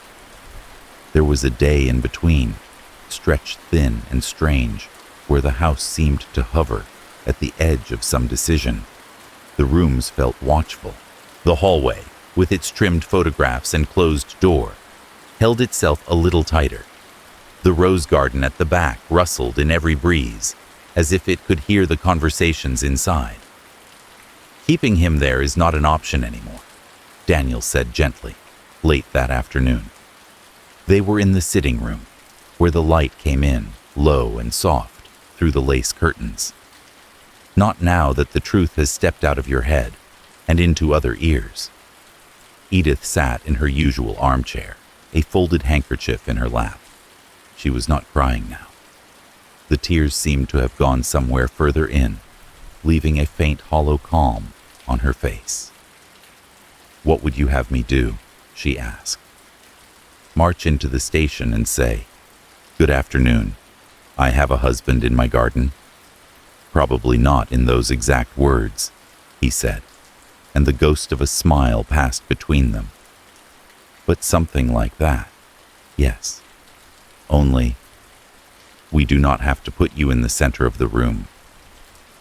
He thought of the pastor, of Marianne at the cafe, of the quiet, careful constable who sometimes stopped by to check on the older residents. In towns like this, there was always at least one person who had managed to grow older without hardening completely. Someone people still trusted when the world came apart in small ways. "There is a retired officer," he said. "Harris. He lives near the church. You told me once he helped you when your roof leaked. And the pastor. He has known you a long time. We can talk to one of them, or both. Without numbers, without statements, just truth, in a small room, with the door shut." The thought of bringing anyone else into the circle made Edith's hands clench around the handkerchief. For a moment, she looked almost panicked. Then, slowly, her grip loosened. "I have spent 36 years hiding him from the world," she murmured. "Perhaps it is time I let the world decide what to do with his bones." In the end, it was the pastor who made the introduction. He listened in silence in his small office at the back of the church, the cross above him casting a thin shadow on the wall. His face, when Edith spoke, went very still. He did not gasp. He did not exclaim. He folded his hands and let the weight of the story settle on him, as if he had been expecting some variation of it for a long time, without knowing the details. "I should have knocked on your door the night of the ambulance," he said quietly when she had finished. "I should have asked more questions. I am sorry I did not. That is my share of this." He did not offer absolution. He did not condemn. He simply called Harris. The retired policeman came in a plain jacket, his hair more gray than not, his eyes the color of worn stone. He sat with them at the kitchen table, hat in his hands, listening to the story much as the pastor had, with the tired precision of someone who had seen more than his fair share, of the ways people tried to survive each other. "You know what this is, in the eyes of the law," he said when she had finished, his voice low. "But the law also knows the weight of time. 36 years is a long while for the ground to keep a secret." He rubbed a thumb along the brim of his hat. "I will not ask you to sign anything today," he said. "I will not march you up to the station to sit under bright lights. We will do this quietly, as far as it depends on me. There will have to be an exhumation. Bones are still bones, no matter how old. But it need not be a spectacle. An anonymous call about something strange in the garden will be enough to start the wheels. I'll make sure the wheels turn slow." "And afterward?" Edith asked. The word hung between them, thin and sharp. "Afterward," Harris said, "there will be paperwork. There will be questions in rooms you already know well. But there will also be context, a child, a history, a town that looked away. The law may not be gentle, but the people applying it can be. I cannot promise outcomes, but I can promise I will not let this turn into a circus." She nodded once, as if that was all she had hoped for. The anonymous tip went in the next morning.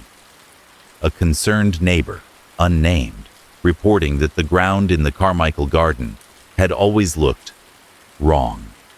That there had been rumors years ago that, with building works due to start nearby, perhaps it was time someone checked. The response did not come with sirens and flashing tape. It arrived in 2 unmarked cars, mid-morning, on a day when the sky was bland and the town seemed distracted by errands. Men in plain jackets stepped out, carrying clipboards and shovels.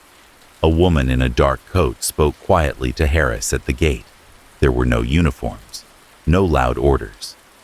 If a passerby happened to glance up the hill, they might have thought someone was simply doing work on a water line. Daniel watched from the sitting room, the curtains drawn just enough to see. Edith stood beside him, clutching an old rosary in one hand, its beads worn smooth by fingers younger than hers were now. Claire was on the phone, the handset pressed between Edith's ear and shoulder, a thin umbilical of wire connecting the rose garden to a narrow back room behind a bookshop miles away. "Tell me what is happening." Claire's voice came through, small and brittle. "Not everything, just enough." "They are in the garden," Edith whispered. "There are 3 of them. 4, with Harris. They are marking the ground." From the window, the scene had a strangely ceremonial feel. The men moved with deliberate care, measuring distances, conferring quietly, placing small wooden stakes at either end of the long, shallow depression. The roses bent away from them, branches gently pushed back and tied with soft cloth so as not to break them.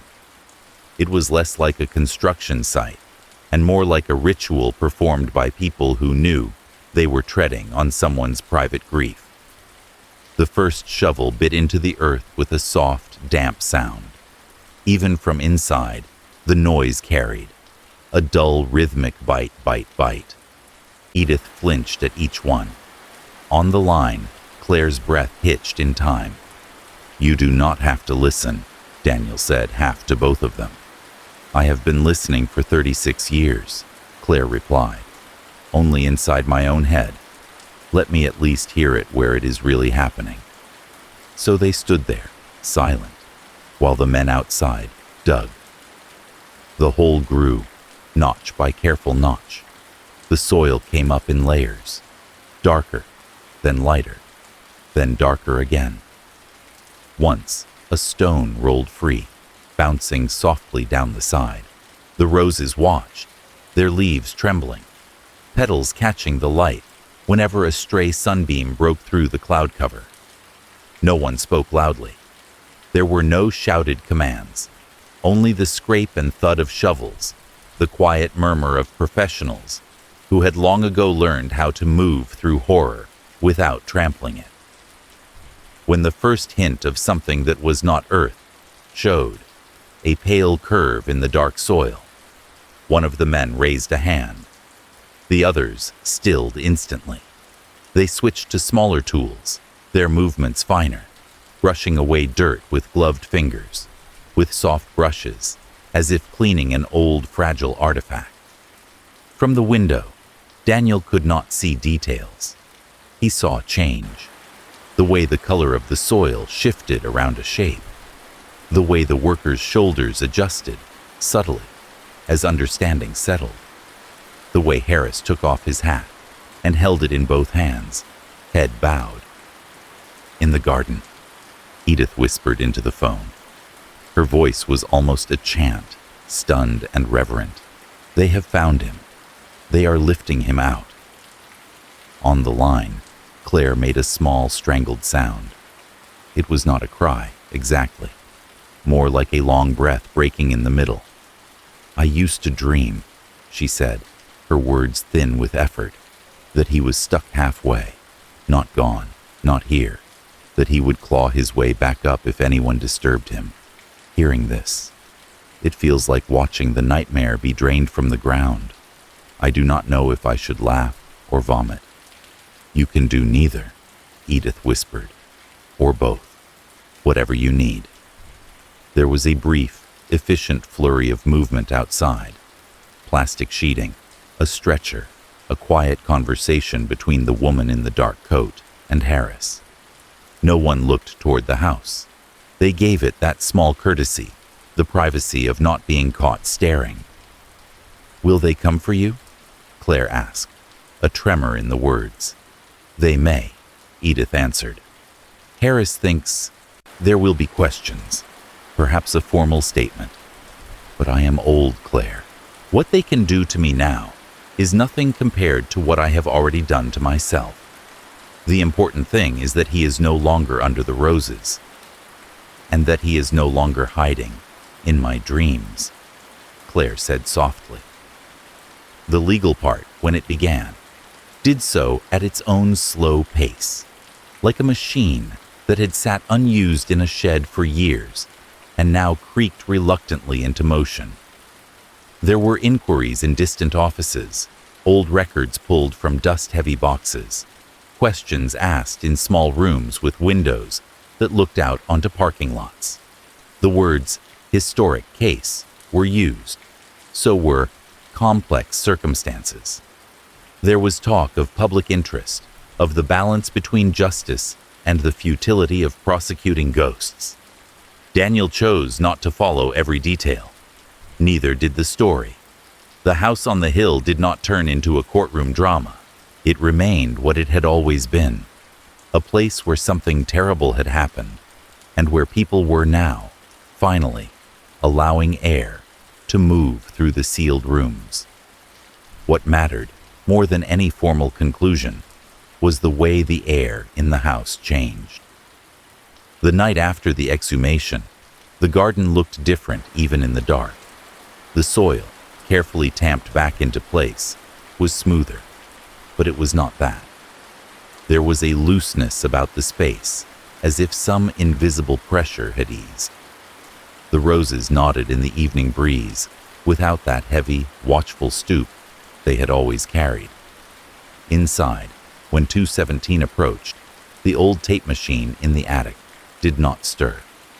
Edith had climbed the ladder that afternoon, alone, and turned it off. She had not smashed it. She had not burned the tape. She had simply unplugged the cord from the timer, wound the cassette back one last time, and placed it gently in the glass cabinet with the others, behind a door that did not lock. "I will remember without forcing the walls to scream," she had said, more to herself than to him. That night, the house reached the familiar minute, and nothing happened. No sobbing rose through the boards. No mechanical whir ticked under the sound. The clock ticked. The wind moved.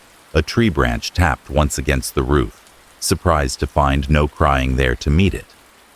In a back room behind hollow tree books, Claire sat on the edge of a narrow bed, phone on the table beside her. She had asked her mother to call when the machine was turned off. "It is quiet," Edith had said when the time came.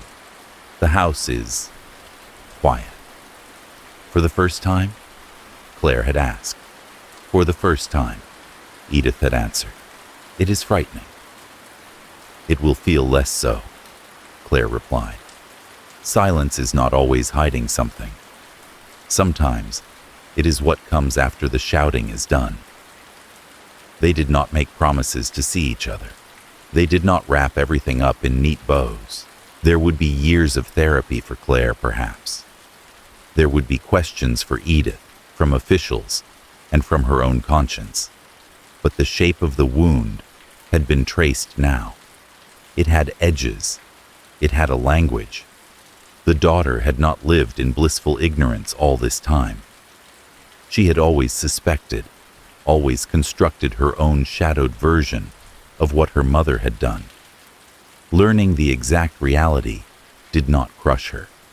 It gave her something solid to push against, instead of swinging at ghosts. On the hill, in the small house where a clock no longer dictated the nightly haunting, Daniel stood in the upstairs hallway and felt the difference like a change in air pressure. It was as if someone had finally opened a window in a room that had been shut for decades.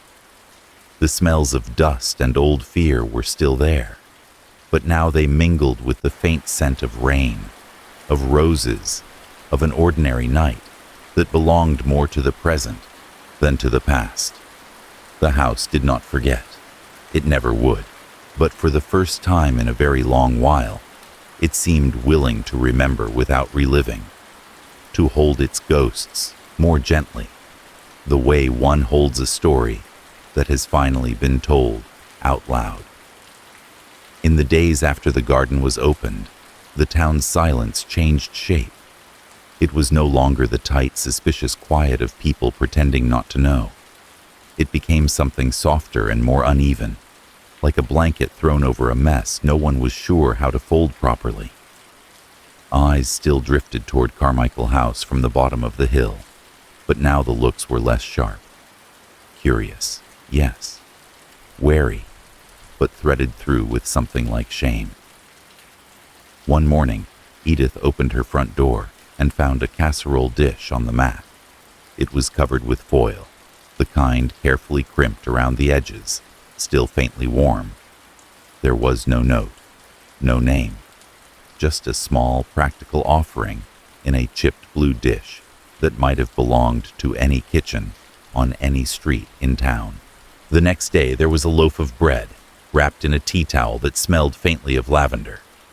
After that, a jar of soup, its lid labeled in shaky handwriting, "Vegetable." Not everyone approached.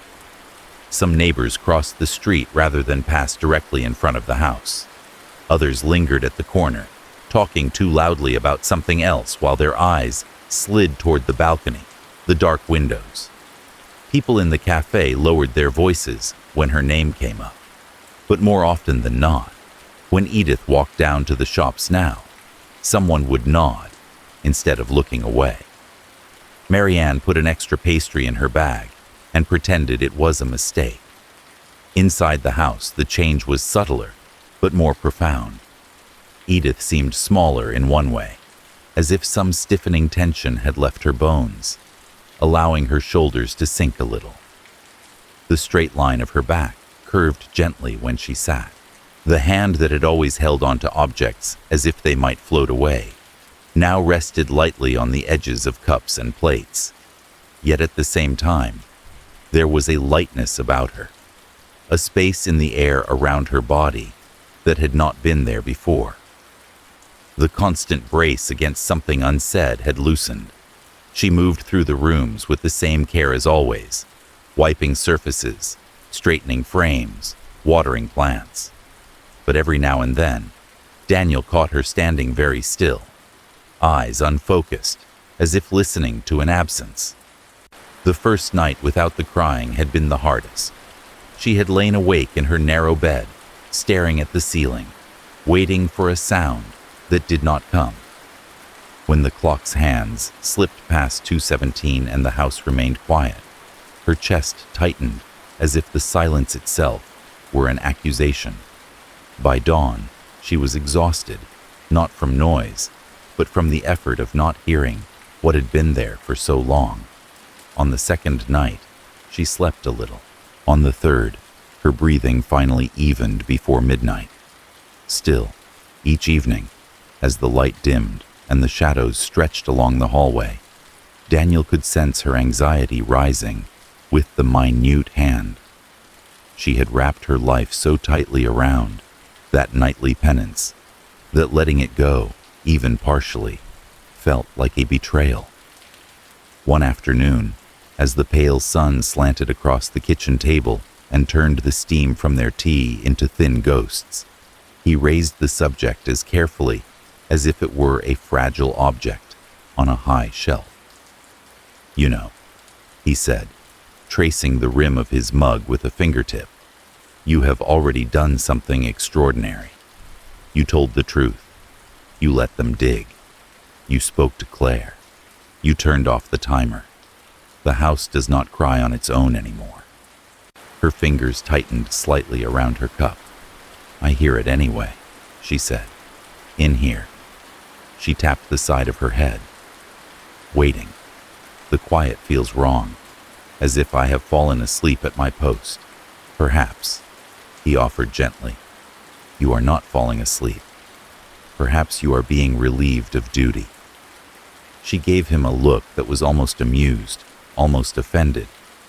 "A mother does not get relieved," she said. "She keeps watch." "You have kept watch longer than most are asked to," he replied. 36 years of never missing a single night. You wired the house itself into your vigil. Maybe it is time to change how you remember, not whether you remember. She glanced toward the ceiling, where the attic lay, invisible but heavily present.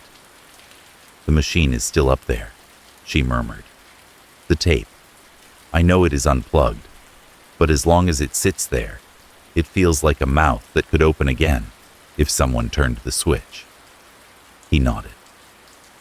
"What would it mean," he asked, "to take it down? Not destroy it, not pretend it never existed, just remove it from the walls. Put it somewhere you choose, instead of letting it choose you." Her jaw worked for a moment. "It would feel like I was abandoning her," she said finally. "That little girl on the tape. The one who cried because of a nightmare, not because of him. The one I could still comfort. If I put her away, it would be like telling her I am too tired to come anymore." "You did come," he said softly. "You came then. You came the night that mattered most. You have been coming ever since, even when she was already grown and far away. Maybe now you can let yourself sit down." She did not answer, but that evening, as twilight seeped into the corners of the house and the roses outside darkened to almost black shapes against the last light, she came to his door with a set look on her face. "Come with me," she said. They climbed the narrow attic stairs together, one behind the other, the wooden steps creaking softly under their weight. The air grew cooler as they rose, tinged with dust and the faint, dry smell of old cardboard and fabric. At the top, the hatch opened with a familiar scrape. The single bulb hanging from its cord cast a small yellow circle of light that barely touched the corners. The tape machine sat where it always had, a little metal island on its low table. The timer still clung to the socket like a dormant insect, its red pin fixed stubbornly at 2:17. Wires lay coiled in tired loops, no longer alive, but still ready, in theory, to carry sound through the walls. For a moment, Edith stood in the doorway, one hand on the rough frame, looking at the machine as if it were an animal she had fed for years and was only now seeing clearly. "It looks so small," she said. From downstairs it felt enormous.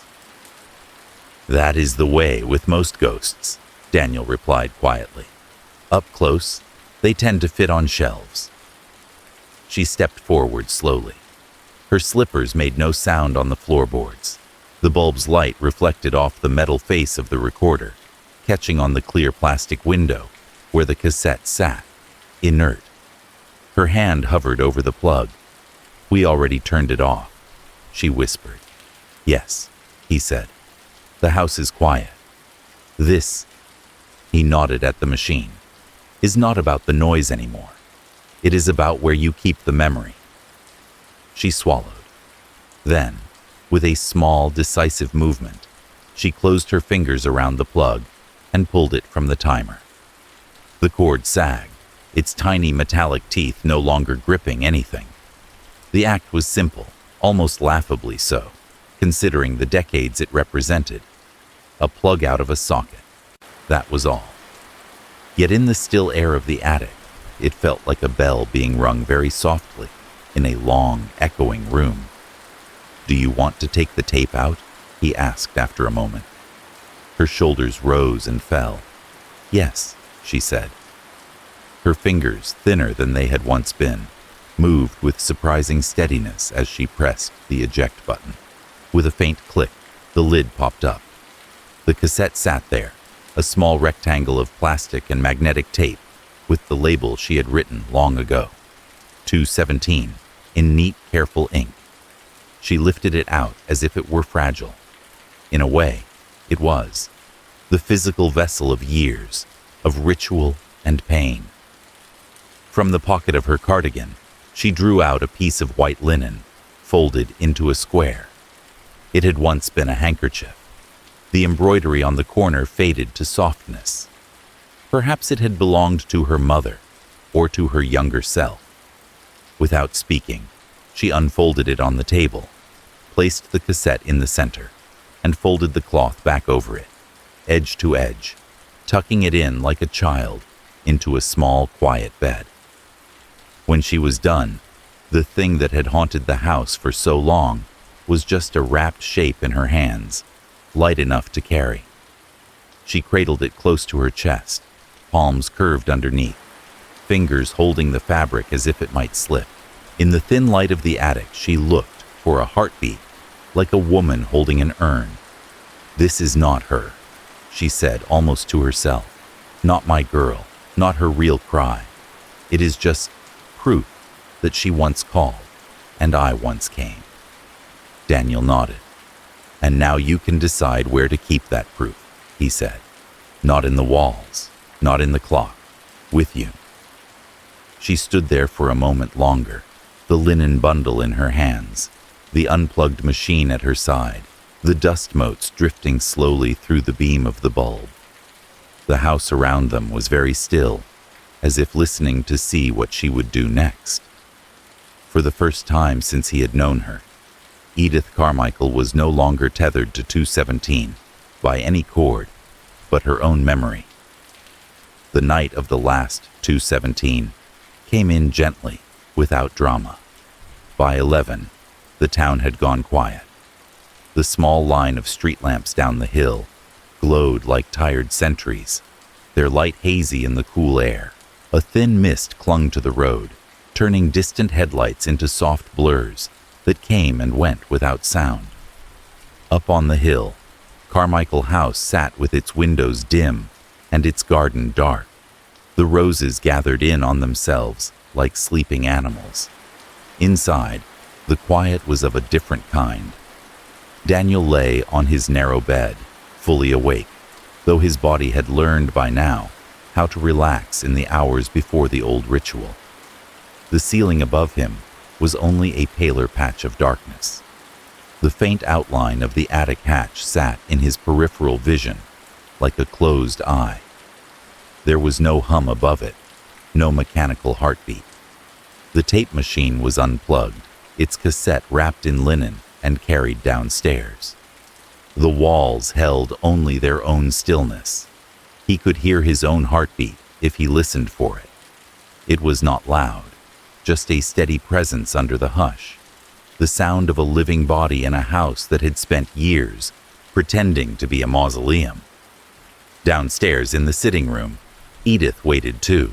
She sat in her old armchair, the same one that had held her through countless nights of vigil, the same one from which she had listened to the tape crying through the hallway. The cushion had molded itself to her shape over the years. Tonight, her body felt different in it, as if she were trying to learn a new way to sit. On the small table beside her, the cassette lay in its linen wrapping, a soft, rectangular shape under the fabric. She had placed it carefully, not on top of anything else, not under a stack of magazines. It sat alone, the way a photograph might be propped up in a frame. A single candle burned in front of it. She had lit it at midnight, touching the match to the wick with the same steadiness she had once used to set the timer on the machine. The flame had risen obediently, settling into a small, steady glow. Now it had burned low, the wax pooling at its base, the flame leaning slightly to one side as if already tired. Elsewhere in the house, clocks kept their quiet count. The one in the kitchen ticked with its familiar, gentle insistence. The alarm clock in Daniel's room marked the minutes with a faint mechanical sigh. Somewhere, a pipe in the wall cooled, contracting with a soft click, like a bone settling back into place. They were both aware of the time without looking at it. The body has its own clock when something has been repeated often enough. In their muscles, and in the house's beams, the approach of 2:17 was as palpable as a change in weather. In the darkness of his room, Daniel turned his face toward the door and listened. He remembered the first night he had heard the crying, how his mind, trained to respond, had sent him into the hall without thinking, how he had walked toward that forbidden door, feeling the sound draw him like a thread, how later he had stood in the attic, watching the tape spin while a child's sobs laced the air. Tonight, there was no machine, no timer, only the habit of expectation, so strong it felt like a pressure in his chest. In the sitting room, Edith's hands rested on her knees, the rosary twined loosely around one wrist. Her fingers had stopped counting beads days ago. Now she simply held them, as if the smooth, familiar shapes could keep her from sliding backward. She had told herself, earlier that evening, that this would be like any other night, except that the house would stay silent, that the absence of sound would be the point, that she had already done the work that mattered, turned off the machine, told the truth, let the ground give up what it was holding. But as the hour approached, something more primal stirred. She felt it in the base of her skull, in the muscles around her ribs. Her body tensed, bracing for a wave that had come every night for half a lifetime. At some point, she realized that she was holding her breath. The clock in the hallway took its last few steps toward the familiar minute. The second hand climbed, paused, and slid over the line. Somewhere in the house, a hinge gave a small, sleepy crack. The candle flame trembled, then steadied. 2:17 arrived. For a moment, there was nothing. No thin hitching sob from the end of the hall. No whir click of a machine starting its loop. No sound of wires carrying grief through plaster. The house simply existed. 4 walls and a roof around 2 people who were listening so hard that even the ticking seemed indecent. In his room, Daniel's ears rang with the absence. He heard the tiny scratch of fabric as he shifted his weight on the mattress, the faint rasp of his own breath in and out. The quiet was so complete, it seemed almost loud. He was on the edge of letting his shoulders drop, of deciding that this was it, that the last 2:17 had come and gone, without even a ghost of its old haunting, when he heard it.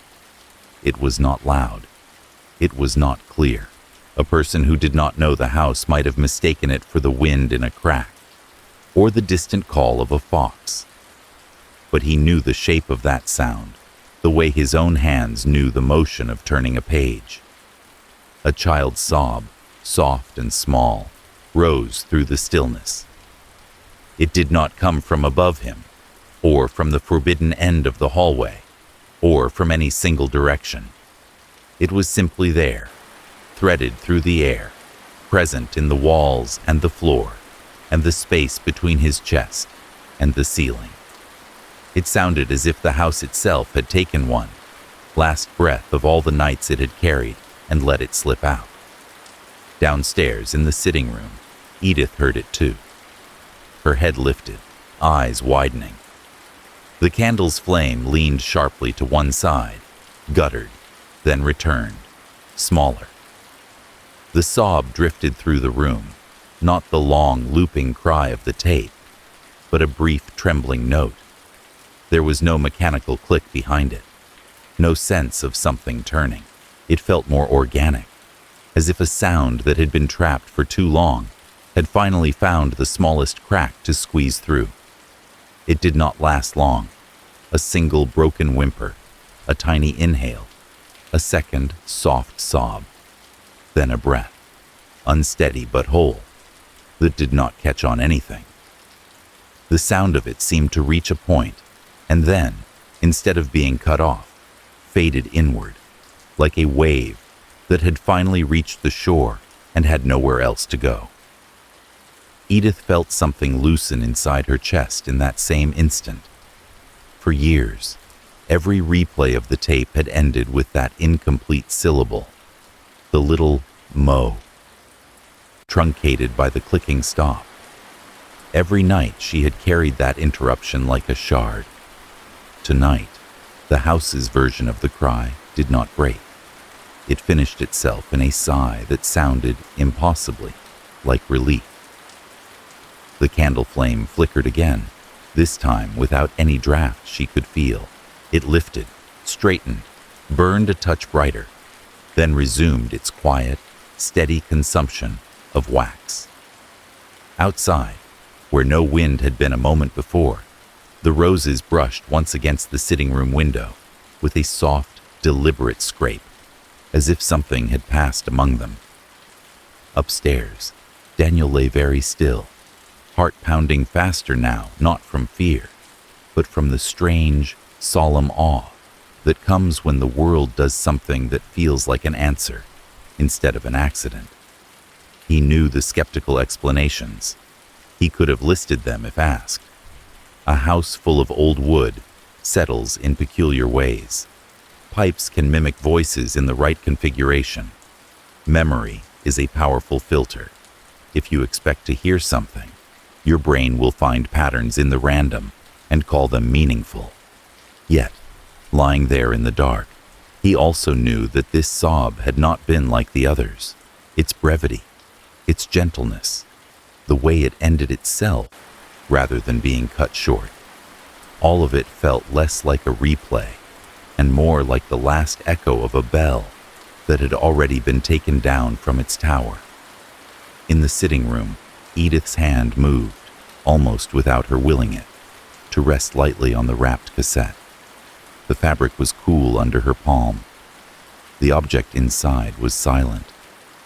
"You heard it too," she whispered, not sure if she was speaking to Daniel upstairs, to Claire miles away, or to the house itself.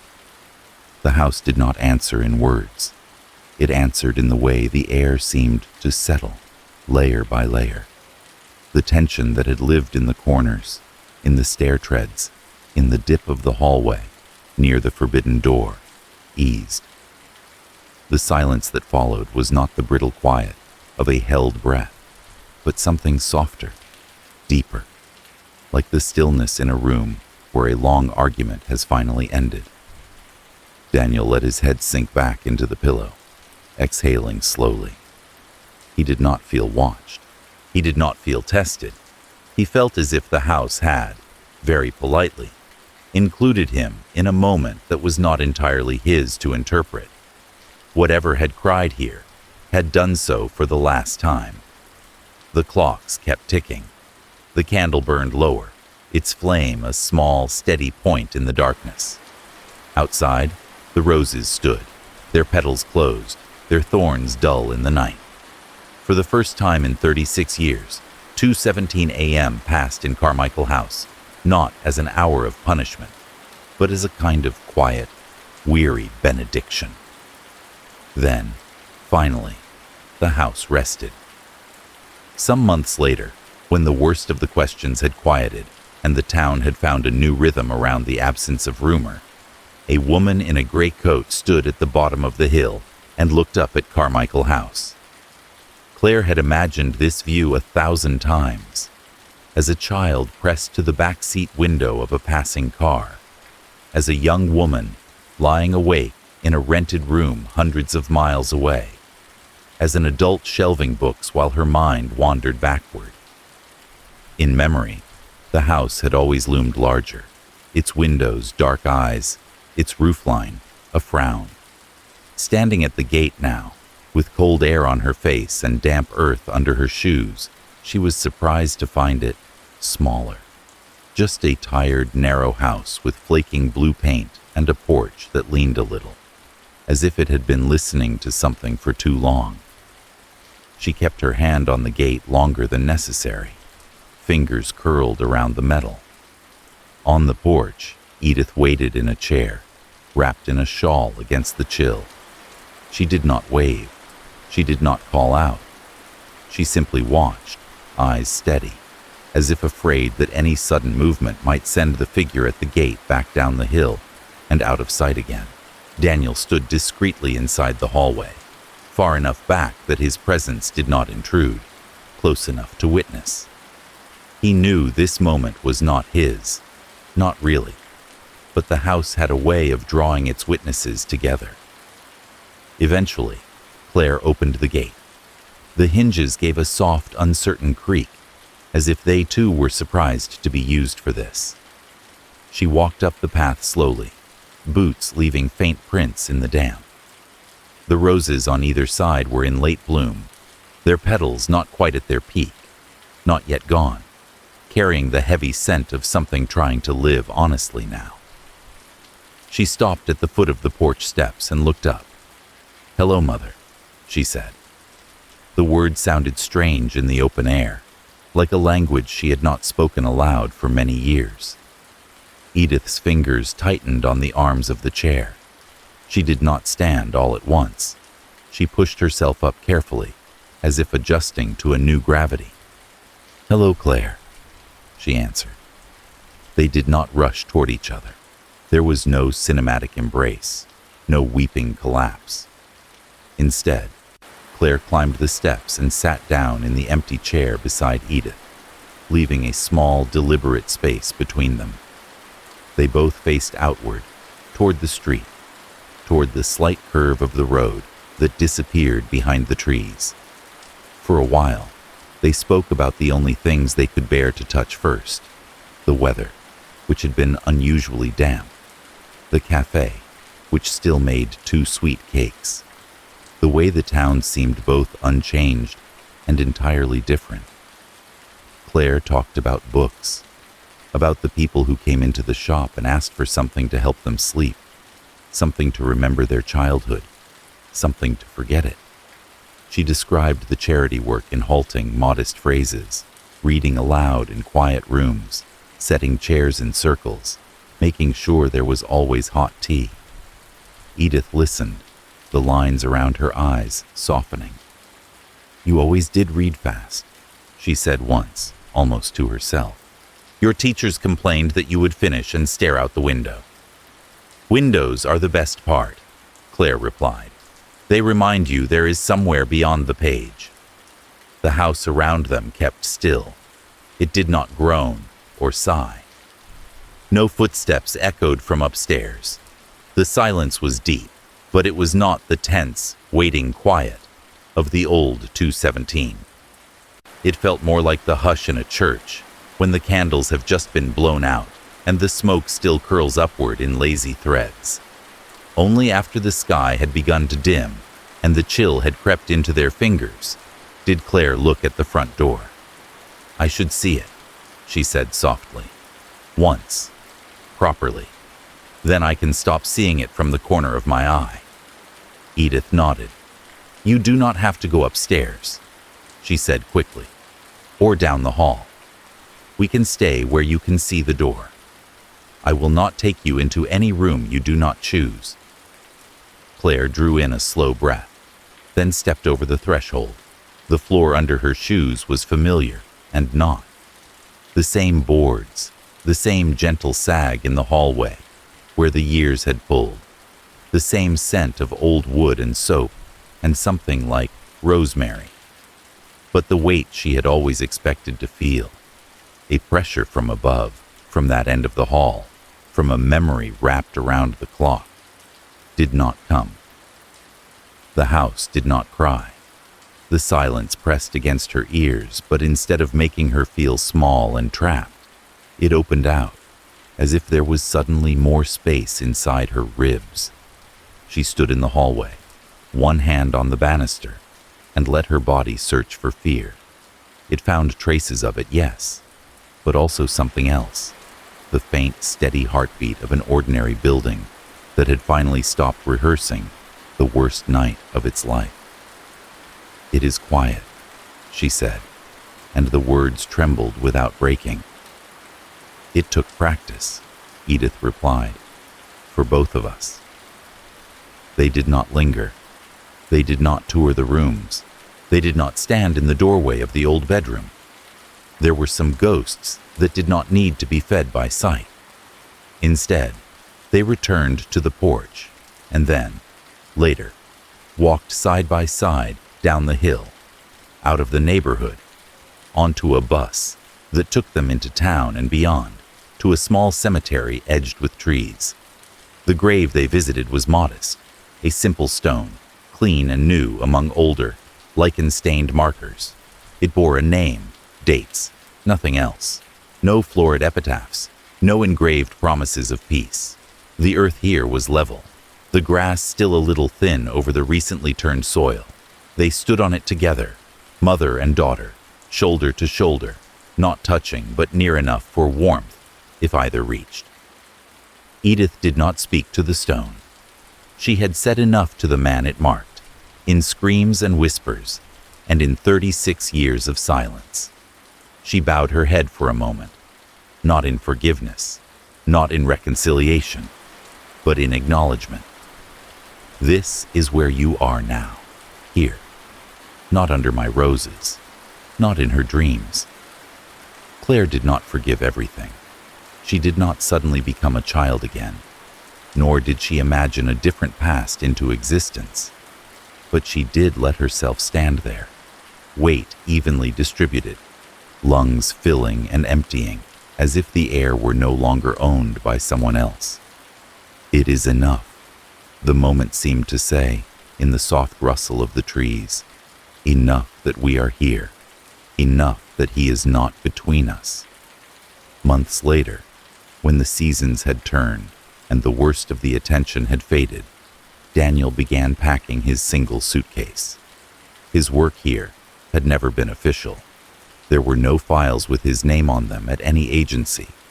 But he knew, in the way one knows, when a patient is finally ready to sleep without checking the monitor every 5 minutes, that his presence was no longer needed in the same way. The house did not hold its breath when he moved through it. Edith's eyes did not cling to him like a lifeline. Claire's calls came and went with a rhythm that belonged to them now, not to him.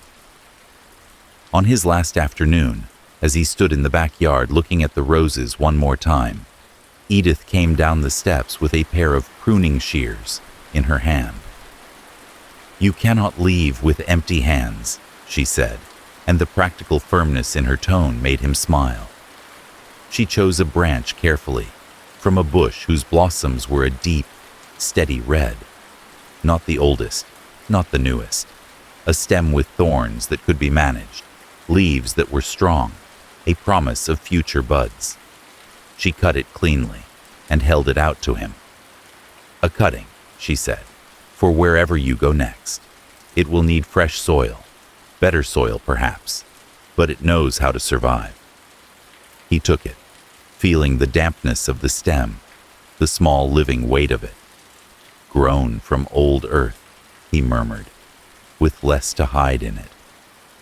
That night, he slept with the cutting in a glass of water on the windowsill, the leaves silhouetted against the dim town lights. At some point, habit tugged him awake. He rolled onto his side and looked at the alarm clock. 2:16. He lay there, listening, not in dread, not in anticipation, but in quiet curiosity. The minute passed slowly, the red digits shifting with a soft click. 2:17 arrived and slipped by in pure, ordinary silence. No sobbing rose from the floorboards. No tape word, no ghostly echo threaded the hall. The only sounds were the faint buzz of the clock, the soft rustle of his own breath, and the distant whisper of a car turning at the foot of the hill. The house did not feel emptied. It felt, in a strange way, full of quiet, of air, of the possibility of mornings that did not begin in debt to a single hour long ago. In the years that followed, people in town would tell the story different ways. Some would say Carmichael House had never really been haunted, only occupied by guilt and an old tape machine. Others would swear that on one particular night, after the machine was unplugged and the tape wrapped away like a relic, the house itself had cried once, not from a speaker, not from a room, but from everywhere at once, and then fallen silent forever. They would argue about dates, about details, in low voices over coffee. What remained constant was the feeling at the top of the hill. The house remembered, and then it rested. The garden bloomed without secrets now. The earth under the roses held only roots and worms and stones that had finally been allowed to be just stones. Inside, a mother moved more slowly but more freely through her rooms. A daughter, in a city of fog and bookshops, slept some nights without waking to the slam of invisible doors. And a man who had spent much of his life at bedsides and in corridors carried a single rose cutting with him from town to town, a living reminder that not every ending has to be loud to be real. Somewhere, in houses all over the world, there are other unspoken 2:17 a.m.s, other rooms where a single minute has stretched into years, other kitchens where someone stands with a dish towel in their hand, hearing a sound they do not yet know how to name. Stories like this one do not erase those nights, but they do something quieter, and perhaps more important. They loosen the hold, one confession, one shared truth at a time.